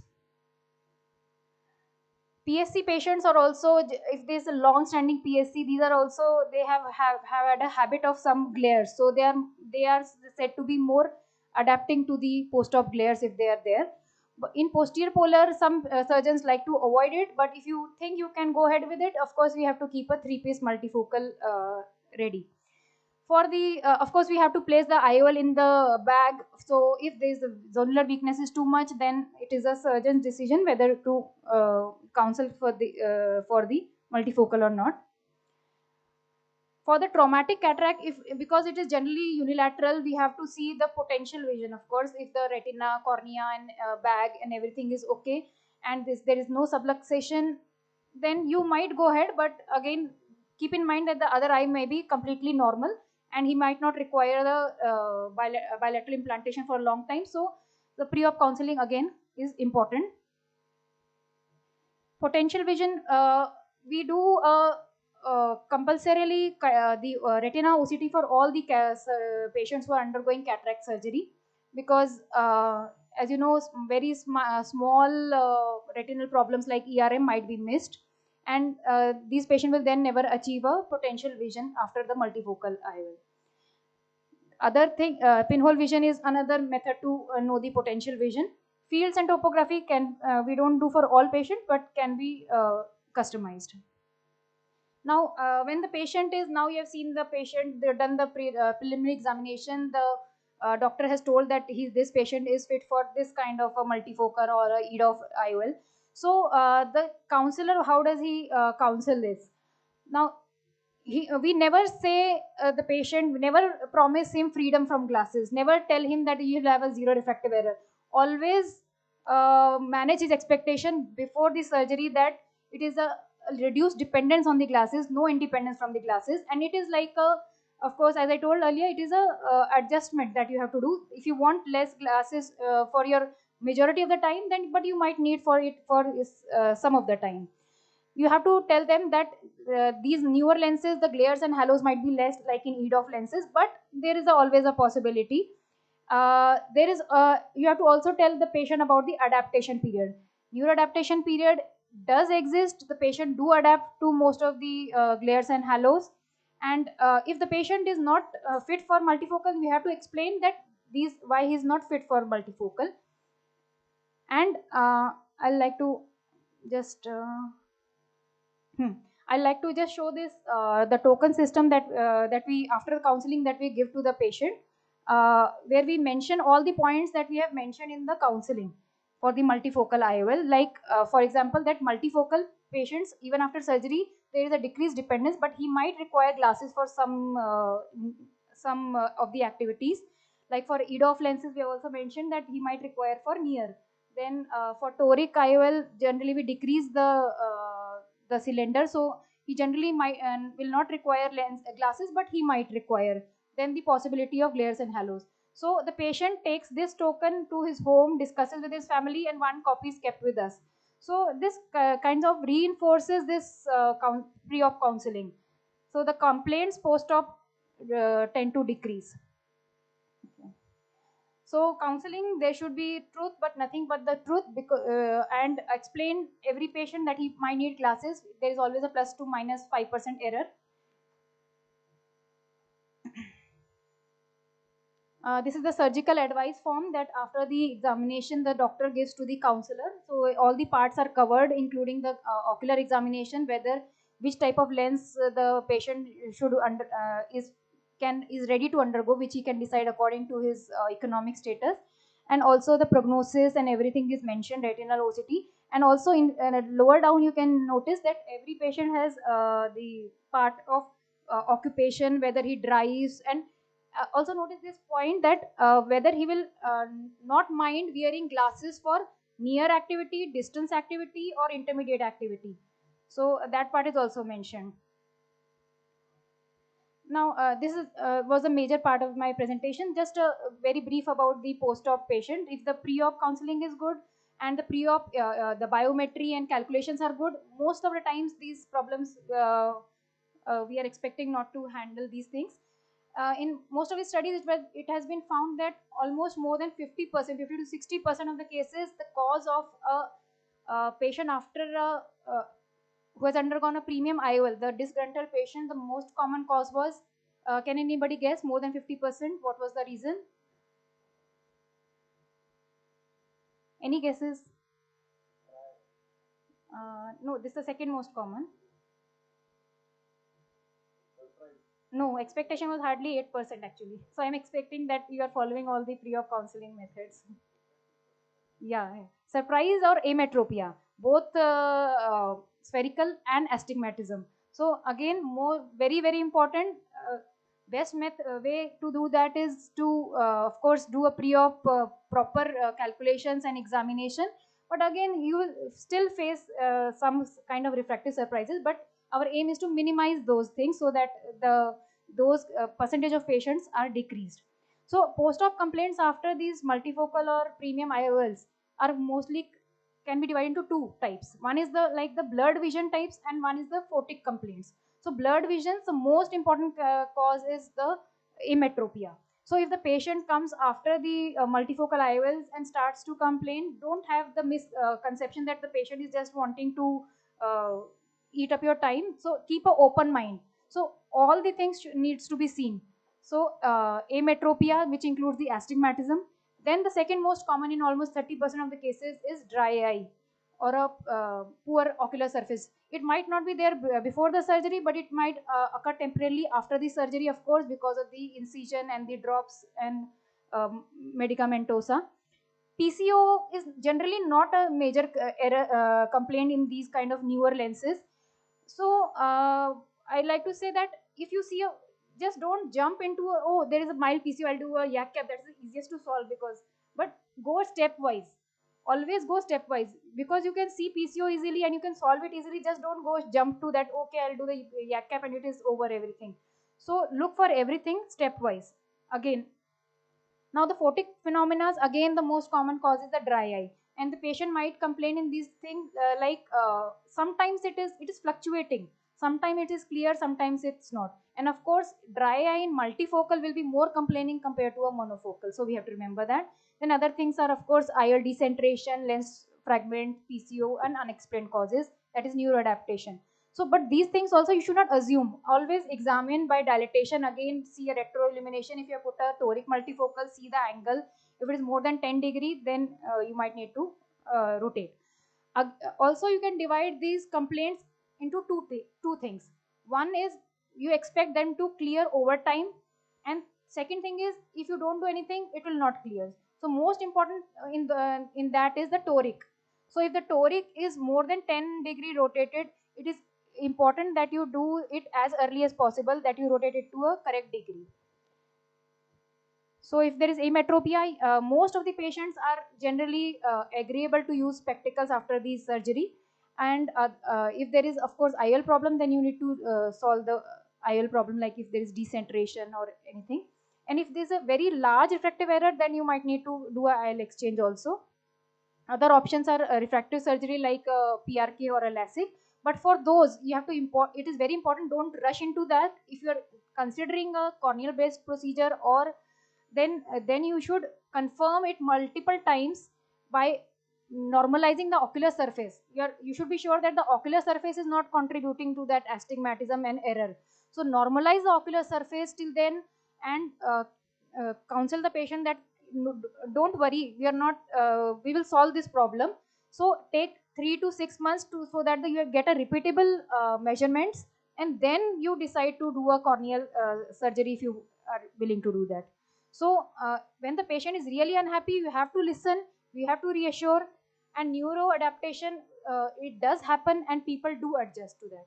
And if all the things are still corrected and it's only a small error, refractive error, do not shy away from prescribing glasses. It is in our mindset that we think that we have promised the patient that no glasses and the patient will be very angry to wear glasses. Most of the times after 1 month or so, patient doesn't mind wearing glasses for a few hours a day, as long as they feel that their problem is solvable. If you even tell them that if you want, I can explant this IOL anytime that you need. Once they hear, lot of patients are okay, now this problem is not unsolvable, then he's happy. And always evaluate the first eye performance after before operating the other eye.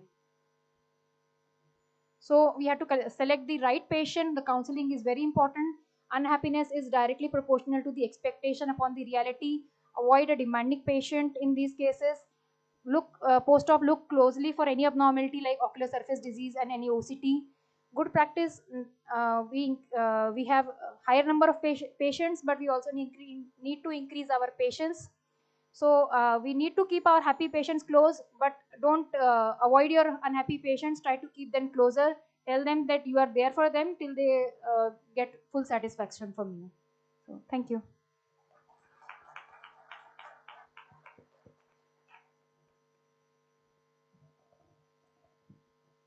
Thank you so much, ma'am, for sharing with us the importance of counseling. A humble request to everyone present here to kindly fill in the feedback forms. Thank you. A person who never made a mistake, never tried anything new. On this context, I request one of our esteemed faculty, Dr. Saurabh Patwardhan sir, to share his views on the topic learning from mistakes.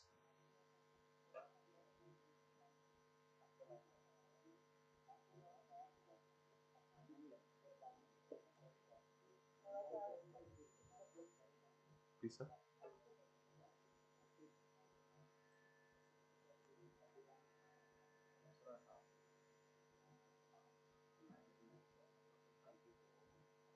So thank you so much for this opportunity to speak in front of you. I think just 4 years back we had another live surgery session in Moscow, and I was happy to be part of that. And after that, today, so I'll be speaking about learning from mistakes, and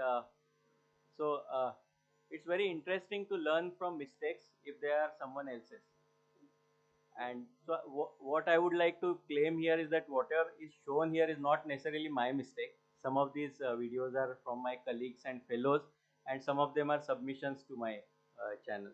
So let's begin with the first video. So see, it will be, I have created 6 videos showing each one having some messages. So every video will have some message and some food for thought before we have actual food. So I'll be standing between you and the food. Can we have the full screen, please? Full screen. Okay. See, fine. So, see, first thing, what is most important to understand when you are in the operating room and you are operating and the patient is under your knife is that be mindful of each and everything what is going on, either inside the eye or even outside, what your assistants are doing and doing lot of things. So I am starting with a retina surgery video.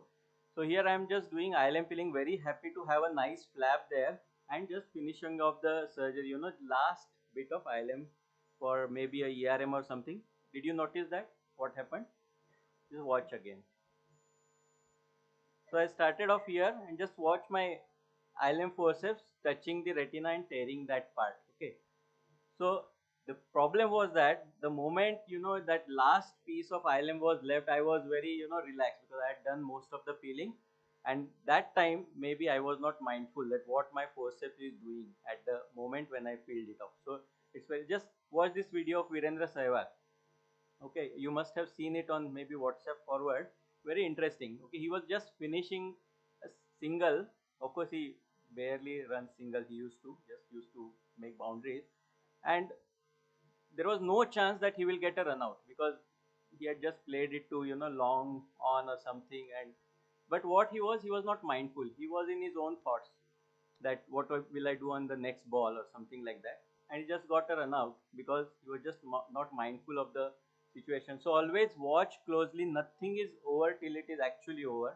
So make sure that mindfulness, that whatever is happening, you must keep on observing what is happening. Now this is my colleague's video operating uh, on the I think laureate machine. And can anybody guess what is happening here? Yes, so this is a lens plume sign.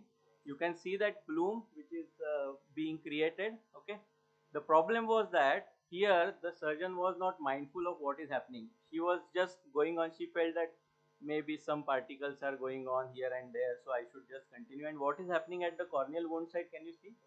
It's all cooked. Okay, just like autoclave, it's steamed and all cooked. And we had to do a later, we did a conjunctival graft and then later a tenon patch graft, and then it healed nicely. But the important thing is to be mindful when it is going on, and it's very important. That's why to watch a lot of videos. So because for a first timer he will not realize the difference between just particles going here and there and a lens plume. So the same thing in another surgery, just going on fine, everything, and suddenly the fallibility is lost.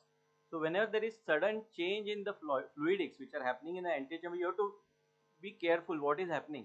So here what I did, I stopped, I cleared the phaco tip, and against that now you can see the fallibility has returned. Okay. If I would have continued, what would I have got is a small wound burn, which many of you will get, and sometimes you feel that you have to overhydrate or something like that to maintain the chamber. But sometimes if you watch very closely, these are small tiny wound burns which just contract the collagen little bit. So you have to be very watchful of fallibility. The moment fallibility stops, there is something wrong.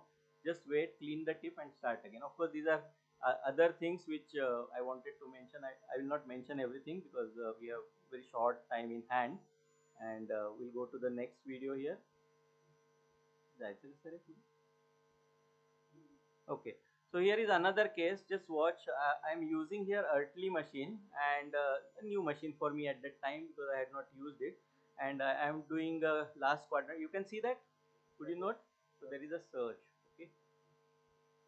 What happens is that many times I have seen surgeons. They have surge, but they will keep on continuing surgery, feeling that everything will be all right on its own. Like wishful thinking. But it doesn't work out that way. So moment you have surge or micro surge, you have to look at first thing, is there a wound leak? So here the problem was that it was a 2.8 incision, but my assistant had given a 2.2 sleeve. So obviously there was a leak. So now we have to start thinking what I can do. I can close the incision, I can hydrate, I can reduce the parameters and complete the case. But if I still continue to keep on doing the same surgery without thinking what I can do better, so here what I did, I just reduced the flow rate and vacuum everything because the company had not provided me the 2.8 sleeve with the machine because it had come for demo or something. And so what I did, I reduced everything and very watchfully with very low parameters, I completed the case. So unless you are mindful, looking at the situation, the moment there is a surge, we have to start thinking about the inflow, whether it is less, whether the sometimes the inflow, the irrigation tubing is out and you are continuing phaco. So again you have to start thinking why inflow is less, okay, or whether the outflow is more. Is it because of the wound leak, or is it because of the, as I said, the larger incision, or is it because that you have kept very high vacuum and flow rate parameters, and that may be causing the surge. Okay, so this was so this was first so this was the first video, that many times being mindful when you are operating, looking at every small things happening around, will reduce our mistakes and we can learn from those mistakes. Now many times we listen to a lot of rules, or this is the way you should do CCC, this is the way you should do hydrodissection or hydration of the incision or this and that. And many good surgeons and teachers have put up a lot of videos. When you're doing fellowship, everything, you are learning all those things, but you have to follow those rules. Many times what happens is that we have learned that, and we, during the flow of the surgery, we tend to forget what we have been taught. And it happens even with the most experienced surgeons, which I have seen, that we just stop thinking for a minute. Like in cricket, you must have heard of brain fade. You know, what this thing Steve Smith did during the brain fade. At that time, he was not knowing what he is doing actually. So that may happen if you are not following rules. So this rule what I have made for hydration of the incision is that you should always hydrate only the outer half of the incision, and that is very crucial. Why? Because if you hydrate the inner half of the incision, there is always a high chance of descemet membrane detachment. Because many times if we get this descemet membrane detachment at the end of the surgery when we are hydrating the incision.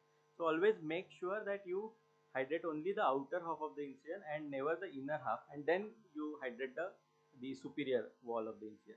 Now I know the rule, but still sometimes I tend to forget this rule and I'm in another thought or something. I just want to finish the surgery, go to the next case. Next case is ready, and then what happens is that we get a issue. So just see here. So nicely done surgery, perfectly done. I'm just hydrating the incision, and so okay. Initially I started hydrating the inner outer half, and see there. Okay, just momentarily the cannula went to inner half, and at the same time the descemet started detaching. Of course, by that time I was, became awake from my sleep, and I realized there is a descemet which is going there. I can see the wave. So if you go back to the video and see that that was the mistake that I had done, that inner half of the incision was hydrated.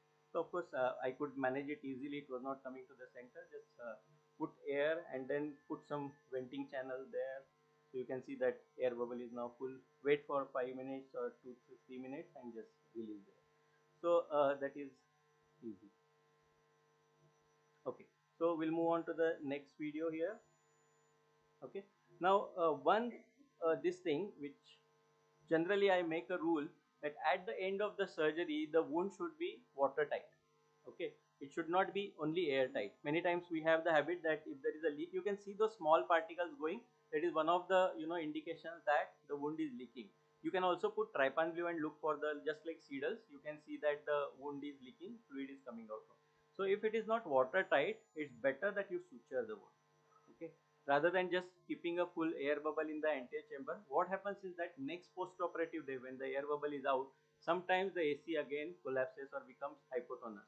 Okay, that's why during live surgery I was very cautious. Let's hope that the AC is maintained tomorrow, because whenever there is a ragged wound we always have this issue of water leaking out. Now in this case, just watch, I have made that rule but I didn't follow. So this was a case, simple, done in 4-5 minutes. So I was happy. Last case of my OT, finished off. I hydrated the incision little bit. I thought it was still not very tight, so I did this superior Wong's incision, Wong's pocket. You must have seen it on YouTube, that you hydrate the superior lamella, make a partial lamella and hydrate it, and it just usually just sandwiches the incision and makes it tight. So I thought that it's still okay, and now the AC appears okay, but still it was hypotonous, as you can see. But again, that wishful thinking, last case of the day, why I don't want to suture. And now when I removed the speculum, I again checked little bit of hypotony. Here I should have stopped and I should have sutured the incision. But no, I thought that no, it looks like fine. I have hydrated already, and let me pad the patient, see after an hour. Okay, so what happens after an hour? Any guesses? Patient is well and fine. No, obviously, because I am showing. Now you can see that leak test. Yeah, trypan blue is put and you can see it's leaking.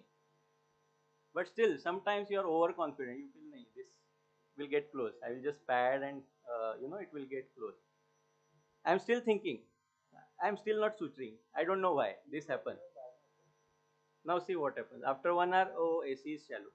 Now I have to take up this patient. Last case, Saturday, I wanted to, just get out of OT.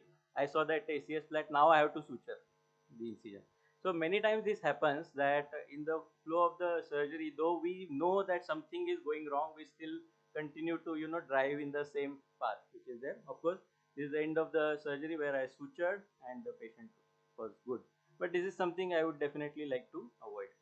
I will just keep this part a little basic. Okay.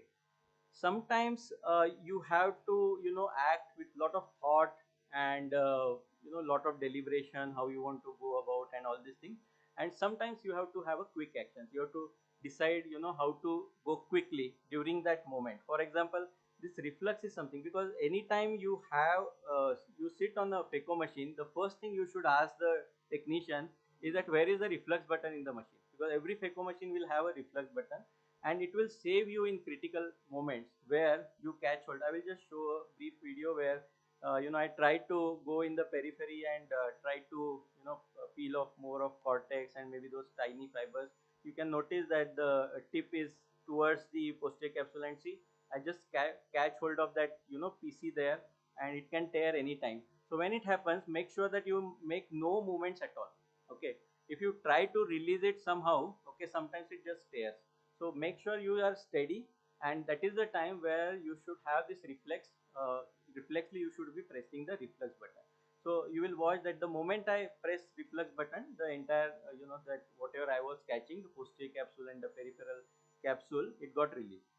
Okay, so you have to be watchful, and you should know when to act very quickly in such situations.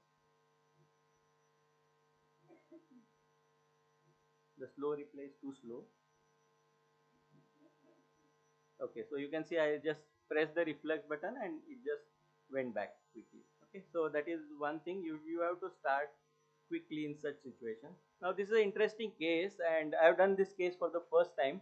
This was a patient with congenital aniridia, and patient had intumescent cataract, I think 16, 17-year-old girl. Other eye was already almost icicle blind eye, and intumescent cataract. So here there are a lot of things which comes into mind. One thing, intumescent cataract in pediatric is very difficult, because the entire sclera, capsule, everything is elastic, and it's just like a taut balloon where you just rupture and it might just go.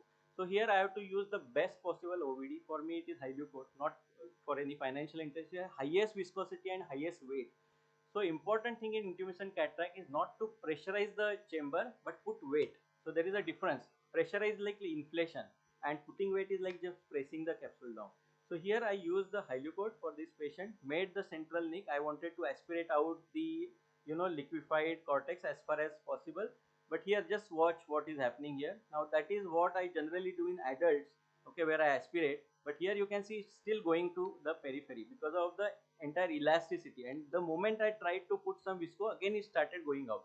So here I have to start quickly thinking, because there are a lot of things I have planned. I have planned to put an aniridia ring, because if I put just the IOL, patient may still have a lot of glares, halos and other things.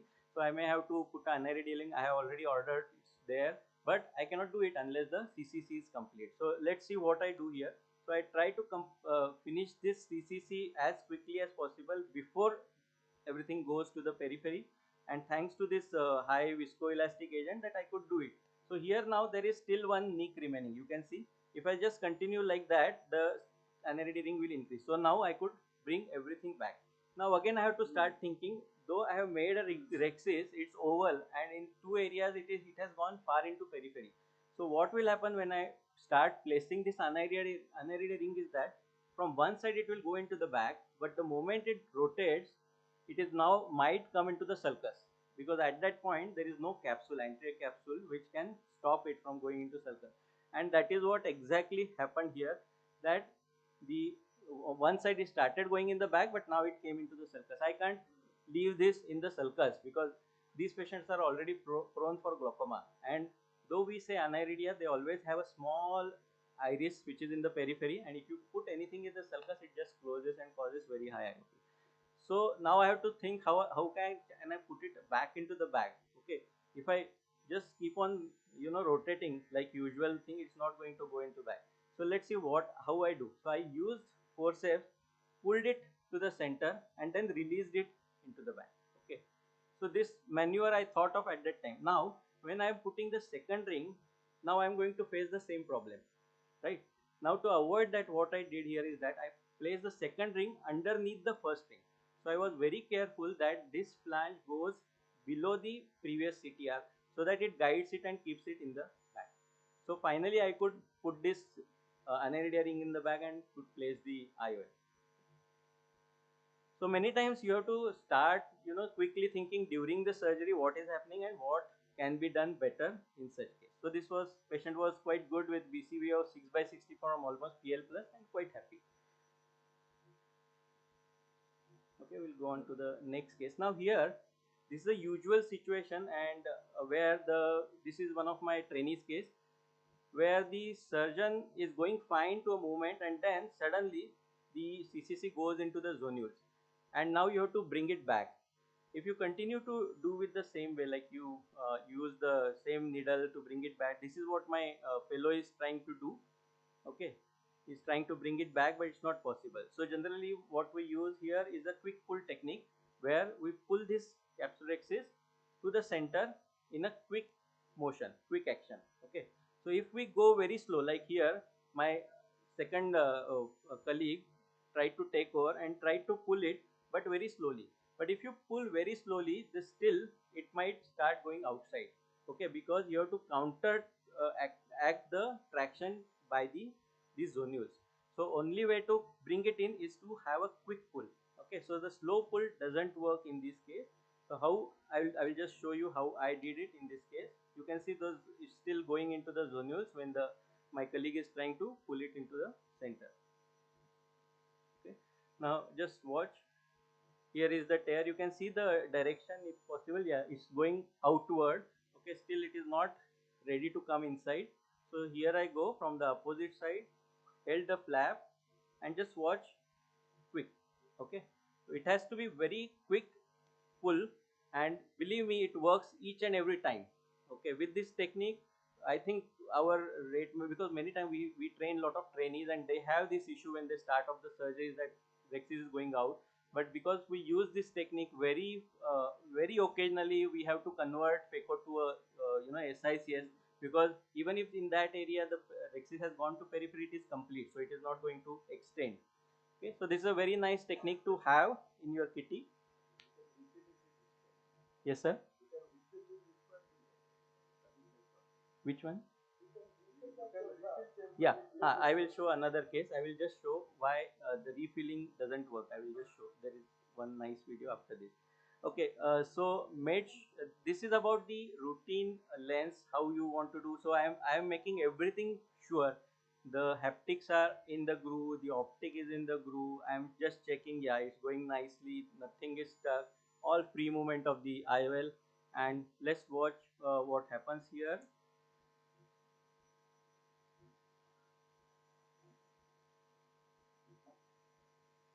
Okay, so I am going just textbook how I want to inject a hydrophilic IOL, giving a pause in between, letting it release. But despite everything, just watch what happened. My trailing haptic is stuck.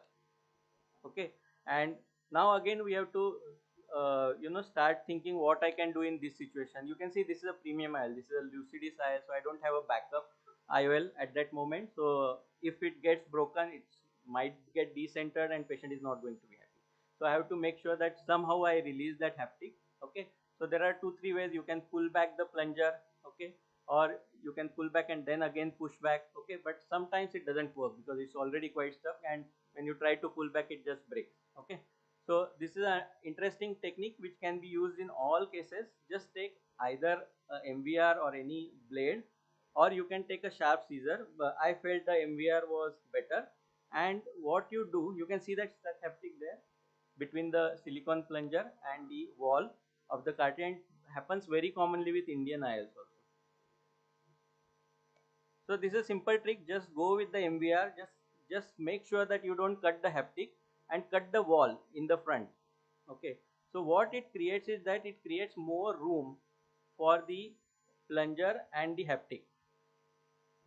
So just make sure, and you can feel it that when you reach the end of the cartridge. So you don't generally cut the haptic, and once you do that, what happens is that it expands and there is space for this haptic to come out, and you don't get a damaged IOL. So this is one of the tricks you can have in your kitty. You can use it when there is such stuck haptic rather than having a damaged optic.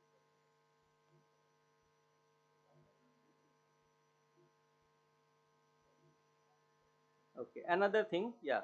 So one more case. This patient, 1 hour after a regular surgery, what we found, there was a small piece in AC, and I think this is a learning for all of us, that we should immediately take it out and do not wait and put steroids and other things, because this is very easily remediable problem. The moment you remove it, the next week patient is going to be all right. So many times we are very apprehensive what will patient say, because you have promised him a great surgery. All other patients have gone home and we are just redoing the surgery again for this patient. But you have to be very firm on this decision that there is this piece and I want to remove it. I'm sure you might be angry, but this is what my, my role here is not to operate, but take the right decisions for you. That is my role. So you should always explain to the patient and do it as soon as you see, whether you see first post-op day or 1 month or 1 week post-operative day, you have to do it. Okay. Now I will show an interesting video about the viscoelastic this thing. So this I always used to tell to all my fellows and trainees, that when they are doing intumescent surgery in the intumescent cataract, when they are doing CCC, the commonest mistake, because I analyzed all the videos, the commonest mistake they were doing is that the moment they feel that the CCC might be going out, even if it is not going out, they are hesitant, like, oh, what they do, they push visco, and the moment they push visco, the CCC goes out. Okay. And then I realized, so I used to always tell ki you are doing that and that's why it is happening. Nobody used to agree with me. So I used to say that don't push methylcellulose. If you want to maintain the chamber, suppose AC is shallow, you use a heavy viscoelastic agent, not methylcellulose, because your AC should be maintained. It should not be inflating. Now just watch, this is not an intumescent cataract, just a routine case. One of my colleague is operating, everything is going smooth. Okay. But I remember whenever as a first year or second year resident, my senior used to assist me, and whenever I used to ask question to my senior, they used to tell put visco. So here nothing was going, bad, but what surgeon did, put visco.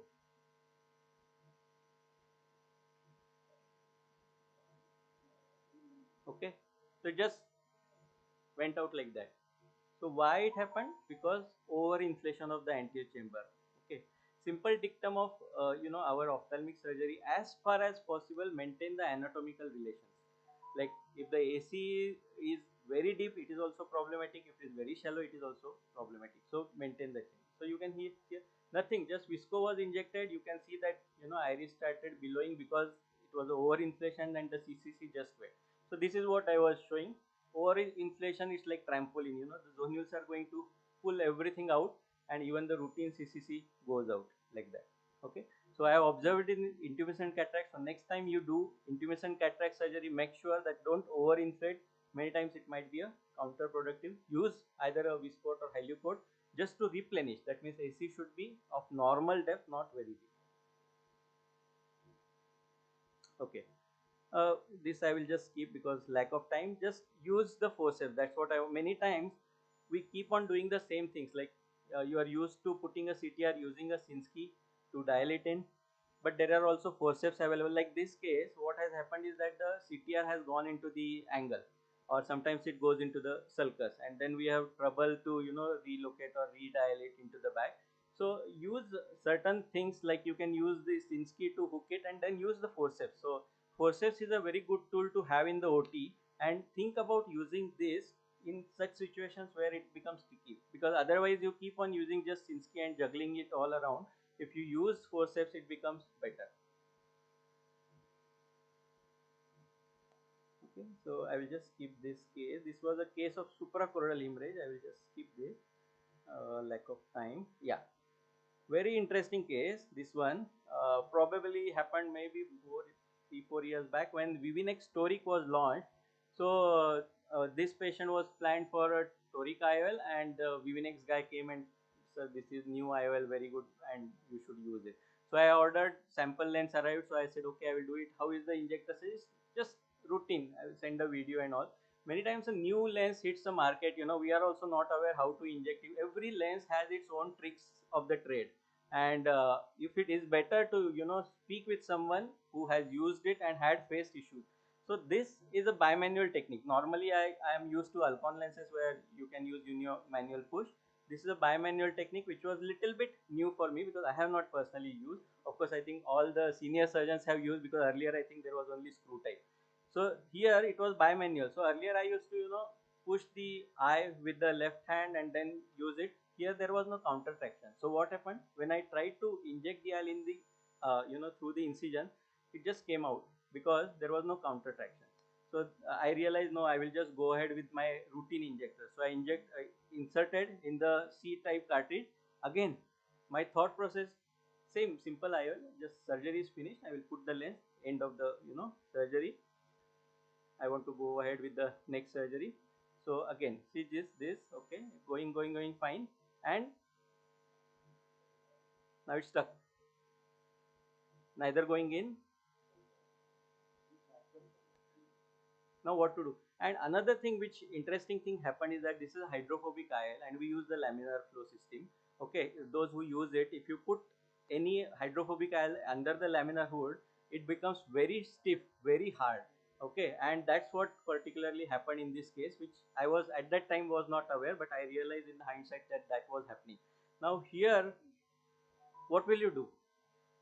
What will you do in such case? That I am doing with the left hand. Yeah, so I first tried to push it in, but now it is hard. I thought it will go in.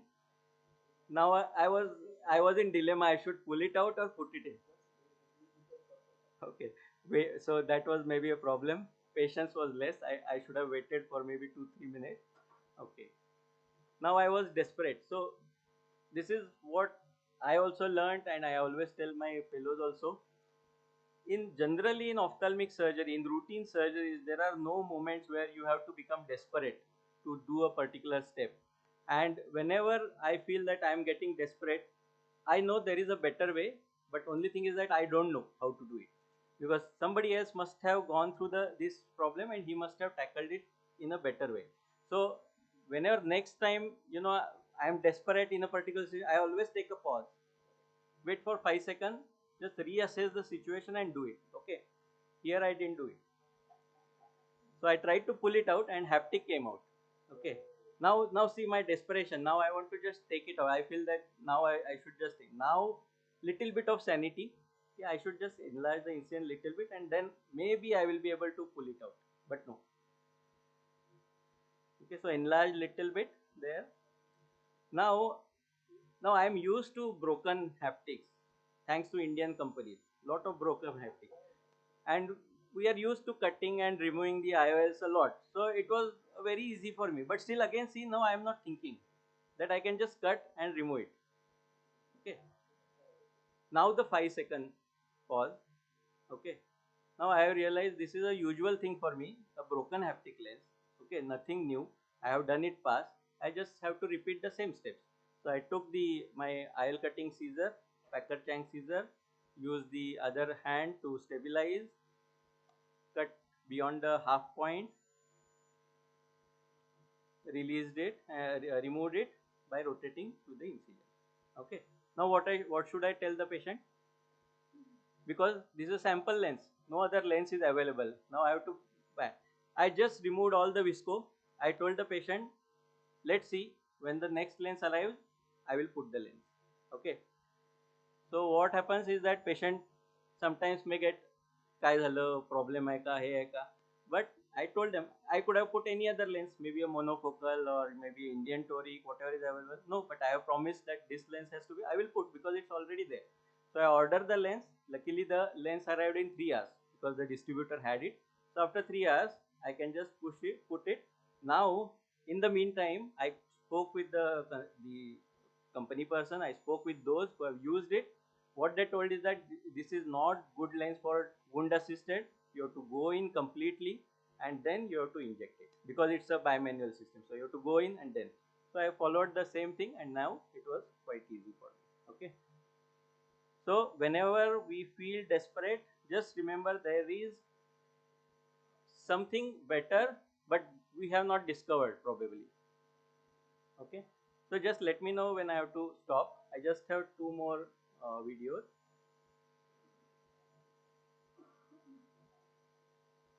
Okay, now the next is about don't be in a hurry. Okay, so this is a usual case where the nucleus, I will just show again. usual case, just nucleus I have removed and I am just removing the epinucleus. Okay, and just watch what happens there.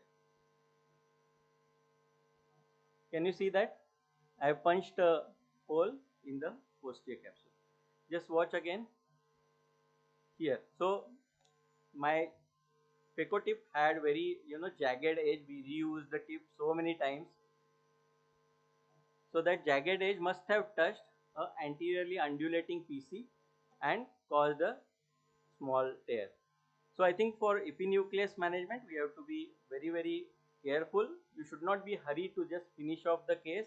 Just take your time, let it float into the anterior chamber and then take it out. Of course, why we do this mistake is because we have done maybe 100 cases with same technique not having a problem, because in those cases maybe the PC was not undulating, there was no fluid in the burgess space, maybe tip was smooth, it touched, but the so it always happens in 1 in 100, but then you realize that you should have taken care in all other cases also.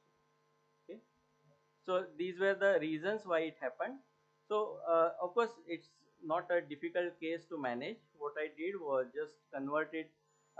This is a very important technique to learn. All surgeons should know it, to do how to do OVD BSS exchange to avoid any prolapse. So here again the antihyaloid was intact and there was a small punch, so only need was to just convert it into a PCCT, which I have done here. Antihyaloid was intact. This patient again was supposed to get now I am doing just by this cortex removal because it was remaining, and because antihyaloid is intact, I don't have to worry about vitreous here. Again OVD BSS exchange, and again toricile. So my tri-squid toricile continues and put it in the back. Okay, so it's very important to understand. Now this is another thing which why we many times we feel, just I will show you one case. Okay, many times we feel like I get calls from my fellows or even those who watch that, sir, the surgery was uneventful, but next day there was corneal edema. Why there was a corneal edema? So there was this like one case where I thought it was a smooth surgery, finished in 4-5 minutes, just nice chop, quadrant removal, and still there was edema. When I went back and saw, you can see that piece which came in front of the tip and it rubbed the endothelium. And that's why in today's surgery also I injected viscoat again in between. Why? Because I realized that during phaco the visco was washed out. You could see the bubbles moving, and that's why you should always replenish. Okay, so the moment I replenish the viscoelastic, what happens is that the piece goes down and you don't get a edema. So whenever you feel that now the pieces are coming towards the endothelium and endothelium is devoid of any OVD, and you can see that well on the microscope in 3D, because there is a space between the endothelium and the nuclear pieces. If the space is not there, or the bubble also, if they are washed out, you should be aware that the endothelium is devoid of any viscoelastic agent and you must re-inject. Like here in this case, I realized that things are moving fast and there is no viscoelastic cover. Just replenish the dispersive OVD. The endothelium is very precious tissue for us, because nowadays we are operating on patients who are going to live maybe 30-40 years, because see 20 years back the average lifespan was 60, but now it is 75 to 80. So even if we are operating patient on 50s or 60s, patients are going to stay for 30-40 years. So the endothelium should be maintained for that much of period of time.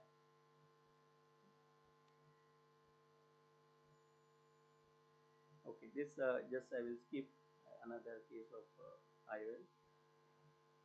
Okay, and this another case, very interesting. I think few of you might have experienced it, the IOL shooting.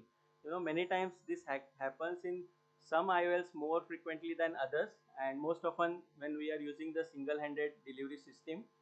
Just watch here, now again the mistakes you can see. Suddenly it went into the bag. Just watch again. There was resistance, so I increased the pressure and suddenly there was lack of resistance. So here I am increasing the force and then suddenly here I am increasing the force and suddenly it went into it. Okay, this happens very commonly when you have not very oiled injector, because these injectors at a certain point just give away. there is a nice design by Dr. Abhijit Desai. I think he has put a spring. So whenever we are injecting, it gives more pressure, so it avoids the sudden. So these are the common things which can cause this. And I have seen videos where the IOL just went into the vitreous, into the retina. Luckily here, I was lucky that the IOL stayed there. So these are commonly risk factors: wound assisted delivery, fast push, faulty injector, and visco leak during injection. I have seen you are injecting and the visco is leaking out from another, and many times PC bulges and it just tears the PC. Okay. So of course still we continue to use maybe similar injectors. Here luckily what happened is that though there was a peripheral rent, it was a small, and again anti-hyaloid was intact, so I just had to re-rotate the IOL, and luckily there was no vitreous there, and the IOL was nicely centered without any vitreous, so that was okay.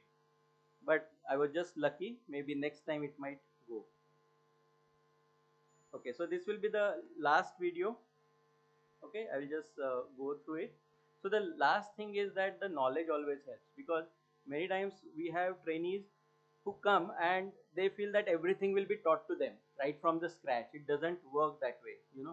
You have to go through books, readings, YouTube videos, everything. Your mind should be prepared with knowledge, because unless your mind knows, you cannot see what is happening. So this is a very experienced surgeon who is operating, came for just doing few maybe difficult cases, and the usual thing is that I can do all cases, no issues, just need to brush up. Okay, I am very confident. And look at the way the CCC is being done in a case of intumescent cataract. Already left the central zone, going out. Okay, aspirated the air bubble without any injection of the OVD to replenish that. Stopped. Now again OVD. I have done so many cases of intumescent cataract, no problem. That was the words. Okay. The problem is that so many cases have been done, but with many complications also, right? So the problem was that there was no knowledge applied when the surgery, the CCC was doing next. And why the surgeon was still continuing to do the same is because in most of the cases it was happening without any complication. Okay, maybe say out of 10, maybe 8 cases happening without any complication. So thinking that everything is going fine, unless you see a surgeon who can do maybe 10 out of 10 good CCC in these cases, you don't realize that you lack in something. So I think I learned that after when I joined my private practice, I always make a point that at least once or twice, once in 1 year or 2 year, I try to visit a super, extraordinary surgeon, and we realize that what we feel is not achievable is achievable in their hands, and if they can achieve, then we can achieve, maybe after some years of practice. So here, my heart was thumping, the surgeon was cool, and CCC was complete somehow. I don't know how, but I do it all the time. I said, good. Okay, so of course you should learn. There are so many videos, techniques, how to do a good CCC, but you must know how to apply that knowledge once you have that knowledge. Now, this is another very interesting case. Just watch small CCC. Okay, in small CCC, if you want to do hydrodissection, what I would have done is I would have enlarged the CCC to begin with. But let's see, not done. If I am going to do hydrodissection, we have to be very careful. You have to do multi-quadrant hydrodissection. Here, a single wave was tried. Good, the wave appeared. Tried to decompress, but decompression was not proper. Now watch. Okay, this is pupillary snap sign. Just watch the pupil. Okay, so this is a classical pupillary snap sign because of the hydrorupture of the posterior capsule. Now the problem is we many times fail to notice it because we have not read about it. We don't know what is pupillary snap sign and how it looks. So once you know at this point what can be done, I should have maybe converted to a SIC, because I know if I start doing phaco, it might just stumble and go into the vitreous. Okay, so pupillary snap sign was by Dr. Yo and beautifully described, and you can see the same case, nucleus started tilting, and it was not a PPC, it was a anterocapsular block. Okay, many times we call PSC a PPC, but what happens is that in enthusiasm we hydrate more because we want PSC to clear and easy, and at that time the PC ruptures because of the hydro rupture. and it is because of the anterior capsular block. That means nucleus is blocking the anterior capsule and not allowing the fluid to come out. So it's not always a PPC, but maybe our mistake in rather than doing multi-quadrant hydrodissection, we have tried to do it in one go. Okay, we'll move on to maybe a next case. I think I already shown this, how to avoid this, so multiple injections. Yes, sometimes we are in a situation which teaches us things, and also sometimes it is a unique situation where you don't know because not many have faced. Now this is a Zeiss trifocal IOL, and those who have used this IOL, it has a peculiar tendency to just shoot after a certain point. Okay, so here I was just careful in the I have already done other eye surgery of the patient, went smooth.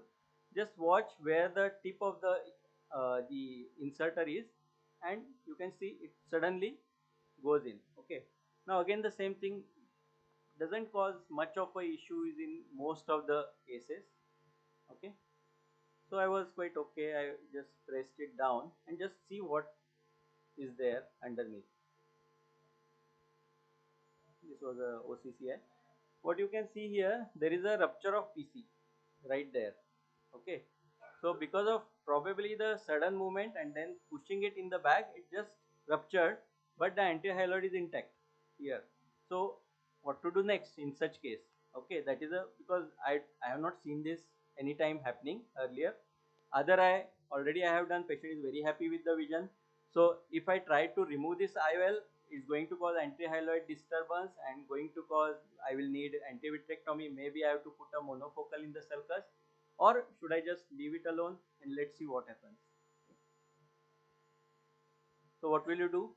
Sometimes you are in a situation where there is no answer. I think best not to overdo things, just leave it as it is.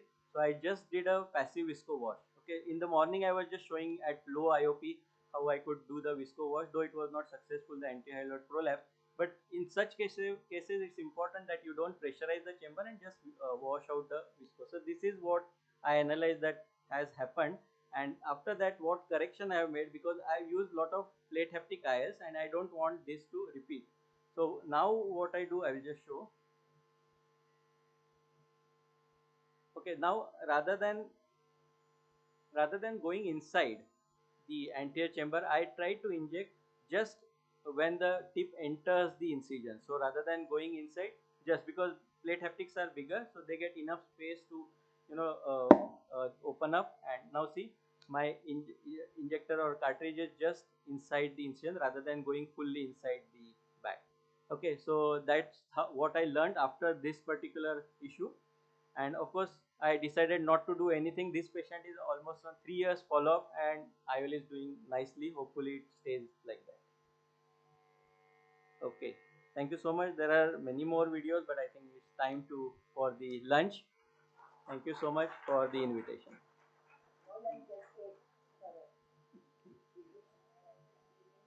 Yes, yeah, one more. I'm sorry, Series sir is there, I think. Thank you so much, sir, for your valuable words of wisdom.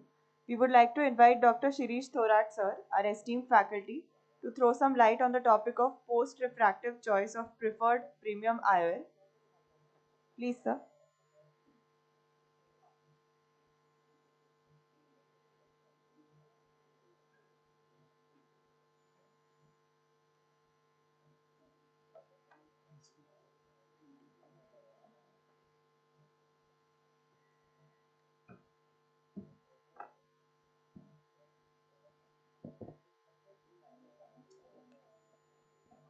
Good afternoon.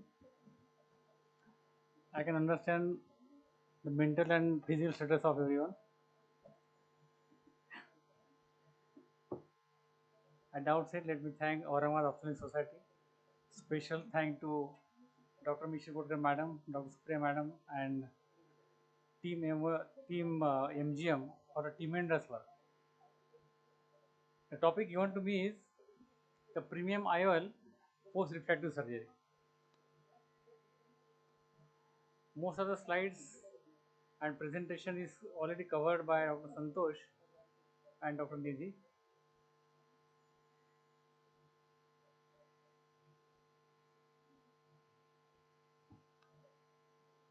I'll just highlight few points of that.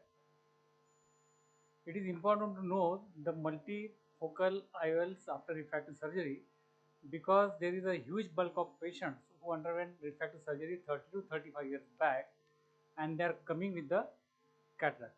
And naturally they will expect spectacle free life after cataract surgery also. Challenges are already discussed by Dr. Santosh. Pre-operative history, almost all the times nobody give proper history. They even don't know what type of refractive error correction they underwent. IOL power per calculation is a big hurdle. Post-op aberrations, glare, halos, surprises and patient's expectations. Thankful to IOL industry which has done a wonderful job. So whether we are progressing or adding to the confusion, pre-op proper history is important. I'll just rush through the slides. Only few considerations. In myopic LASIK, you will get a flatter anterior surface and a positive aberration, and it will cause hyperopic shift or hyperopic error. So, myopic laser induces positive aberration, so just neutralize it with the negative spherical aberration lenses. In hyperopic LASIK, cornea becomes steep, the surgical outcome is overestimated and post-op outcome will be myopic. Most of the hyperopic LASIK induces negative spherical aberration, so you need to implant a spherical IOL. The worst is RK patients because it distorts and weakens the cornea, particularly 16 cuts RK or 18 cuts RK. The IOL power changes throughout the day. In the morning, as cornea gets swollen, they will be hyperopic, and as day goes down, they become myopic. So, you should take the readings 3 to 4 times throughout the day. Against long-term shift is hyperopic shift. So, make the patient myopic while doing surgery. There is increasing against the rule astigmatism. So, keep the patient on the side of with the rule astigmatism. This is a patient wanted multifocal IOL. Please avoid this because that RK cuts got open and your all the formulas and all estimated values will not work in this case. Just brief chart. In a patient with hyperopic LASIK, use positive aberration lenses. In cases of myopic LASIK, use aspheric IOL or negative spherical aberration. And in the cases where patient needs depth of focus, go with the aspherical or with zero aspherical IOL. If image quality is critical to the patient, go with the aspherical with negative spherical aberrations. Choosing right IOL formulas. There are n number of formulas, but for post-refractive cases, studies have shown that aegis, the Truque, Barrett's and Shamas, they work wonderful. I'll just go through the slides. So these 3 to 4 formulas are very important, and I'll allow Barrett's whole suit. Barrett 2K, TK, Universal 2, with history, without history, they bang on the target 100% of the times. ESCRS online calculator is available. The most important is evaluation of angles. This is angle alpha. What is angle alpha? See, the green is optical center, the blue is the pupillary center, and yellow is the visual axis. So, angle between the visual axis and optical center is angle alpha. What is angle kappa? The angle between visual axis and pupillary center. So, angle between pupillary center and visual axis, angle between visual axis and optical center is angle alpha. These are all 3-dimensional angles, but Holliday and Chang came out with the chord mu values, where it is not a three-dimensional, but it is two-dimensional measurement of angle alpha, angle kappa, which can be measured on your IOL master also. In this case, the case on the left hand side, you can see all the centers are together. The angle is minimum, almost in the center of optic. So this is good candidate. These angles are broad, not in the center. These are the bad candidates for multifocal IOLs. These are the different values for different angles. The higher order aberrations, comma, trifoil, tetrafoil, they'll need hypha instrument or aberrometers. But angle alpha and kappa can be measured. The most important is chord mu, which Dr. Nidhi has already shown in her presentation. The actual chord mu and the apparent chord mu. The actual chord mu is on the cornea, and apparent chord mu is the actual chord mu is on the iris plane, and apparent chord mu is on a corneal surface. So what we get in the IOL master is this value. There is a different formula for this, but you can just add this thing. On the left hand side, the pupillary barycenter x-axis is a 0.3, y-axis is 0.1. So 0.3 plus 0.1 is equal to 0.4. It is less than 0.6. Go away with the multifocals. On the other hand, this eye 0.5 plus 0.9, 0.4 is equal to 0.9. It is more than 0.6, not a good candidate for multifocal. There are different types of aberrometers, but eye tracing is a good aberrometer which induces ray tracing technology. So this is one of the best aberrometer we are having. They are all exclusion criteria. I'll rush to this. So how to optimize the outcome? Premium IOL is that which gives distant clarity, intermediate and near also. There are different type of IOLs, premium IOLs. These are all EDOF IOLs. These are all trifocals and premium foreign IOLs. This multifocal, this curve has already shown by Dr. Santosh. In monofocal, we'll get crisp vision at a distance, while in EDOF lenses, we will get the near and intermediate, but at the cost of distant vision. I just want to show two curves. In IHANS, which they earlier came claiming that this is a EDOF lens, but this is not EDOF lens. This is multifocal plus lens. It has got two curves. Like in the right hand side, this is bang on target for distant, but for near, this second curve hits this distance, that is almost 1 meter, that is at the arm stretch length. This is your near correction. So to hit this spot, you need to adjust this lens in such a way that it should hit this spot. So in other eye, you need to overcorrect it by 1.25 diopter. As against the VVT is better. So to hit this spot, we need to just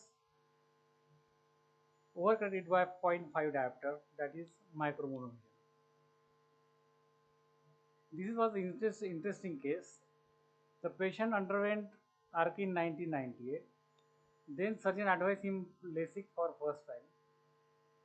Then second surgeon advised him LASIK for second time. Those 3 surgeries already over. But still patient finds some surprises.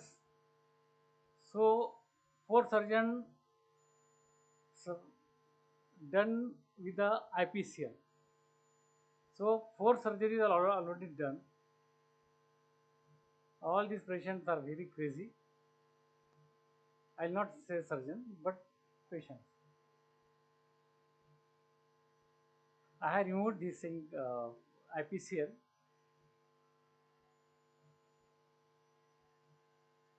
Done his cataract. On top of it, he wanted me to put multifocal IOL. मैंने उसको बोला बाबा अपने पैर चुना है. So 3-piece IOL is being injected. Patient was post RK, hence scleral tunnel was taken.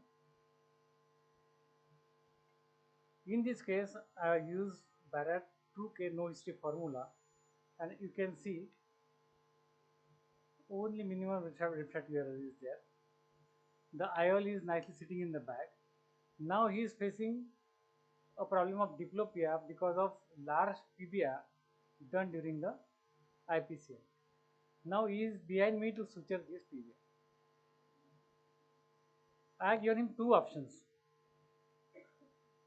He said, I got diplopia, that is first thing, but most important thing, माझी बायको याला घाबरते.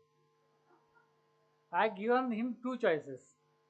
Either will suture this thing, your diplopia will get cured, पण बायको घाबरायची थांबेल. Or let it be used to get diplopia and बायकोला घाबरणं चालू ठेव. So he naturally opted for second option. So counseling is better. As he said, counseling is must, proper counseling. So friends, to sum up,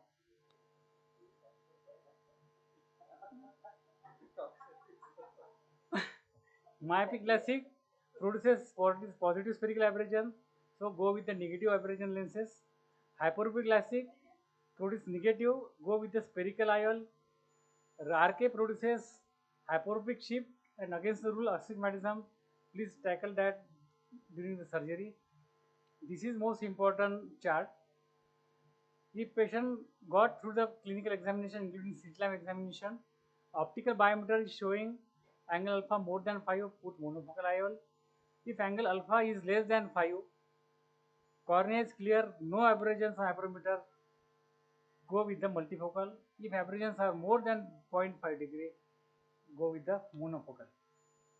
Last but not the least, sometimes the right resource at the right time will be more helpful than advanced gadgets to meet the patient's expectation.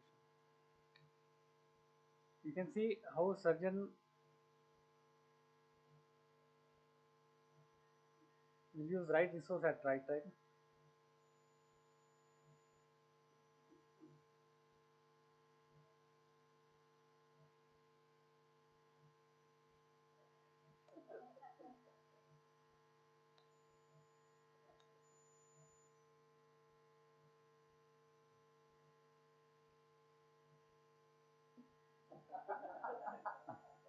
So friends, always under promise and over deliver. Thank you.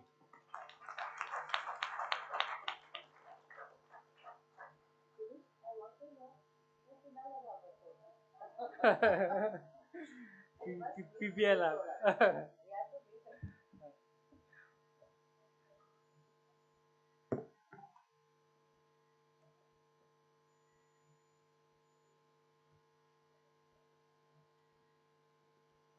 Thank you so much, sir, for such a wonderful talk.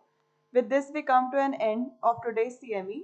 I now request Dr. Supriya Deshpande, ma'am, Organizing Secretary, to propose the vote of thanks. Please, ma'am.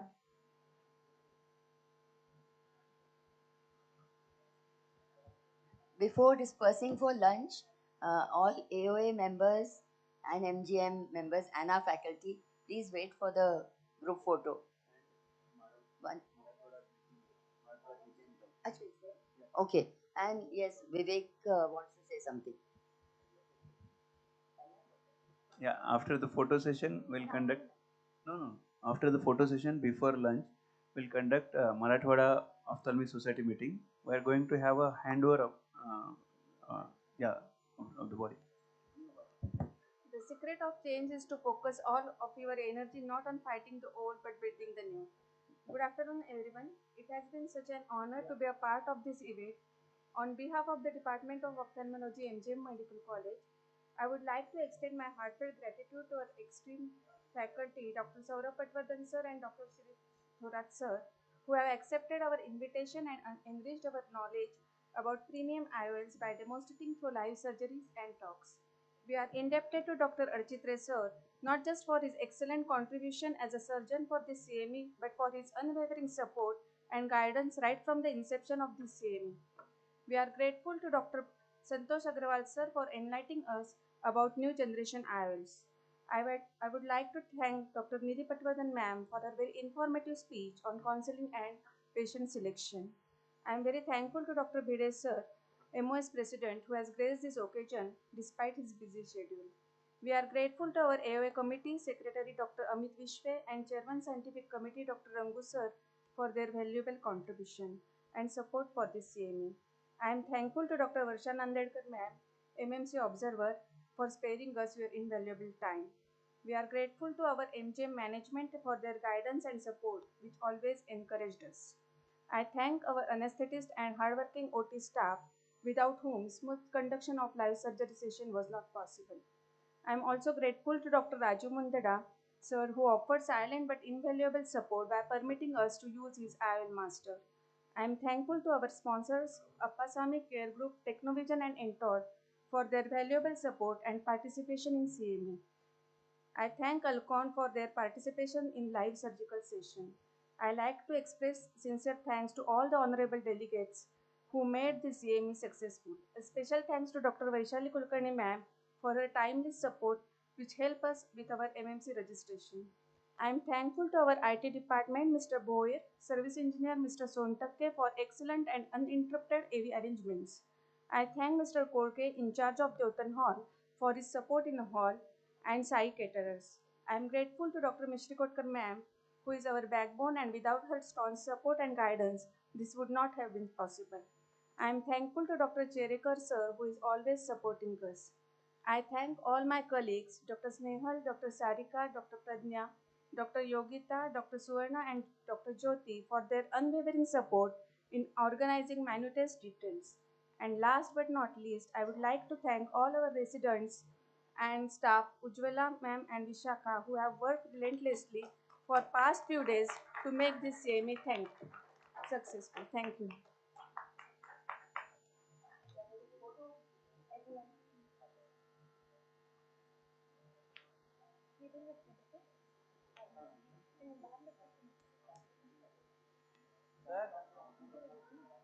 कल phone करा chair ना नहीं कोई बात नहीं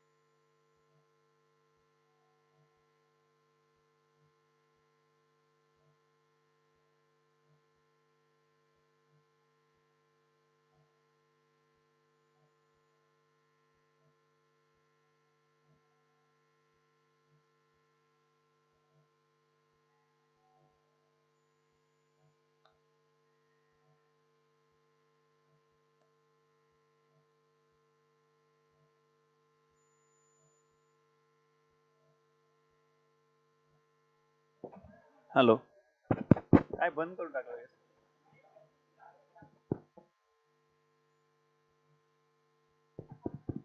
hello request you all please be seated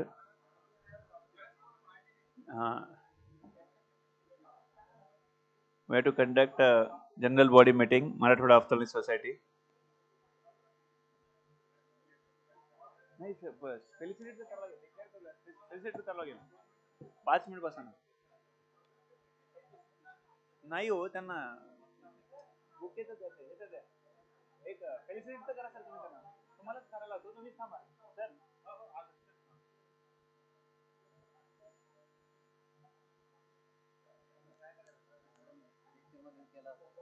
नाही करू देत ना ते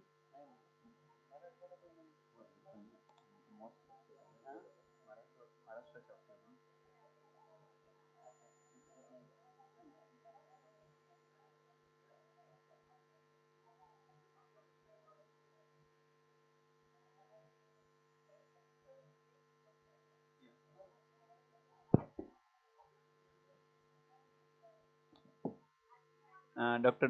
I request Dr. Nargekar sir to please come on the dais. Dr. Raju Mundra, please come on the dais. Dr. Tammewar sir.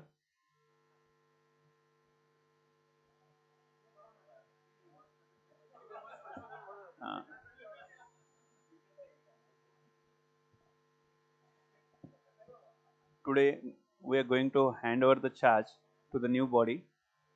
I am happy that we are giving the charge to a very dynamic person. Our next president is going to be Dr. Aniruddha Nargekar sir.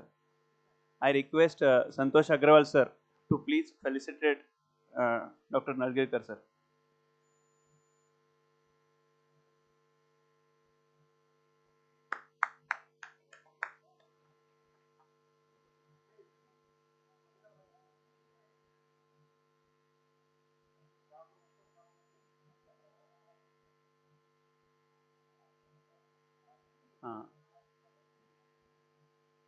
I am going to hand over the charge of secretary to Dr. Our very dynamic person, Dr. Raju Mundra.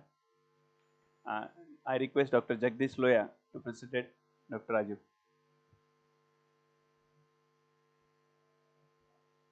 Oh.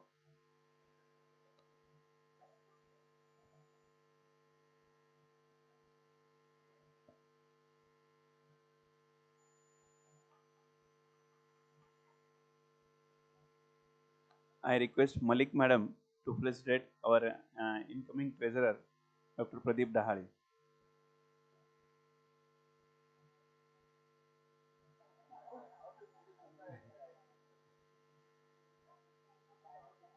He has already left.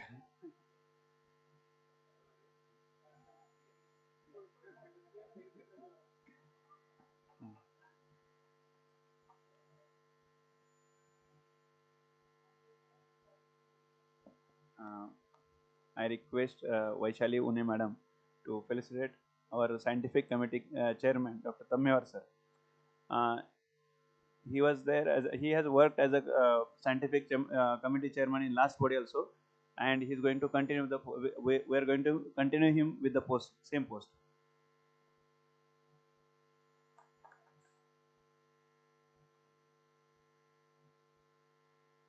Also request Dr. Varsha Nanikar Madam to felicitate outgoing secretary, dynamic secretary Dr. Vivek Motewar. He's handling single-handedly for 4 years.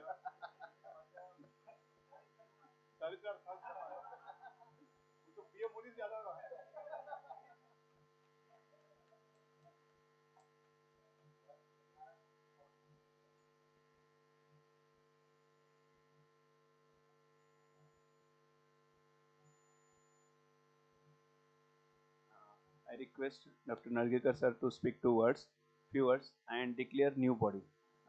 We had asked for the application for joint secretary and joint treasurer post, and after Nargekar sir's speech, we will declare who is going to be a new joint treasurer and joint secretary. Good afternoon, everybody.